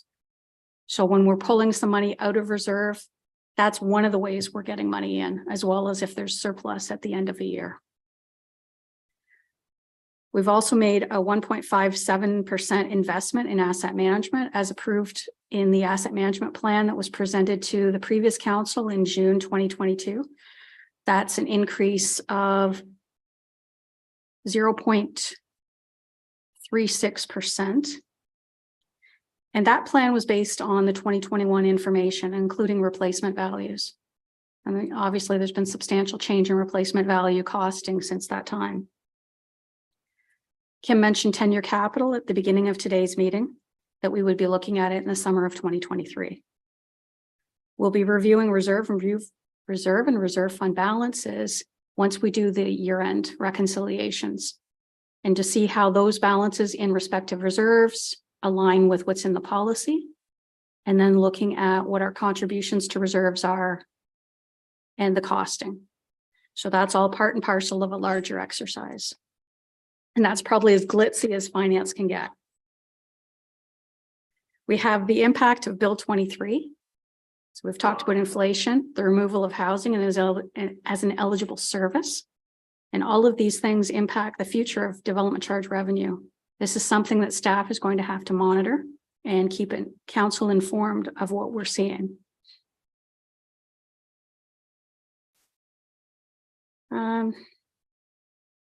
I'm going to leave it at that, and I'm going to ask if there are any questions. Thank you, Mary Lou. Are there any questions regarding reserves? Councillor DeBreen. Thank you, Warden Milne.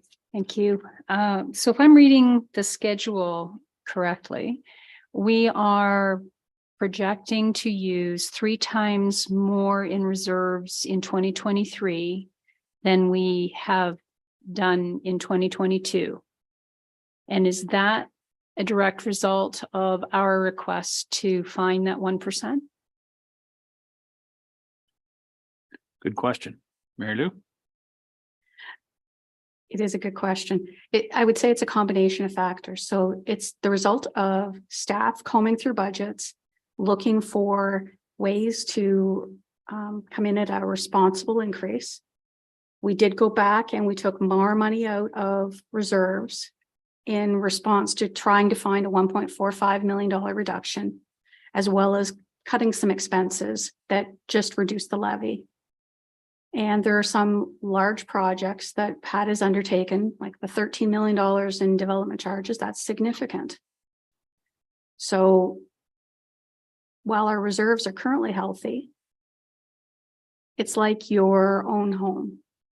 If I wanted to replace my deck, my roof needs replaced, I want a new sofa, and I think I'd like a new refrigerator. I'll liken it to what housing does when in math, it's order of operations. So with housing, they need to keep the building envelope secure. So if it's the roof, the windows, etc., they're doing that to ensure that you're not going to end up with water damage. Then you look at what is health and safety. So in my house, if it was me, I need to do the roof first. Do I need my deck? Probably. I can do without my deck. Do I need the sofa? I might like the sofa. I'm going to need a refrigerator because I need to eat. So that's where staff has been in developing the budget. That we put away money for a purpose. So making sure that we're taking money out for the purpose it was put away for. And then also looking at when do you need to do the work. So in a case of some of the equipment that Evan mentioned when he discussed information technology, we don't just say, oh, it's supposed to last 10 years, time's up, away you go. So some of it we extend the life where we can. And we might plan to take the money out of reserve this year, but if an asset was functioning perfectly fine, we'll let it go. With transportation, they're planning a few years in advance because they need, whether it's an environmental assessment, you need to get drawings done and, figure out, it's a balance between the work you want to do, because I'm sure that, look, there is more work that they wanted to do, but how much can you afford to do? Do you have the resources to do it? And what is right for our taxpayer and our constituents?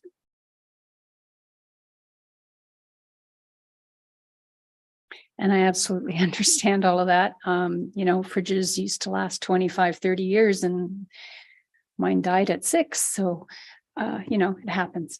My only concern, and we'll have more discussion, is the unknown with Bill 23, the reduction in development charges that kind of beefs up for those future capital projects.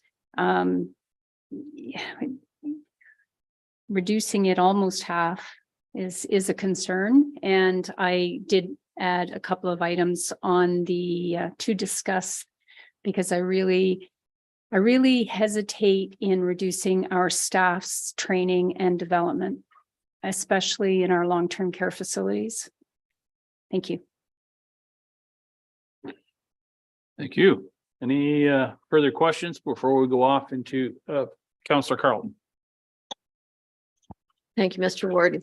Just in reference to the Bill 23 that is changing the rules involved there. So we can't use funds for certain things now that we have in the past. So funds that are already put there can still be used in that manner, but not going forward? Or has it changed the rules regarding money that's already been put into those reserves?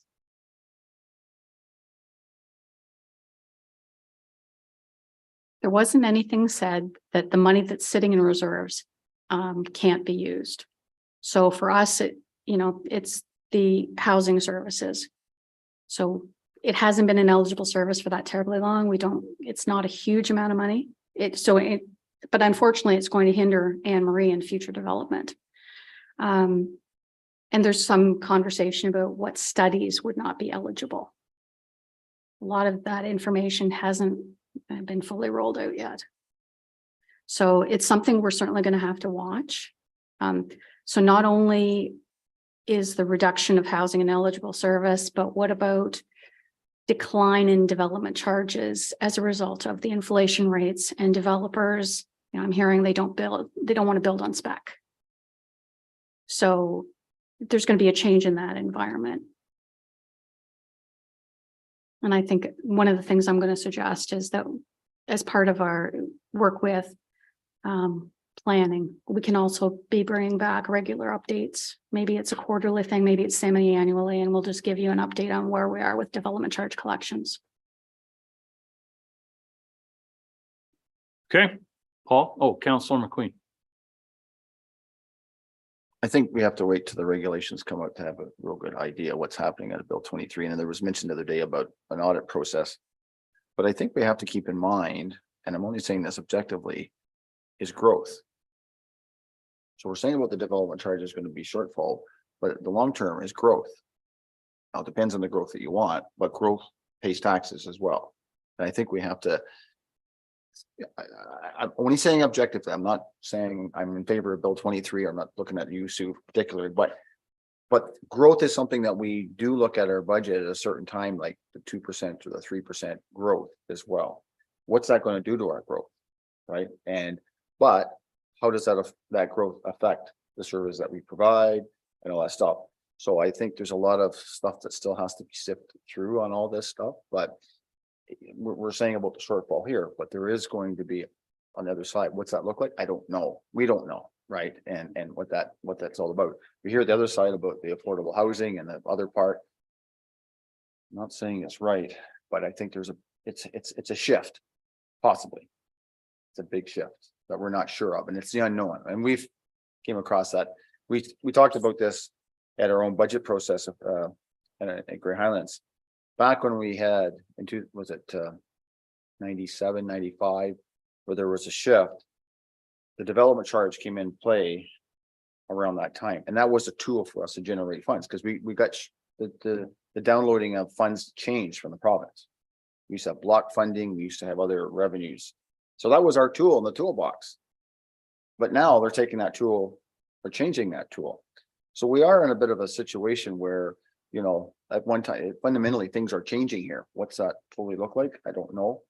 I think we still have to look at how it sifts out. I'm not trying to defend it. I'm just saying there's a lot of things that are coming here, and we just have to keep, you'll keep us informed, correct? Yeah. So there we go. So, but I think there's going to be lots of talk about this for the next year, 2 years of where this all shifts out, right? Shakes out.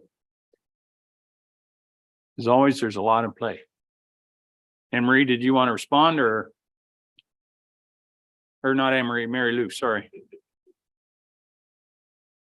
Anne Marie may want you too, but Mary Lou, sorry. Councillor McQueen's correct. Growth will benefit us. It's difficult to know when, from the time somebody pulls a permit, pays their development charges, to when that actually materializes on the roll. So maybe it's not so long for building like one single home if I decide I was going to go out and buy a lot and build a home, but it's entirely different if a developer, how long before? So, you know, if anybody's looking for the correlation between here's the permit and within a year and a half, I should see it on the roll. Maybe, maybe not. You know, we've seen a number of like even multi-res developments where they stalled or I can say like Owen Sound, you've seen that where you're like, oh, these units are going to be available. People will be able to move into them and then they're not there yet. Okay, let's go ahead, Councillor McQueen.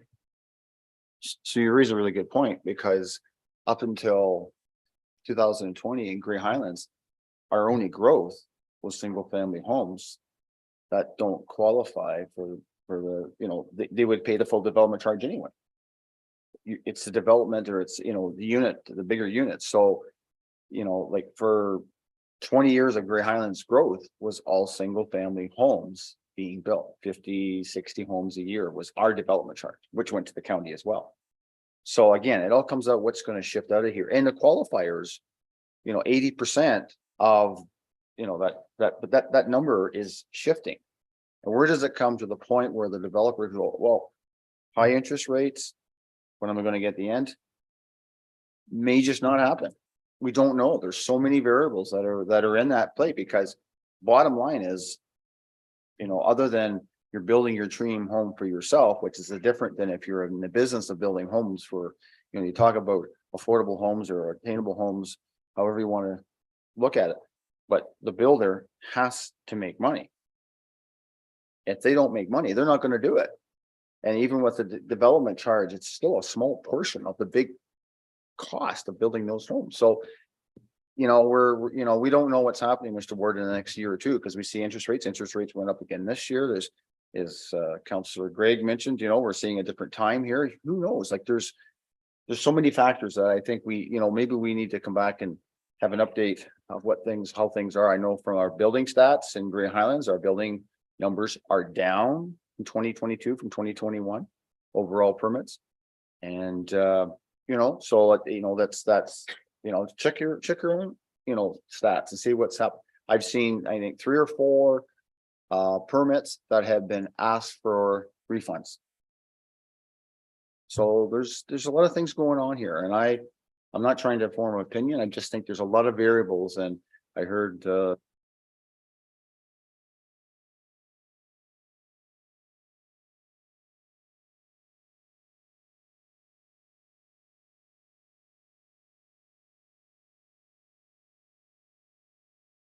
I didn't purposely cut you off. I just, but I was thinking about doing it, to be honest, because we need to bring this back a little bit to where we are with reserves. So Councillor Mackay.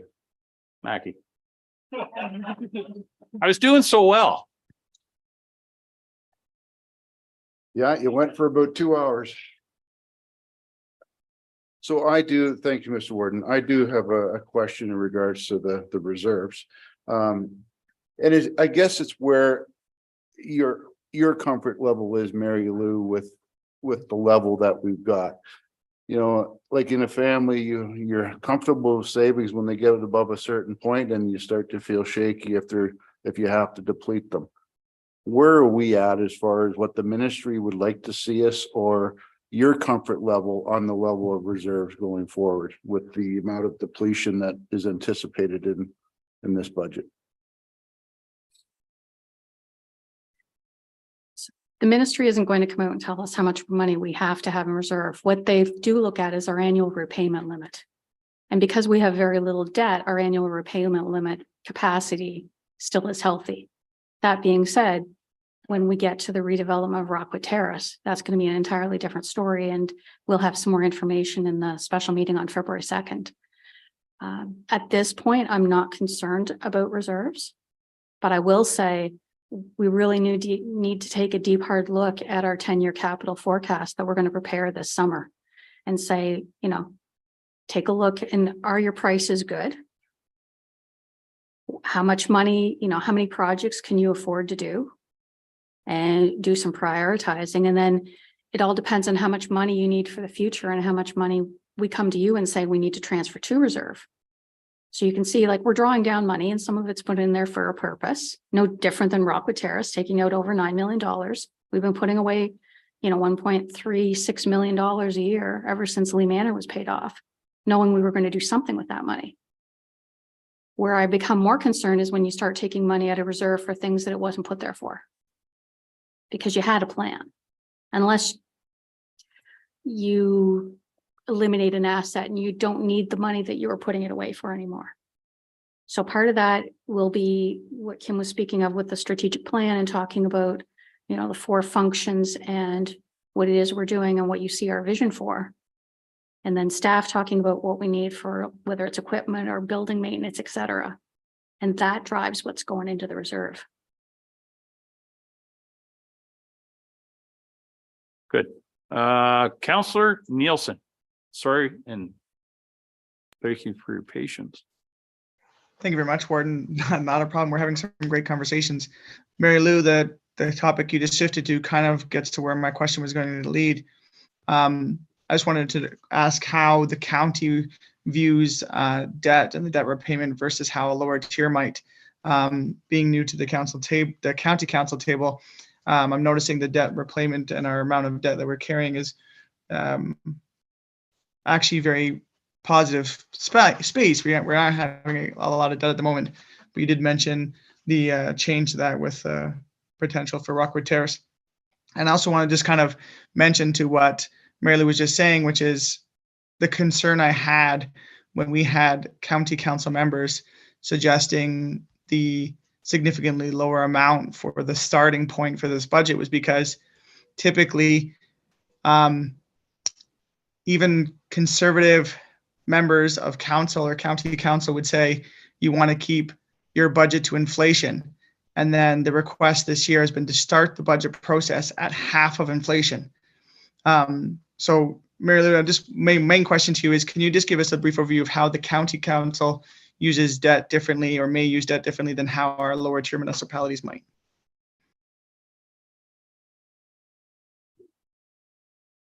I'm going to start with a 1% tax levy increase to Grey County in 2023 is $669,400. To some of you, it's quite a lot less. So if your 1% tax increase is $60,000, your ability to undertake a larger project without upper level of government funding, and you perhaps don't have the sufficient reserves, you're going to have to go out and borrow. The county has a debt management policy that council passed several years ago, and it referred to that we would only use up to 10% of our annual repayment limit. You can go higher. The ministry, isn't going to disallow that, but you probably shouldn't be anywhere above 20, 15. Otherwise, again, I'll go back to my house explanation. I don't have enough money in the bank and my roof requires replacement. And they want to do the eaves trough and I've got some water damage and I need 10 grand. I don't have the money in the bank. I'm going to have to borrow. So you like to leave yourself some spread on that annual repayment limit, because if something happens that's outside the realm of your plan, you need to be able to borrow if you have to. The other thing is, that look at what's the asset that you're borrowing against and what's the anticipated life expectancy of that asset, right? To borrow money against something that is anticipated to have a very long life seems like a very reasonable thing when you think about the perspective of the taxpayers who will get the enjoyment of whatever that asset is. It doesn't seem necessarily fair that something that has a very long life, unless you were awash in cash, you wouldn't necessarily try to upfront the entire cost of that at the expense of other things that you need to do just because you wanted to avoid debt. So I think just like at home, there's good debt and there's debt that probably should be avoided. And, we don't borrow for operating and neither do you. But, those are some of the considerations as well is what is the purpose of incurring that debt and how long will that asset be with us? Okay. Let's take a 10-minute break. We'll come back at, we'll say 3:10. We'll try for 3:10, and then we'll sort through the list that we've accumulated.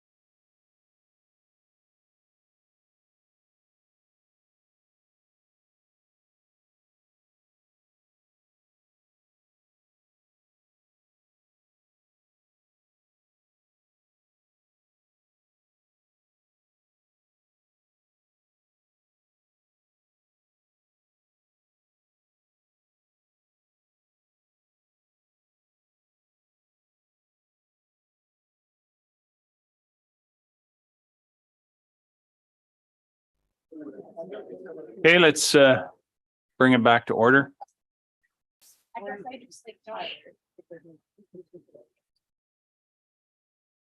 I have the thumbs up from Rob that we can proceed. I think tonight,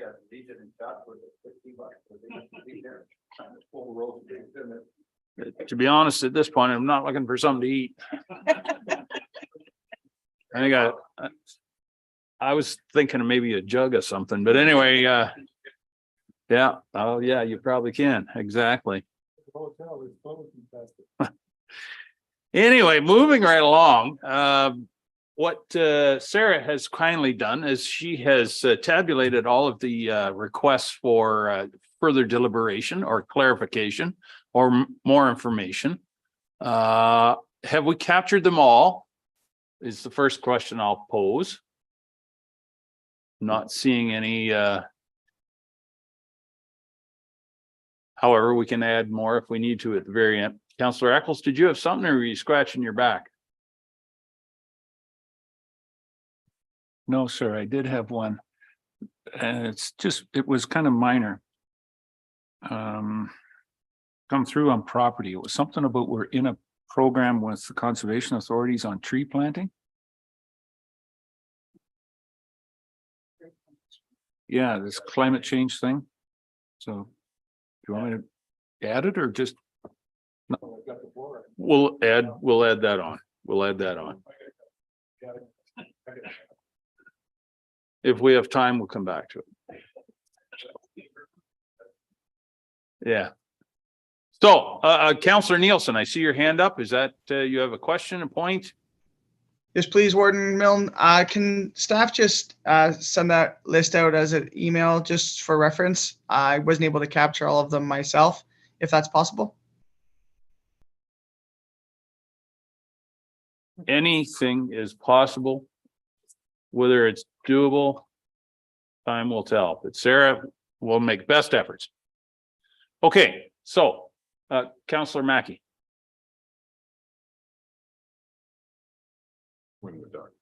Sorry, Mr. Warden, I'm not sure I saw our discussion around transportation on that list.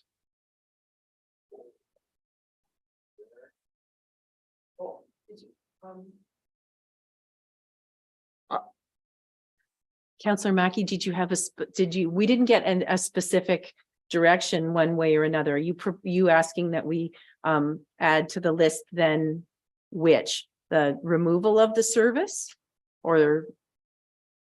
I don't believe.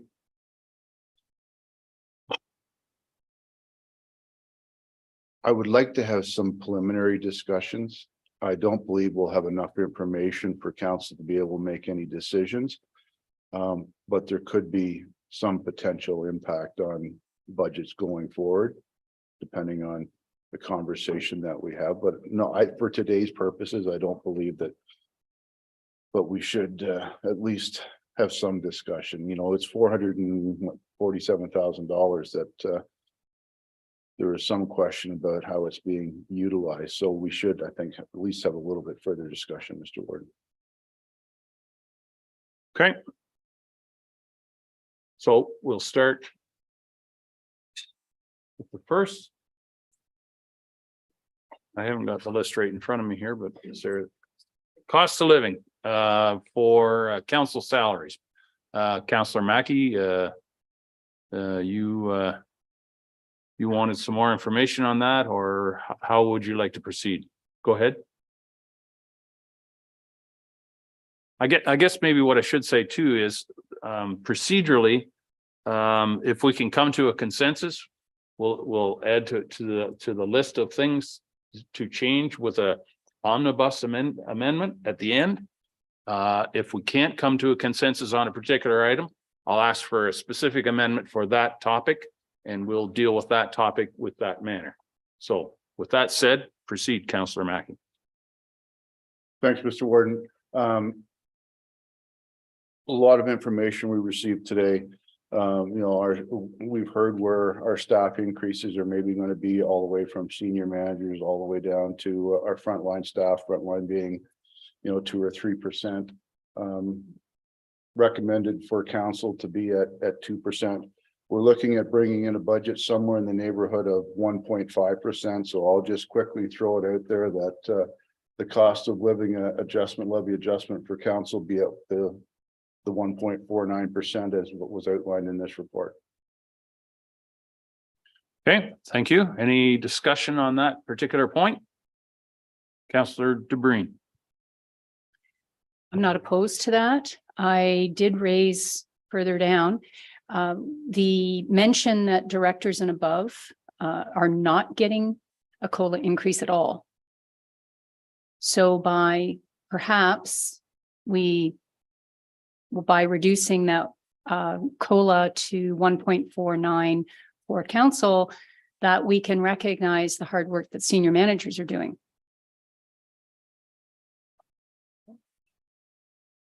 So with that, and you weren't, of course, at the table at that time, but last summer we did bring a report forward to council. And it was kind of laying the groundwork for this future overall compensation review. And at that time, there was recognition that the senior team was working well in excess of their 35 hours a week. And senior management does not receive any overtime pay.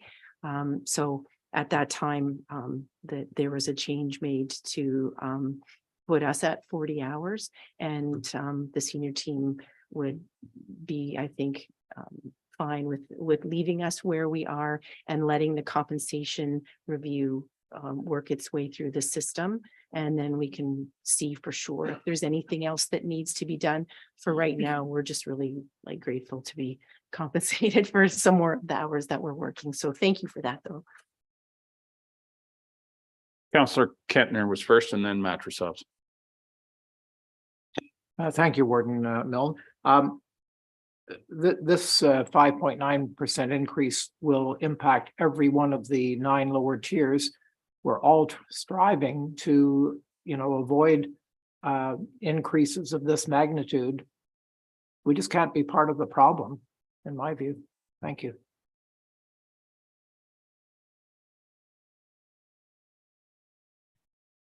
Thank you. Through you, the warden, may I just ask then to the CAO with that clarification about what happened in the previous term, does that then address the issue of compression?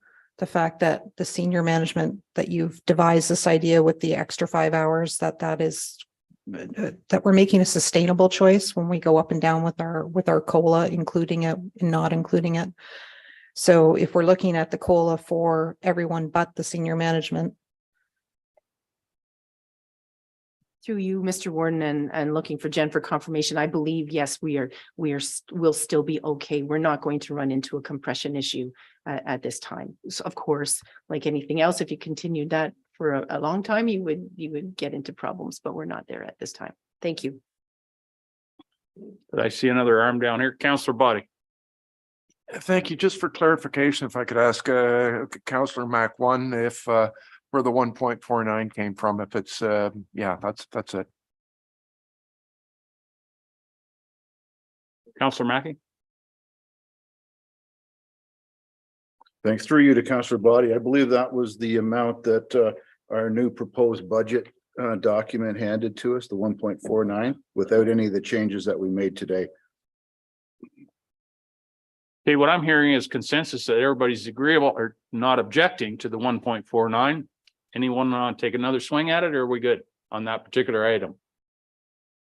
Okay, move on to the next one, which, sorry, Councillor Matrosovs, my apology.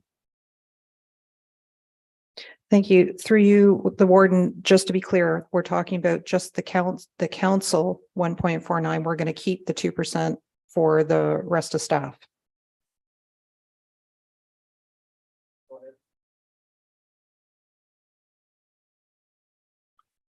Yeah, we're not referencing staff or any other positions, only the council members. Okay, everybody's clear on that. It's just council salaries we're talking about. Okay, next item is. Wait, Councillor DeBreen. Go ahead. Just a question to that.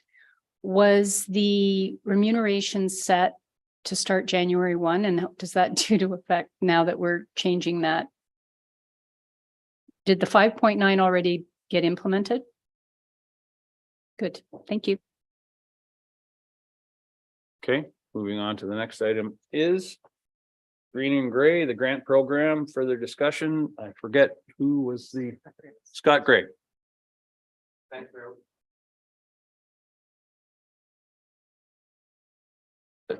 Oh, there we go. I might have touched the wrong button. What's the others button? Oh, there. What's 1 and 2? Okay, anyway. So I'm not saying that I would be opposed to this initiative on an annual basis or going forward. I think what I'm feeling today is I don't know enough information about what it entails, and I certainly have hesitations about adding another staff position in many departments within the budget. In fact, I would be more of a proponent at examining in the future what our corporation would look like with one less FTE here, one less over here. So I feel like this is coincides with a second staff position, even though it's 1 year, 2 year contract. As explained, for myself, I would benefit from having further discussion through 2023 as to whether I think I could support this in a future year. But at this time, I think this is something that certainly warrants conversation. I'd like to hear what others say, but I would be comfortable removing that initiative in 2023. So I'm going to ask Linda to maybe expand a little bit on that and help us understand what that's all about. Yeah, thank you. So through the chair, when Going Green and Gray was adopted, it identified a number of priority actions. So out of a total of 21 actions, there were 9 that were identified as priority. The way those were identified as priority, there were a number of criteria, 2 of them being where was the greatest opportunity for greenhouse gas emissions reduction, and where was the greatest opportunity to deliver other benefits in our community. One of those priority actions was a residential retrofit program. It delivers both high greenhouse gas emission reduction potential and also medium energy cost savings, which is one of the higher energy cost savings within the plan. So a residential energy retrofit program in terms of Going Green and Gray is absolutely conceived as working in parallel with the offerings from other orders of government. There is no desire to duplicate, but rather to amplify what is already being offered. And to fill any gaps. So specifically what this program does, or what that reserve funded capital investment offers, is almost initial startup costs to get Going Green and Gray off the ground. So promotional materials, again, promoting other financing as well to build awareness, working with local contractors to leverage their expertise and relationships, and really to build resident awareness of that opportunity. The second part of that program is around undertaking that further analysis of what residential energy consumption looks like across our county to see if there's any gaps in those federal programs and where we can best leverage investments. Thank you, Linda. Any further discussion or questions? Councillor Eccles.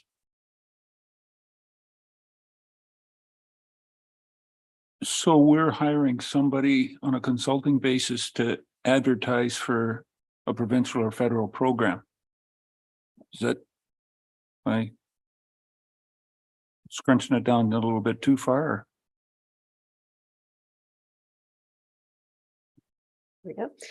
Through the chair, there is a promotional component to the program, but I think the bigger piece is trying to look at what does residential energy consumption look like in Gray? What does energy poverty look like in Gray? We have a disproportionate number of residents who are spending significant portions of their income on energy, and really trying to respond to that in a way that makes sense in our local context.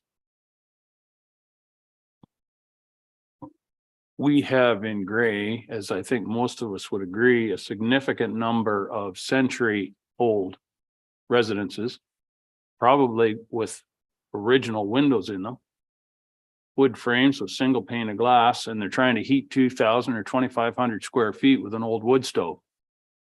And I think this program would provide some impetus or some help for those residents who may not necessarily be adept at negotiating a federal program, as Councillor Greg has indicated he is.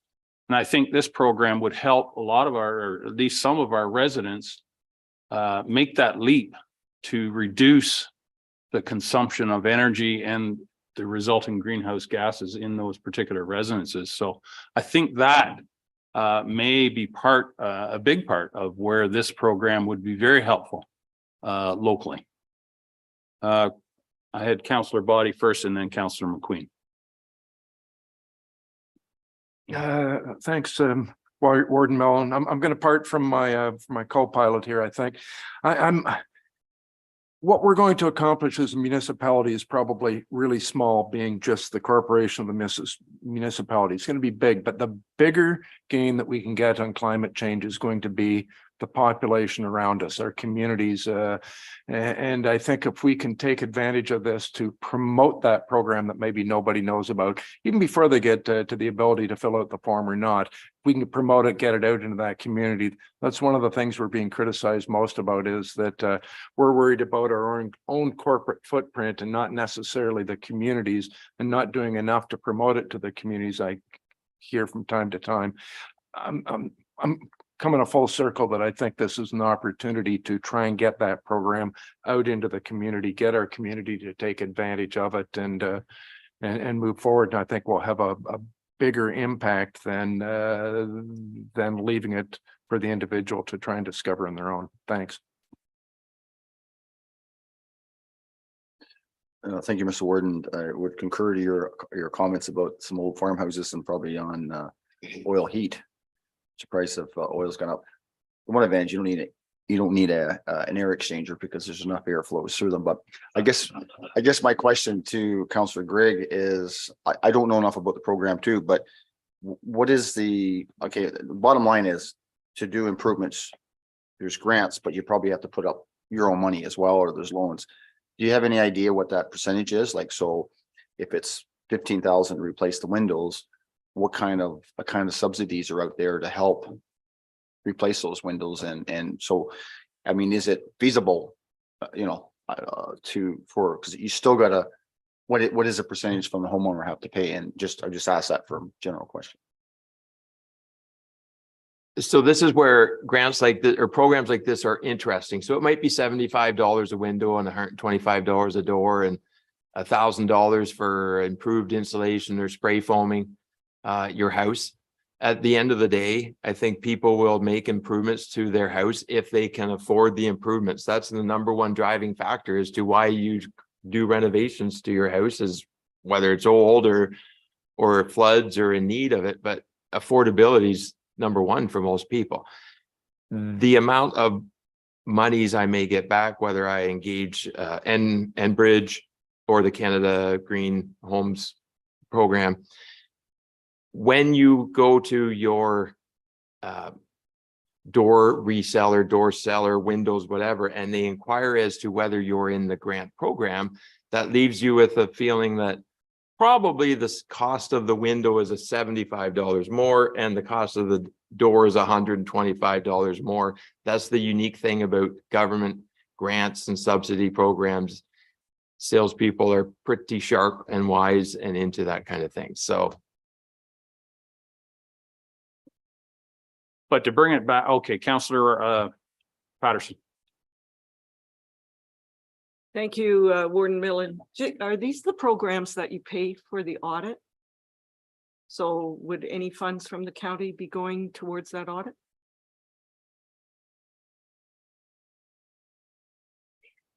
Through the chair, at this time, there's been no intent for the county to be directly subsidizing residents and participating in these programs.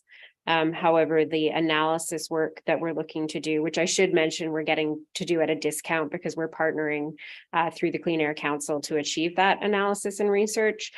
One of the outcomes of that research would be recommendations on a program design for Grey County. So would it make sense in Grey County's context for County Council to be looking to provide some kind of upfront loan or incentive for the energy audit or other parts of the process? Okay, Councillor DeBreen. Thank you, Warden Milne. We're getting into the weeds of what the program, the federal and provincial government are offering or not offering, and the ability of contractors to upcharge. My understanding from this is that from the Clean Energy Act, there were identified programs. We want to do the audit of our community, and we need to do the analysis of that. The benefit of having this FTE is to assist residents who choose to pursue possibly or want to learn more about the program that they might navigate if they can afford the renovation to begin with. This has nothing to do with providing funds to a resident to retrofit their home. Thank you. So the short answer is yes. Randy. And I know we're talking specifically about that one particular program, and it's tied to a portion of that proposed FTE. There's other things that FTE are going to be working on outside of that particular program. So, and a lot of these climate change projects initiatives that have been identified in the capital plan are intertwined, right? So those two FTEs that we're proposing, there's portions of those projects that the one FTE will be working on and the other FTE will be working on. So to eliminate one particular project from the overall climate change initiatives could impact both, right? So I think what I'm hearing is that and partly is that we wanted to obviously get this budget approved so that we can bring forward some more information to council in terms of here's based on this, here's the proposed work plan, here's some of the details now about what we're able to be achieved based on this. We obviously have that drafted, but I think there's an opportunity to provide some more information to council in terms of what these programs and initiatives are all about. As Linda indicated, there's some that are currently underway. There's some that are tied to partnerships. There's some that we've connected with local municipalities and are going to be partnering with them on. So, or conservation authorities, as I think will be later on the list of Councilor Echo's questions. So there's a lot of things that are intertwined here. So when you just pull one string, it may unravel a bunch of other things. And I just wanted to raise that as a potential caution. And I think, we're happy to bring back further information to council. All the climate change projects are being funded from reserve. So I think at this stage, we just ask to keep those intact. If we don't proceed with some of those projects after some of those further discussions down the road, then those funds just remain in reserve and we might be able to use those and reallocate those for our future projects and programs. So for now, I would recommend that we keep the climate change projects intact. Councillor Matrosovs. Thank you, Warden. I would like to add to the consideration of this dialogue, as well as when we get down to the Sydenham campus request for an FTE as well. At the moment, through the warden to staff, what happens when somebody's calling up and asking for this kind of information, and I'd like or anything that could be done by this new position, because my concern is that somebody, you're not just hanging up the phone on them. Somebody in your staff is spending time giving that person that, helping them navigate, giving them the right direction. And when I hear, when I heard further down in our conversation about the campus, in the same context, the campus manager, that we're doing this off the side of our desk. Whenever I hear that, it concerns me, because there's something else that your job description is supposed to be getting the attention for, and now you're having to dilute your attention to help with something that we're that could be better served in a more efficient manner by adding an extra person. So that's the way I look at this particular item, and it's going to be the same way I'm going to look at the other item when it comes down the list. Okay, thank you. Councillor Carlton. Thank you, Mr. Warden. I think my concern here is when we're dealing with the climate change, we approved a climate change action plan, and we're now looking at taking away from that plan that we approved last year. And the Greener Homes in Gray part was part of that whole plan. So are we looking at taking a plan apart without having a report when we've already had the report and we approved it back then? I think I'd like to see us move ahead. I think it's important. And I think there's benefit to the lower tiers from the upper tier continuing with our plan. Thank you. Thank you, Councillor Carlton.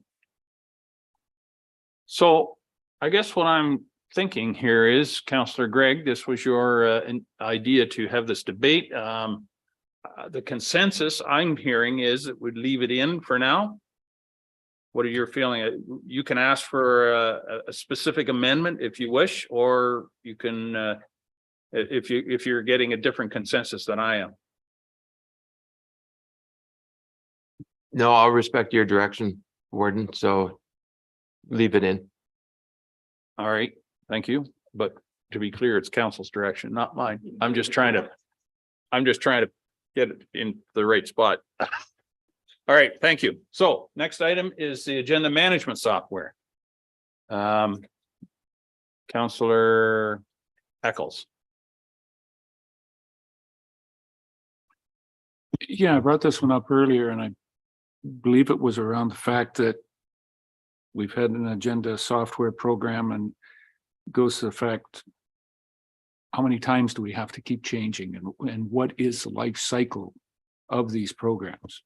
I know yourself, Mr. Warden, if you could have found somebody to manage it, you probably would still have your BlackBerry, but you know, have we got everything we can out of this program, or are we changing just because it is here?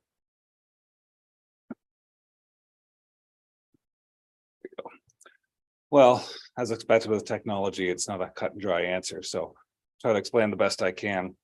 So we're on the Alfresco system, which is our current art document management system, which our agenda management platform ties into. The agenda management platform is a separate application, but it utilizes Alfresco. We're also paying for and using the SharePoint system, which is Microsoft's cloud-based system. There is an on-prem version. We're not using that. We're already using SharePoint. We're using Alfresco currently. There's a number of issues that we have with it. It is older. We can't continue to use it for a number of reasons. One, we don't have the staff anymore to actually maintain it. And we're paying a lot of money to keep it going when we're already paying for SharePoint. It's also going to be the platform that we're going to use for a lot of the systems moving forward. Consider it kind of like the foundation for the new house we're building in IT. A lot of our initiatives are going to rely on SharePoint, and we've already begun the process of transferring over. So because of that, we need to have a new platform for agenda management.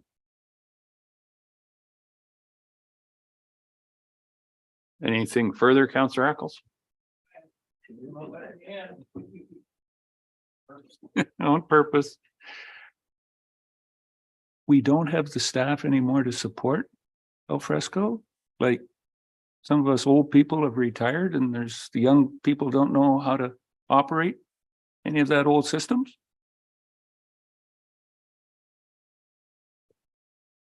Well, I wouldn't put it quite that way, but yeah.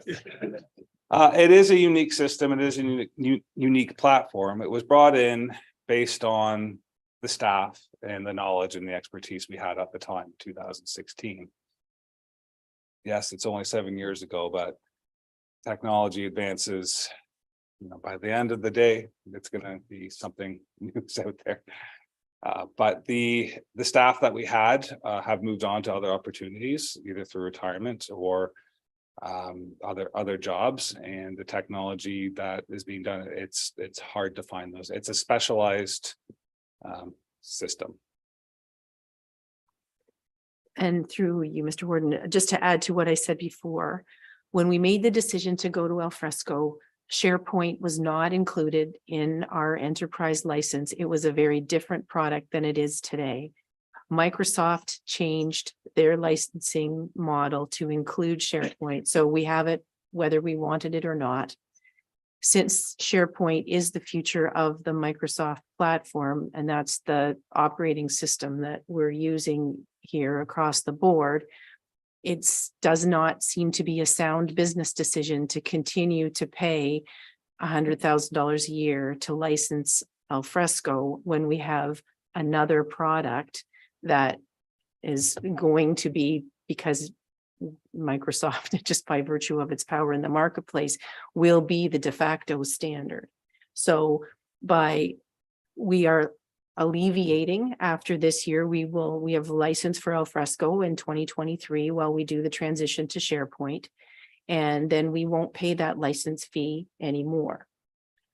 We will pay one time the cost to bring a new agenda management software in that will work from the SharePoint platform. And then after that, the cost that we have is this cost that we've always had, which is our Microsoft license. Councillor DeBreen. So through you to Kim, ultimately there'll be $100,000 savings a year in initially a $40,000 outlay. And we will have better service and potentially the ability for electronic voting. And I think that was mentioned. And there was a few other aspects of the electronic management system, agenda management system that we currently don't benefit from. Through you, Mr. Warden, I would say, yes, that's correct. Now I'm speaking from the clerk's perspective. There really are only a couple of really strong contenders in the agenda management market, and some of you have one of them and some of you have the other. And so when we transition over, we'll be going to one of those. So it's going to feel more like home to all of you as well. And maybe that makes life a little bit easier for everyone too. You're not having to work in a system that's foreign to you. So. Thank you, Warden Milne. With the son who's in IT management, I actually think 7 years is a very long time in IT. I think we're lucky that we got this far since 2016.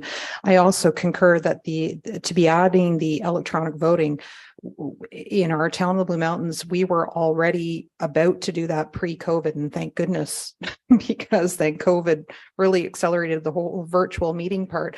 But to be able to do the electronic voting has saved us so much more efficiency in the clerk's office, because they're not having to record nearly as much as they used to have to, because it's all there and council members can go back to it and actually see. They can go right in through the system and find that motion that they wanted to get the wording on, instead of having to go through agendas. So and minutes. So I think we'll see that return. I think I liked the way that my colleague next to me here had phrased it, that it's the 40,000 now, but the return year after year is going to be excellent.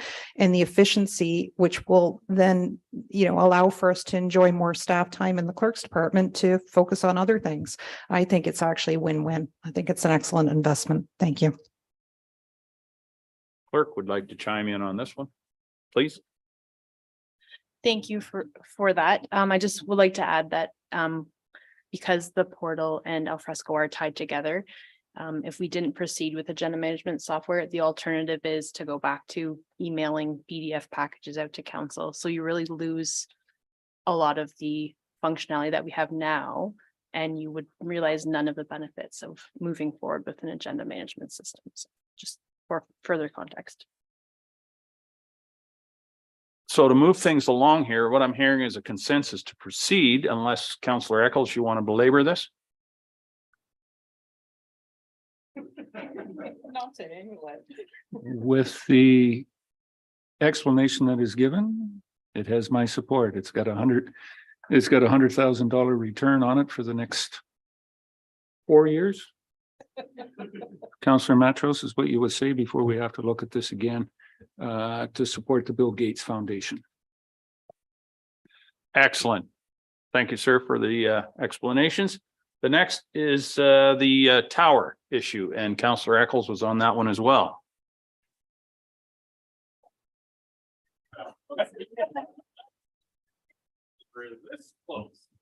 Come on back to me. Come on back. Just because we've always had it, do we continue to have it? IT is changing dramatically, just as we've heard with this program. The towers, yeah, I know we've got a lot of gear on from other contractors, and there is some money being made in it. It's a revenue, I would imagine, revenue neutral, if nothing else, going forward. I get, it's not really as much a question for this year, but how much longer are we going to need these towers with the way systems are going? And it's just a one-time thing. I'll let it be, but yeah, I would hate to see it come back and we invest X number of dollars and in 2 years' time, towers are no longer needed, because I have seen that in a couple of other places as well too, with ATEL and Eastlink starting to move away from that system. Yeah, it's an interesting point, definitely. I don't see us getting away from them anytime soon, especially with the other systems that utilize the towers. We do have internet providers utilizing it, but those towers, their primary purpose is for communications, mainly for fire communications, as well as radio communications for transportations. That's their single main, well, not their main purpose, but we have the space and we have the opportunity to rent it. And that kind of brings back revenue to at least make it neutral, or the potential to earn money depending on how much space we have rented out. So the money that's being put aside there is to have for maintenance in case something happens with it, because these towers do have a lifespan. I couldn't tell you what they are, but in the event that we do have to replace them or we do have a major issue with them, we have the money available to spend. Okay, good. Next item, oh, sorry, Councillor Mackey. Thanks. And just for the members of council that are new in this term, last term of council, we approved a significant amount of money for fire operations services and communications that utilize these towers. So it is essential for the fire services to make sure that they've got, you know, good communication when they're on scene. So. Very good. Thank you, sir. Next item was the Children's Safety Village, and Councillor Gray. Thank you. I've been back and forth on this one. So as per the report provided, the wording is Committee of the Whole meeting, a $16,000 contribution to the Saugeen Valley Children's Safety Village has been added to the 2023 budget. It was noted to me that that was only for 1 year, in which case I went, no, it's not worth discussing. That's okay. But then I've also had it noted to me, this is an ongoing commitment. So I guess I would like further clarification on it. If it's 1 year, I'm fine with that. If this is multi-year funding, I certainly have trepidation about wandering into another realm. I understand we have a grants component to our budget, but here is not unlike our municipal tables, where last night we had an outstanding deputation on a wonderful product, but I couldn't support $20,000 of taxpayer money being utilized to fund this venture. So this is something that's somewhat educational, and the County of Gray, we try to let the province operate the education portfolio. We have our own needs, and I'm just wondering, what is the overall commitment here? Is it 1 year? Is this a couple years, or is this something where we are in for $100,000 over 7 years? Who would like to have a go? Kim? My belief is that what council supported was an annual contribution to support the work of the Children's Safety Village, to be brought back and considered in each budget cycle. So it's a standing item, not dissimilar from other things that the county has supported year over year, that provide a kind of a broader public good. So it would come, the resolution would cause this request to appear in the budget each year, and council will be able to make a decision about whether or not they feel they have adequate resources to support it going in that particular budget cycle. So is it clear how it functions? With the exception of whether we're going to support it or not, do you understand now the commitment that has been suggested?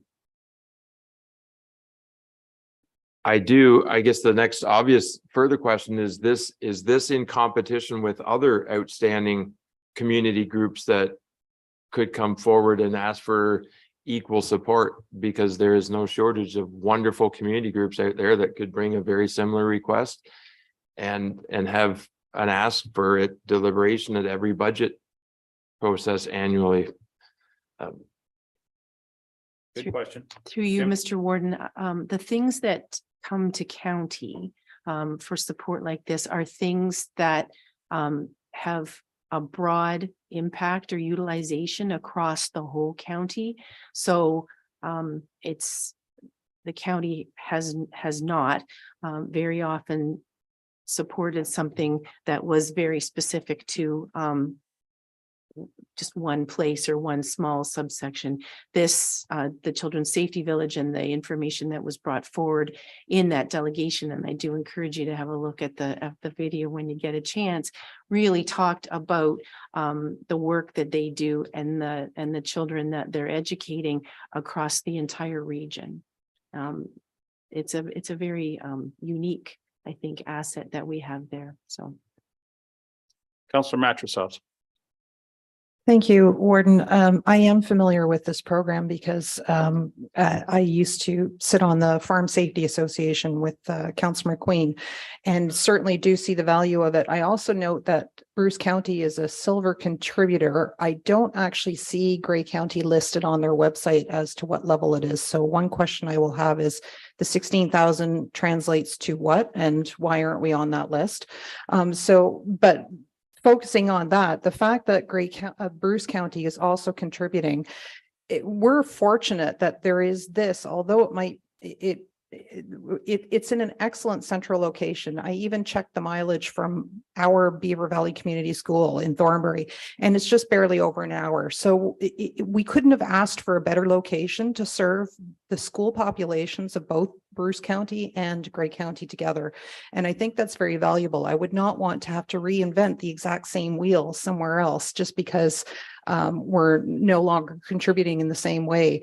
I do advocate for that. I am a former educator, and I know how the days of being able to just go on a million field trips are long gone. You know, the teachers are scrambling to be able to get the school funding just to get the transportation there. So to be able to have such a high level experience, such an experiential experience for the children, instead of just reading a brochure on how to be safe, they get to actually go through that process. And I have to highly advocate for that based on my professional background. I think this is really reasonable for us to continue to support it in the same way that our neighboring county is. Thank you. Thank you. Councillor McQueen, and then Councillor Eccles, and then Councillor Mackey. Thank you, Mr. Warden. I won't say too much more than what Councillor Metrosoff has said, other than I think it has long life effects on the kids that take this and are involved with the opportunity to go there. There's been a huge capital of volunteerism for years developing this safety village from, I think, pretty well all routes of Grey County, like from fire and police and from just, I mean, they're so lucky what they did for like from the volunteerism that they did it. And I think this is more from an operation, but certainly from a county council, it's all accountability. And I would suggest that the individual that came and spoke does come and speak to this council and yourself, and there's new ones here, I think, and a refresher for the rest of us. I think it just shows what the wonderful things and great things they're doing there. And it's just like for fire, they learn how to stop, what's it called? Who's a fire person? Stop, roll, and all that stuff. You drive little cars, you learn safety that way. And there's all these little businesses that are they're minor or small businesses that in this village. And it's I'm gonna stop there because, I think it's well worth the money that we're spending, but certainly we need the person to come here and explain it to this county council. Yeah, if I had to suggest anything, I would suggest 10 minutes with Al Leach would probably win you over pretty quickly, but we'll do our best here shortly. Councillor Eccles. Strange you would say that name. I was at a meeting last night with Al Leach and he suggested that this would be on the budget agenda of Grey County today. Tremendous supporter of this program, and to my fellow colleague to my right, you are correct. It is in West Grey. It's in the center of the universe. So of course it's easy to get to. And it is a gem. We also support the Forest Festival, I believe still, Allen Park. We've done that for a number of years. And the Water Festival. Education is something that mission creep, and I probably talked about it here a couple of times already today about us getting into mission creep, but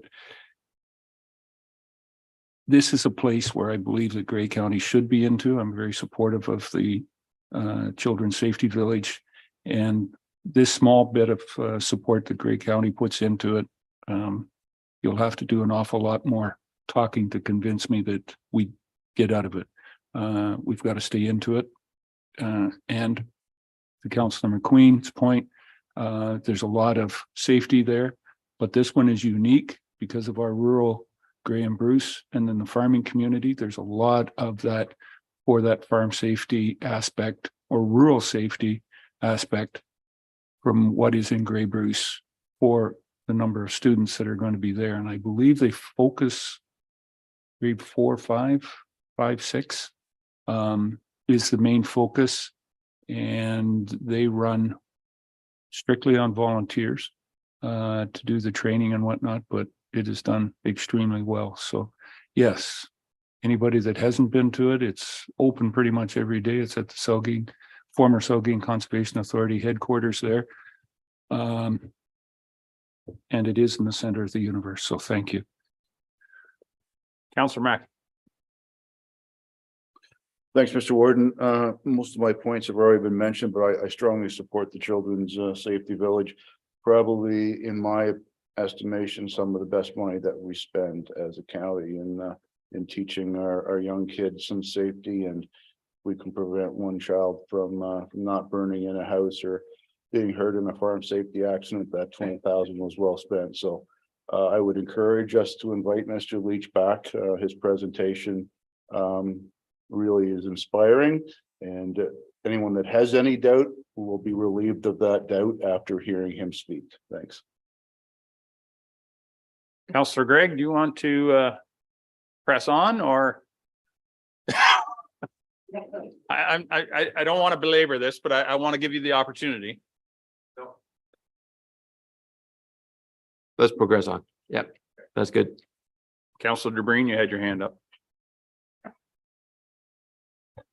Thank you. And I just wanted to add, very familiar with it as well. You mentioned if we have an opportunity to have a look at the video, could that be made easily available so we don't have to go looking for when that transpired? And the other part of my question is, if we are bringing this forward annually for consideration, and there's always a risk that it could get cut by some future council or some future circumstances, it doesn't give the Safety Village assurance or some level of confidence that they can count on that $16,000. I'm just wondering if there was any, if we should be looking at a 2, 3, 4 year, for a term of council, it comes back, or at least give them a little bit more outlook. What was the reason by it coming annually for consideration? Through you, Mr. Warden, unless we wanted to give them a lump sum, right, for enough as funding for a number of years, we would be getting into a similar situation as we do with Georgian College, correct, Mary Lou, that there would be an agreement in place. So that's certainly something that we could consider. When Mr. Leach was here, though, I think he was just really happy to have the support. And I think the idea of having him come back a time or two through the term of council, just to update everyone on the work that they're doing and how things are progressing, is probably the assurance that council's looking for. As far as the video goes, I believe, Rob, did you send the minutes, the resolution and the link to the video from that last presentation are in your email now? And I have to add that this year they had a Halloween Day open house trick or treat to all of the individual businesses, and it was extremely well received. So it teaches them about, crossing the street properly. So very supportive of this program. Good. So we'll move on. The next was the CP Rail Trail parking lot surfacing. Councillor Gregg. Thanks, Warden Milne. And when we're actually finished hearing your comments there, Councillor Dobreen, I would be willing to move a motion that we do commit to a 4-year term on funding it. So they've got that that going forward. So actually, I was surprised a couple of years ago when the county laid out, I think, a 5 or a 10-year capital plan. This one jumped off the page at me at that time. I just thought, well, when you are having a difficult time funding and replacing the existing assets that are before you, I was certainly uncertain that this is a requirement. There are other suitable alternatives that I think can be explored adjacent to this site, which is just east of Rockford, where the CP Rail Trail crosses there. There's a large auction house with a very large parking lot. Union Gas just did a significant upgrade a couple of years ago. And from an ecological standpoint, it's always detrimental, even if it's gravel and not unpermeable asphalt or other substitutes. It's still a loss for the environment. So I think if we want to promote good stewardship, I think we can investigate some alternatives to creating an extra parking site at this location. I understand there's capital work being done on Gray Road 18. It's a huge job. But there must be some alternatives than to pave over, gravel over more Paradise.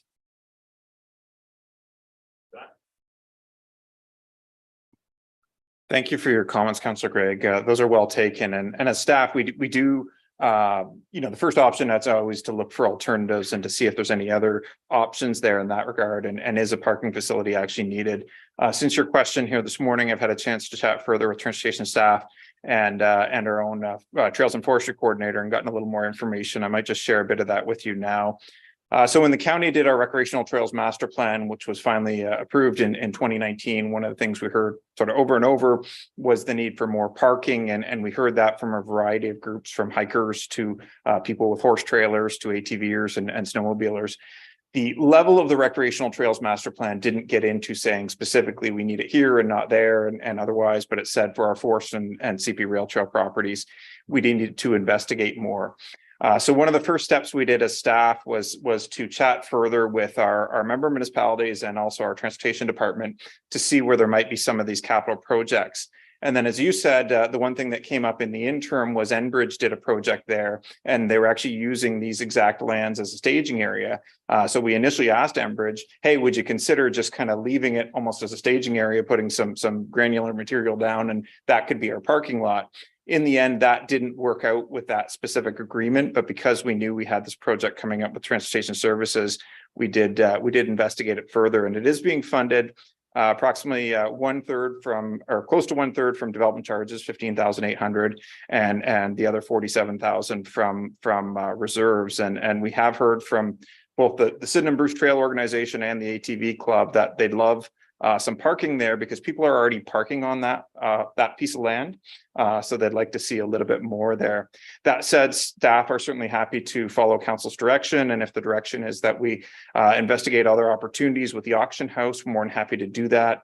The only other thing I'd flag for council's awareness is this was rolled up as part of the tender package with Gray Road 18. In chatting with our Director of Transportation Services, whose team helped us design this potential parking lot.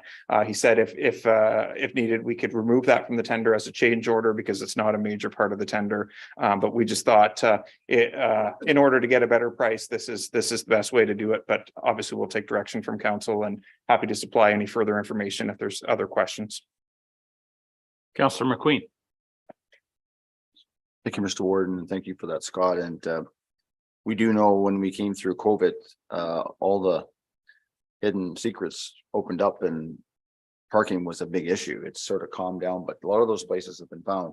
I think it's interesting, Councillor Greg, you mentioned about the difference between when you go south and north of that section, it's a different use, right? So I think that's one thing. The other thing is when you build a parking lot, probably people are going to use it year round. So it's about plowing that parking lot as well. And I don't know if that's in the works, but something I've always thought as a solution is a wide shoulder for parking. And the reason I say that, it's easy to plow, it's easy to get off the road, but it's not as big of infrastructure. And I don't know if that's a separate option or not, whatever, but I do think there is a need for parking because, you know, if you get people parking on the road and we hear all about that, that becomes a safety issue as well. And you get people parking, just have an auction sale and people park on both sides, you know, how that it becomes a safety issue. And I think I would like to hear from the director a little bit on the safety part of where people are parking today, because safety is important too, because you get cars, you get kids, you get other things happening. We don't want to go there. So I just think on the safety part, if the director was a comment there. Pat, you want to add something there? Sure, yeah. Basically, I agree with Councilor McQueen. It is a safety issue for us. All these little kind of hidden gems that people find where they all park along the side of the road, it's an issue for us because there will be someone parked there in the winter, snowshoeing or whatever they're doing. And that becomes an issue for clearing our snow. So we're trying to do that with every capital job. Now we did it on 17B, you know, the back way into the falls. We used grindings on that parking lot just to make it, you know, it fits 2 more cars now basically. So we're very interested in making the parking facilities better and getting people off the road. Thanks, Pat. Councillor Pringle. A new guy. Yeah, thanks for that, Warden. Yeah, so I may not look like it, but I'm a guy that uses that trail quite a bit for walking. And I've said more than once to my wife, Jesus, no place to park. I've been by there many times. There's been 6 cars parked on the road. The Sydenham Sports or the Sydenham Auction House is now gated. So it's only open during hours of the business, 8 to 5 or 9 to 5. And Porter's Concrete is also now gated. So there is no place to park but on the road. Yeah, and I think it's an awesome idea. I would love to see us have some parking spots there, where there be a wider shoulder that we can get off the road because it is a nice trail to walk on. Councillor Mackey, did I see your hand or was it somebody else? No. I won't say that's apparent, but okay, fair enough. Fair enough. Councillor Greg, do you have any further? Oh, Councillor Eccles. So when we put in this parking lot, because we're so environmentally concerned and because we're heavy into climate change, do we have a position for an electric charging station there as well too, to charge the electric cars that are going to be parking there?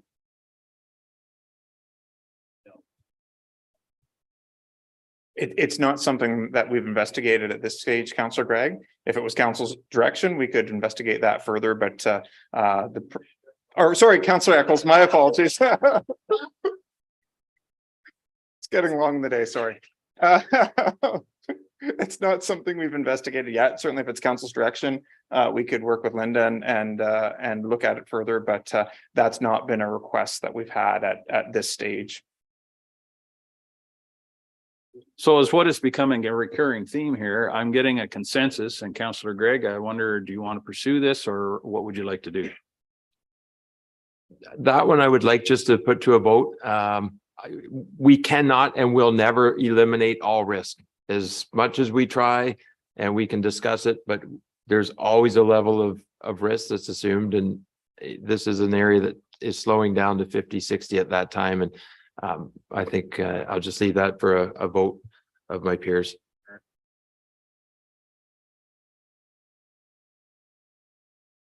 We'll keep going through the list and we'll come back to that when we get to the end. Okay, so the next, unless there's any further discussion on that one, Councillor McQueen. Just briefly, at the end of north of Singhampton, there's what they call the Singhampton Caves. And during the peak of COVID, we had so many people parked in there on both sides of the road. And we did have an incident with one of our trucks touching one of those cars, just because parking was an issue. Thank you, sir. No, that's all right. Next one was the Councillor DeBreen. Quick question on that. I'm not familiar with the area personally. Are there many of our horse and buggy community traversing that area? No, thank you. Nope, never's a long time, but not currently. So moving right along, the next one on the list was the FTD edition at Sydenham campus, and that was Councillor Gregg as well, I believe. Yes.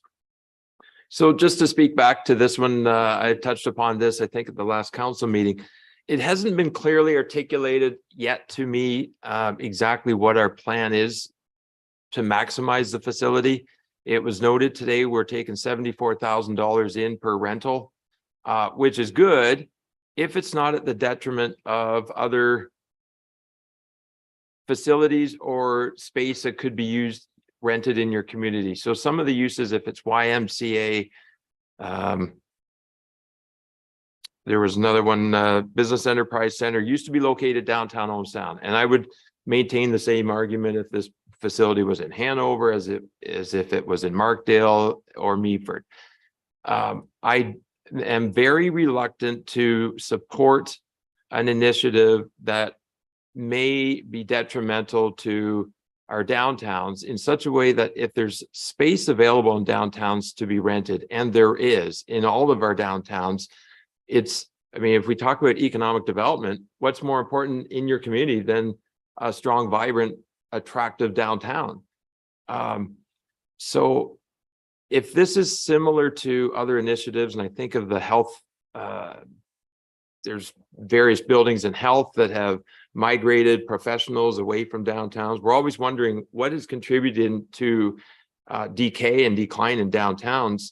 We just have to look at some of the facilities and the professional businesses that we've moved out of downtowns, and doctors and optometrists and engineers and so forth.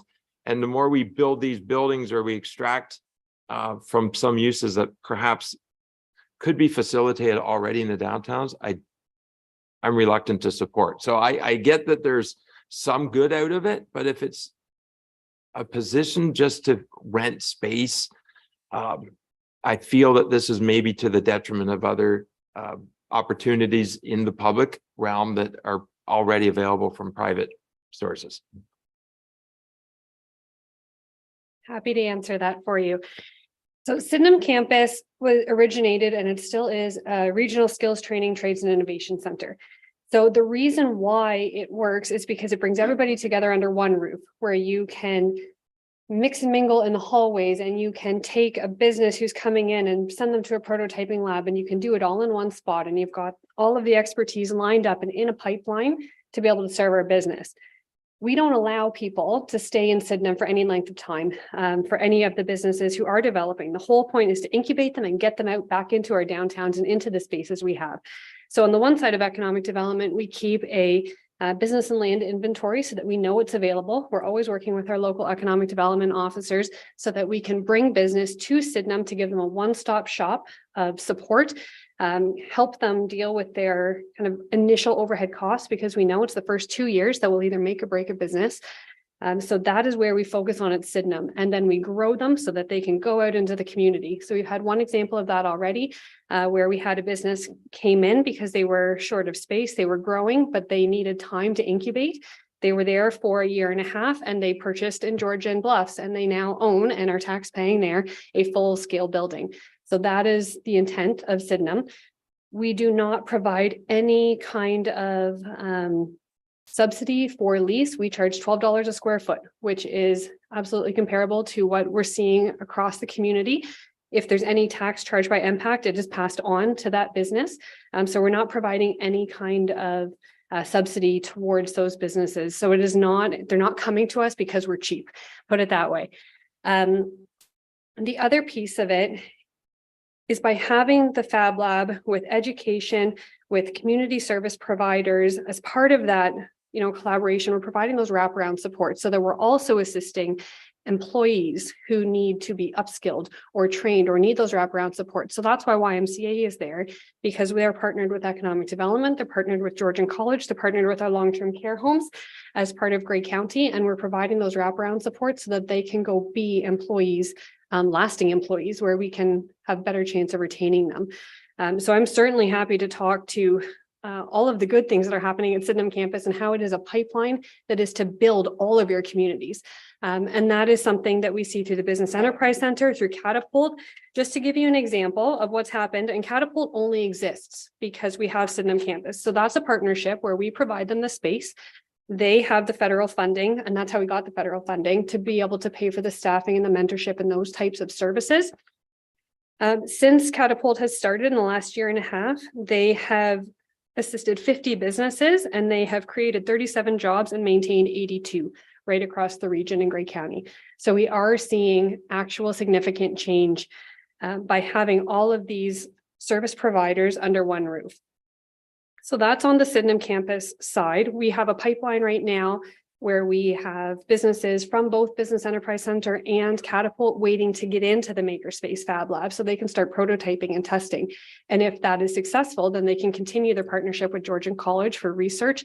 They can use the next level of equipment that we have at the Makerspace, which takes you from prototyping into production, because we didn't get just entry-level equipment. We have everything from entry-level to train right to those prototyping and those production level of equipment. So that way we can get people into the community and building their business. So the whole intention of Sydenham is to grow our assessment base and our tax base and the wealth that you see through your employees in the region. So that's on the Sydenham campus side. On the campus manager piece of your question as to why are we asking for this, we had built into the budget last year a part-time person, which we were unable to fill. It was originally set as a bookings person because at that time we were still in COVID, we were still quiet, and we were still getting our feet under our belt. Since then, we're recommending that we increase that half-time with another half-time. So we're asking for, I guess, a 0.5 FTE through this budget, is to make it a full-time permanent position who manages daily operations. So they are coordinating all of the maintenance. They're managing contractors, all the health and safety. They're developing and monitoring the capital and operating budgets. They are reporting on energy efficiency performance in consultation with our project manager in housing. They are meeting with potential clients, negotiating, drafting lease agreements, taking tenant inquiries, scheduling the facility, including use of common spaces, booking events, coordinating events between all of the different tenants that do exist there. They're taking a leadership role in business development so that we can grow our revenue streams. They are maintaining dialogues with clients and helping troubleshoot because we all know there's always a problem with technology, or there's always a problem with a room heat or a light's not working. And that happens all the time. They're going to be promoting the campus, performing reception duties, taking inquiries, doing building security checks and walkarounds. And all of these things right now are being shared by 6 economic development staff. The lion's share is going to my manager of economic development and tourism, and I need him focused on other things to be able to grow our investment and be able to assist all of your municipalities with that regional development that we are striving towards. So we don't want to be running a 45,000 square foot building on 10 acres off the side of our desk. It is not, the hope of where we want to see Sydenham. I think we have done a really, really good job as a team getting us to where we are today and setting a very strong foundation. But we can't continue to grow and we can't protect the equipment that we have in there and we can't provide a good level of customer service that Grey County is known for by continuing in this way. So that's why we've included it in the budget.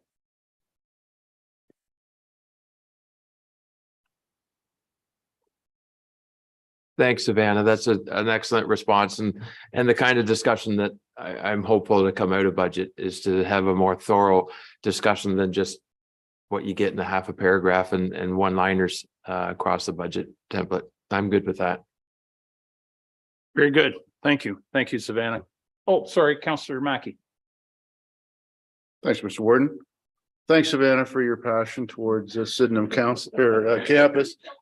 It's been very impressive to see the growth of Sydenham campus, and you've certainly highlighted the advantages for Grey County, with our small businesses. So I have no issue whatsoever in the full-time person being dedicated there. My question is, did you look within, I think you said earlier, you have 27 staff. Did you look within every job description to see if someone else could be maybe aligned into that position without an additional staff being required? Answer to that would be yes. We have gone through every job description, looked at every staff, and to do that means something is also losing the attention that it needs. And I'm taking experts that they've been hired for in their particular jobs out of the job that we need them for.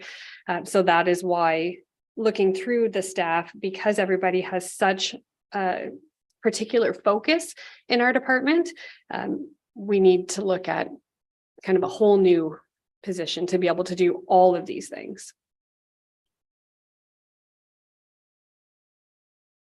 Very good. Excellent. Thank you, Savannah. Last item was anyway,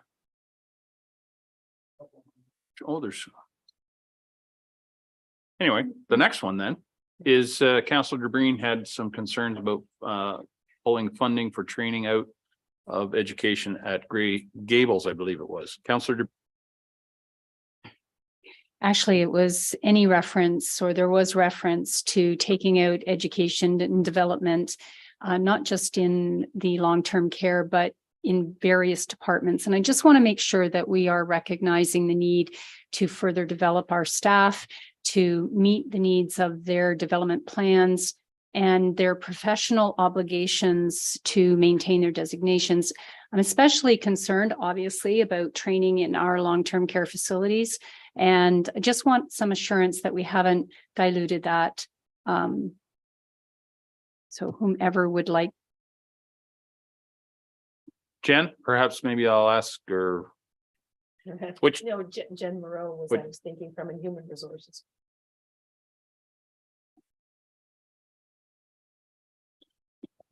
I think Jen Cornell can address the specific at Grey Gables, but I am much like the counselor. I would like to see those budget items maintained as they were, because we had specific strategic priorities when we looked at the budget to begin with.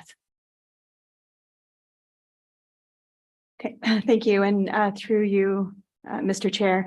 So the $2,000 that we're talking about at Grey Gables, I can just give you a little bit of background about what that is. So that budget line was $8,500, and the team looked at, as they went line by line to look for efficiencies, and felt that they could give offer up $2,000. So it's now at $6,500, and the hope is that we would still be able to support training and education opportunities across the 3 homes. We're looking for efficiencies. Where are there opportunities to do education across the 3 homes? We had an amazing leadership day that was all in-house at the Sydenham campus in the gym. It was all internal experts from our own team that were providing education to each other. So we're looking at those types of opportunities, and then other opportunities that come through our association. And the province has been recently making some investments in professional growth. So that's where that funding came from. But as Jen says, and to your point, we are part of retention is making sure that people have the tools and the training that they need to be able to feel successful about the work that they're doing. So We made that offer with lots of thought about it. If I may, without knowing the total that has been taken out of the budget, I'd have to find the right line through you, Warden Milne. With our move to reduce council's remuneration increase, can we put it back in the budget? Can we return the education and development piece that's been taken out from our staff and restore it to the budget without it making our increase go up past 1.49? I'm going to ask, is there anyone opposed to putting that money back in there? That $2,000? Two. Go ahead, Councillor DeBreen. Am I mistaken? My apologies, Warden Milne. I was referring back to Jennifer Morrow, and there was other education and development removed beyond the $2,000, if I'm not mistaken. No? Mary Lou?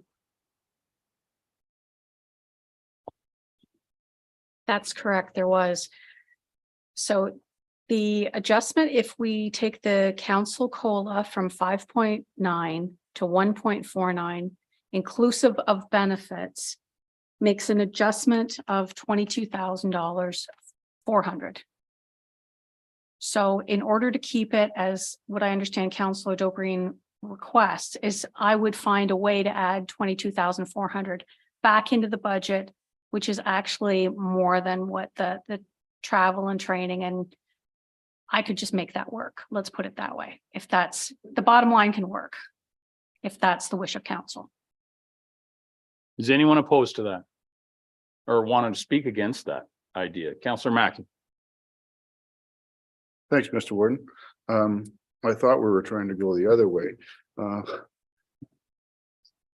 In the original budget that we were given today, my understanding was council was taken from the 5.6 or whatever it was already down to 2%. No, that hadn't been adjusted. That was just a recommendation. That was a change we made today. We moved it down to 1.49. I thought I read somewhere that it was recommended 2 within the budget package that we received today. No? Yeah. Okay.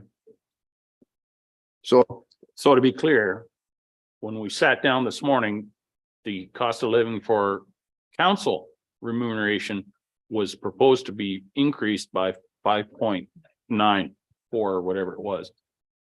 After discussion today, it was pulled down to 1.49. So that is the 22,000 and change that Mary Lou is talking about. So, okay, go ahead, Councillor Mackey. So that being said, we asked all of our senior managers to come back and, Jennifer Cornell just spoke on behalf of long-term care, not feeling that there would be any impact with that $2,000 being removed. I'm sure the other directors felt the same way when they looked at their budgets. So I'm content with those savings being passed on to the taxpayer. Thanks. Okay, so what I'll do is I'll ask Councillor DeBreen, do you want to rely on consensus to leave the training out, or do you want to bring it to a vote when we get to that point of the meeting? I'll bring it to a vote. Thank you. Very good. Okay. Next item is on the list. There it is. Councillor DeBreen had a question about cost of living adjustment increases for senior staff, but I believe we've already addressed that. Thank you.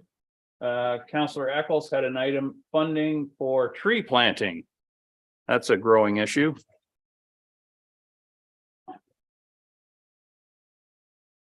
He's starting to act up. Maybe we should ask for adjournment. We're getting close. He's starting to get punchy. I just wondered, Linda, is the only contract through to do planting, and I take it this is in our county forests and different places on county properties, is through the conservation authorities, who tree planting is not a regulated or mandated performance of those conservation authorities. I guess with a number of other, well, my point is, we're using conservation authorities to plant trees for the county. And there's a number of other private businesses, conservation authorities being tax funded incentive programs. And we're competing and enabling that against private companies, public companies that Savannah's trying to support out there in our community. And yet we're using one that's subsidized by tax dollars to plant trees on county forests. Is that what we're looking at here? That's where I'm coming from on the question on this. Through the warden, for questions with regards to planting in county forests, I would probably defer to Scott as overseeing the forestry portfolio. In terms of my remarks, in Going Green and Gray, council set a target that across the county, 1 million trees be planted by 2030 and 5 million trees be planted by 2050. It made set no intention as to who should be planting those trees or where specifically those trees should be planted on public or private land. So within the 2023 work plan, there is a capital project identified as nature-based climate solutions, which has a number of different components. And one of those is to explore partnerships. So there is nothing currently on the books, but to explore partnership with local conservation authorities around specifically accessing federal funding through the 2 Billion Trees program, which provides, I would like to confirm this number, but I believe up to 75% of cost coverage, both for the trees themselves and for all associated planting costs. So we would just be looking to partner with conservation authorities who are already planting between 50 and 70,000 trees a year, often on private property, providing those trees at a subsidized cost to residents. So no different than our individuals that are out there privately. And I know of one company that's planting close to 200,000 trees under the same type of programming. It's maybe not something that discussed here, but probably at Saugeen Valley Conservation Authority and maybe at the Gray Sabo Conservation Authority about mission creep and the idea that conservation authorities are into something that is not a regulated responsibility for the conservation authorities, yet they're out there competing against some of our private businesses while being subsidized by the tax dollars. I'll leave it at that. Oh, sorry. Other than in that, what is it costing the county in that partnership with the Conservation Authority instead of going out and being a tendered program to get the 1 million trees planted? And how much is it going to cost us to document that, to get it back to the federal government for their climate change, which is another concept that I have problems with how many people we have in this building and other buildings reporting a lot of this back to some vague dark hole, whether it's at Queen's Park or whether it's in Ottawa. Thank you. Well, that was a well-articulated rant, but I'm not sure. Randy, do you want to have a go at that?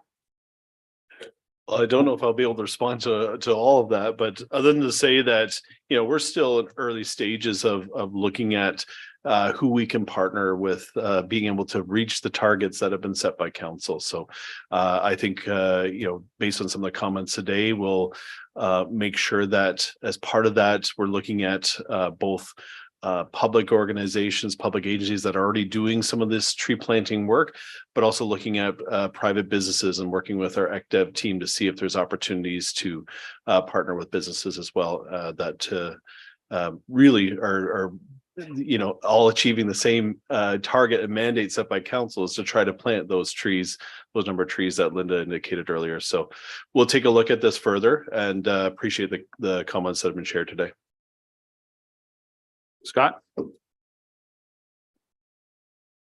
Yeah, thank you, Mr. Warden. And just to Councillor Eccles' other point, right now, the Gray Sabo Conservation Authority under contract currently manages our county forests. But that doesn't involve tree planting. I don't mean to be facetious in this answer, but our county forests are already full of trees. And we do selective harvesting there. But we're not actively planting as part of their contract with us at this stage. Councillor DeBreen, did you have something to add? I'm just, I would want to confirm this, but my understanding is that through the Saugeen Valley Conservation Authority, can't speak for Gray Sabo, the tree planting or forestry division of the Conservation Authority is not funded through the municipal levy. It is self-generated funds. Thank you for that clarification.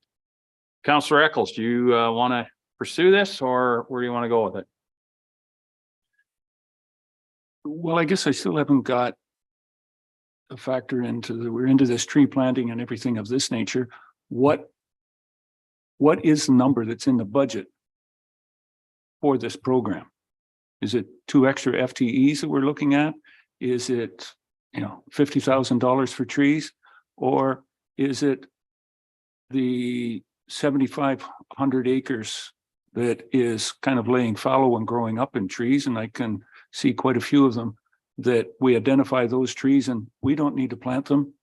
In Grey County, they're growing up there all the time because we don't replant in our county forests. We let it regenerate. So those trees are growing per se.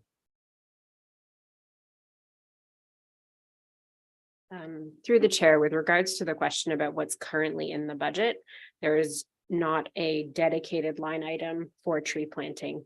There is $20,000 from reserve around nature-based climate actions. 10,000 of that is to support the experimental acres program. The remaining 10,000 is to be allocated based on nature-based opportunities that arise through grant partnerships. And before any money were to be spent, there would be a report back to council identifying what the proposed plan was. Thank you. Okay, good. On to the next. Oh, sorry, Councillor McQueen.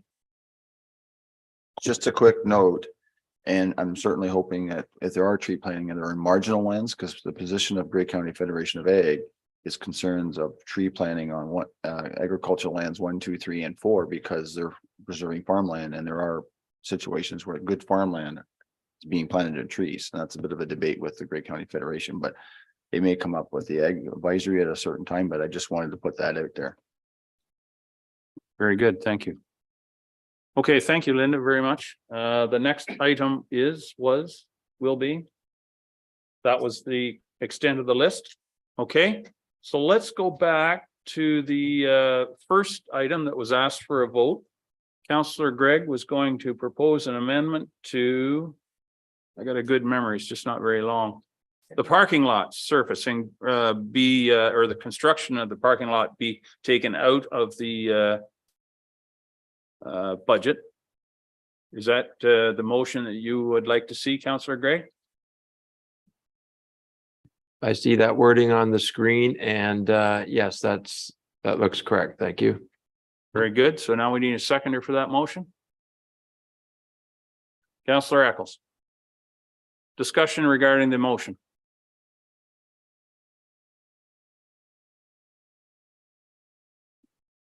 Go ahead. I feel that there's other options to look at here, and I'm not sure that we're at a position. Councillor McQueen had mentioned, just about widening the shoulders. We've got $63,000 in this budget to build a big parking lot down there. I think, do we go back just to doing a little bit more engineering and whatnot and make sure that we've got it right of what we need and what size and how it needs to be, or if it does need to be built at this stage. But it sounds like we've got 63,000 in here because we were going to do a bit of the road down there. So we're going to build a $63,000 parking lot. But I haven't just been convinced that this is absolute something that is ready to go? And is it over-designed, under-designed, or underfunded or overfunded at this point for what is required and needed?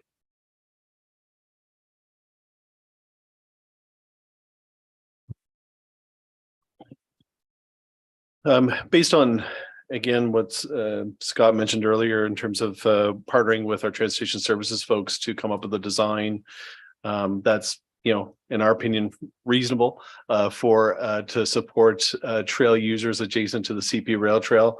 We won't know the full price until we get the tender results, if it's obviously kept in as part of that overall tender. So that's, and like Scott said, we included as part of the Gray Road 18 project because we think that there's an opportunity to have some cost savings by having this project, whether or not there's excess fill or any other material that is part of the road project can be utilized as part of the parking construction. So we just see as an opportunity to align with a project that's already underway through our roads department. And we see it as an opportunity to what we think will be a well-utilized parking facility based on some of the feedback we received as part of the recreational trails master plan work. Through you, Mr. Warden, and I would add that from my perspective, one of our most important jobs is to manage risk, and encouraging people to be on the side of the road with kids and dogs and everything like that is not perhaps the best risk management strategy that we might entertain. So if it's possible, if people are going to be there anyway, we can get them off the road and into a safe place so that they can do what we want them to do, which is enjoy the trail that we've spent a lot of money having. That would be, I think, ideal. Thanks. Councillor Matrosovs. Thank you. Through you, the warden, I have to concur with what the CAO has just highlighted. The stress and strain of parking issues in the town of Blue Mountains and people just resorting to the roadside has caused so many problems. In the past few years, we've had fatality, and in the winter season, it doesn't stop. We've learned that as well, that there is no season to trail usage. It's 365 days a year, and in our books, roadside parking is never the solution, because it just causes too many risk factors involved with your pedestrians, cyclists, vehicles, animals, in some cases equestrian as well. So I really have to support the advocacy to try to build a safe place for parking, because as everyone has said, people are still going to come looking for a spot to make use of that trail, whether it's to the north or the south. Thank you. Councillor Carlton. Thank you, Mr. Warden. I think the fact that two local businesses there have put up gates on their parking lots would demonstrate there's a demand for parking and they don't want them in their private property. So I think it behooves us to make sure that we provide the parking and get those people off the road. Thank you. Excellent point. Anyone else? Not seeing any. I'll call the question. All those in favor of the motion?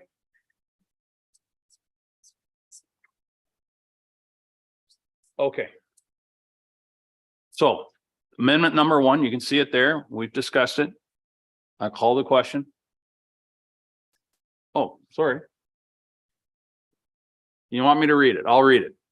Moved by Councillor Gregg, seconded by Councillor Eccles, that the 2023 proposed budget be amended to remove the $63,300 from reserve funds allocated for CP Rail Trail parking lot surfacing.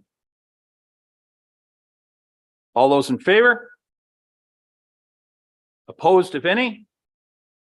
That is defeated. Moving on to amendment number 2, moved by Councillor DeBreen. First, I'll ask, can you put the motion back up there first? Oh, it's still up there. Okay. Is that the motion that reflect? No.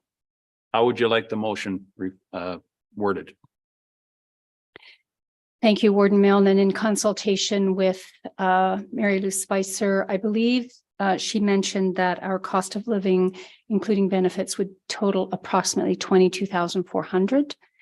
I have consulted with her, and it looks like the maximum of the training, education, staff development, travel for all departments that was removed would be in approximately 16,000. So I would like to have further consultation with staff to clarify the numbers before I commit to an amendment recommendation. Okay, I'll ask Kim to clarify.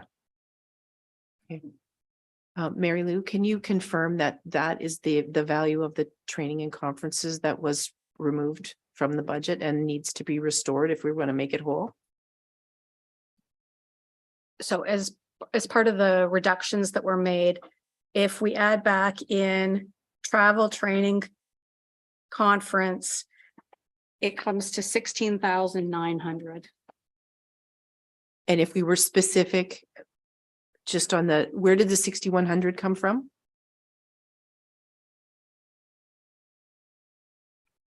The 6,100 was solely training and conference lines. If we add back in the travel and there was subscriptions, that's where we're coming close to the 17 grand. Councillor DeBreen. So my concern is that there are training and development that may require travel. For instance, provincial offenses, reduced staff training and travel, $6,500. That right there exceeds the $6,100 training, education, and staff development. What I would like to propose is that we put an upset limit, and perhaps the subscriptions aren't, top of mind. But there are periodicals and reading materials or online requirements that if you don't have the subscription, you may not get that information with regard to your professional designation. I really don't want to leave our staff falling behind in their area of expertise. I would like to propose that amended to allocate funds from the reduction of the county council's cost of living adjustment for training, education, travel, subscriptions, and staff development to an upset limit of $16,000. If that works.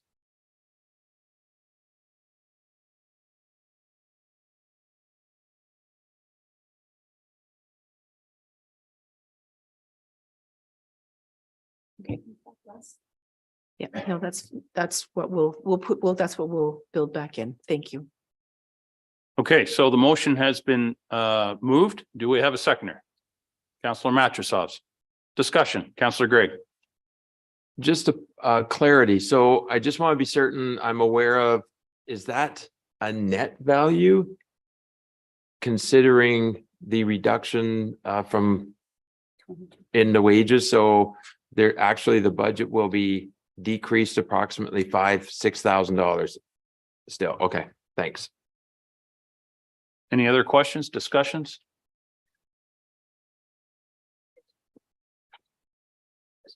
Okay, not seeing any, I'll read it. Yep, there it is.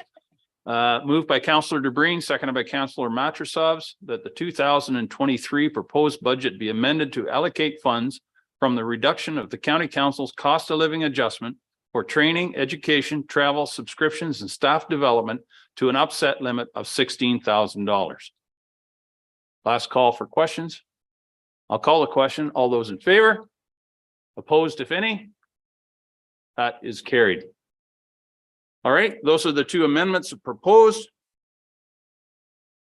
So we'll now come back to the main motion as amended.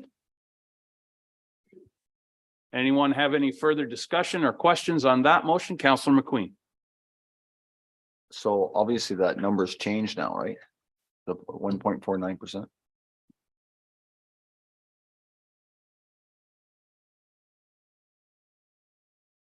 I am understanding that that number is currently being revised.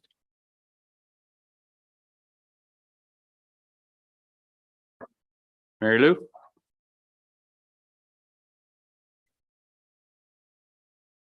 Previously, we were at a $1 million increase.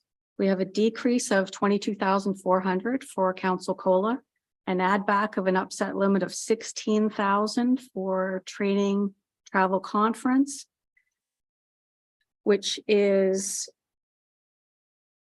a net levy increase of $993,600. And that is a 1.48% levy increase after growth.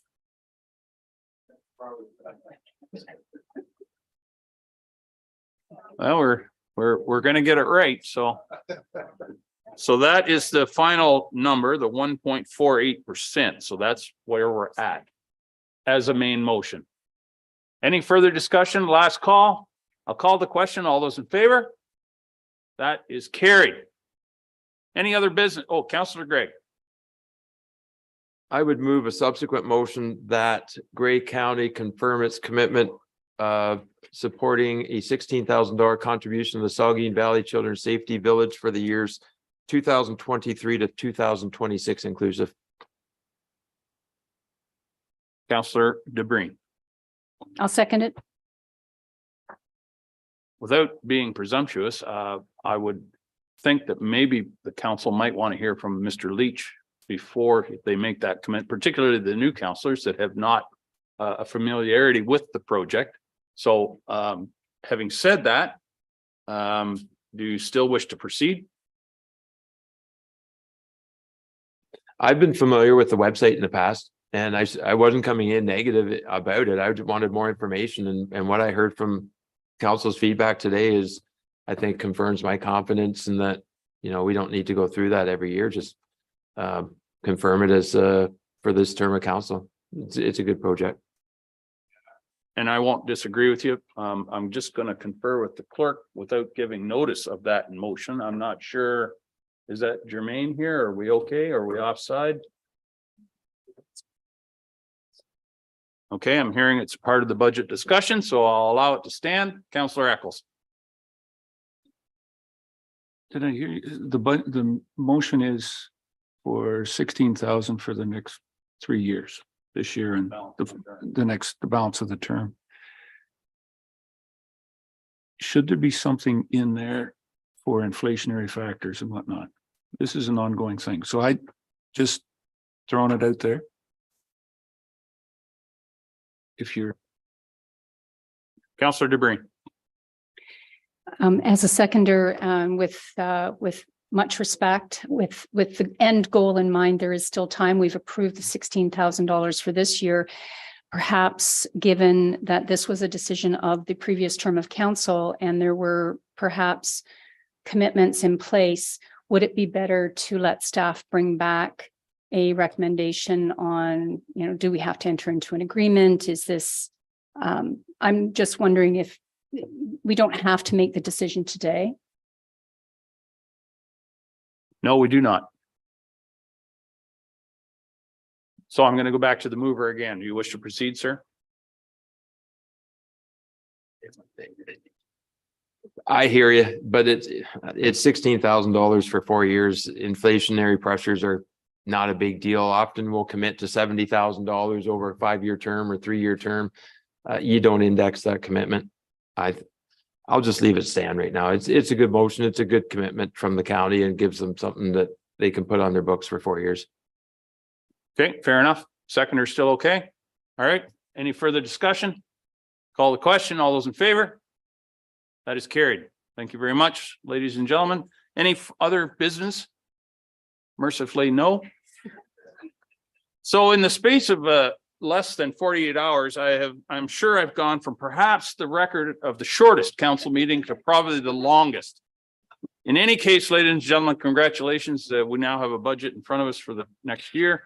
And I will ask for a motion to adjourn. Councillor Eccles, go ahead.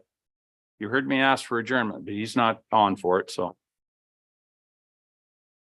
I'd just like to say that, yes, in the last 4 hours, maybe we haven't done an awful lot, but in the last 2 weeks, we've taken this budget from 3.66 to 1.48. So it's not just a 0.01% reduction. We've made almost, a little over a 2% reduction in the presented budget. So I think we've done very good work, and congratulations. I will move that we adjourn. Seconder, Counselor McQueen, all in favor? We stand adjourned.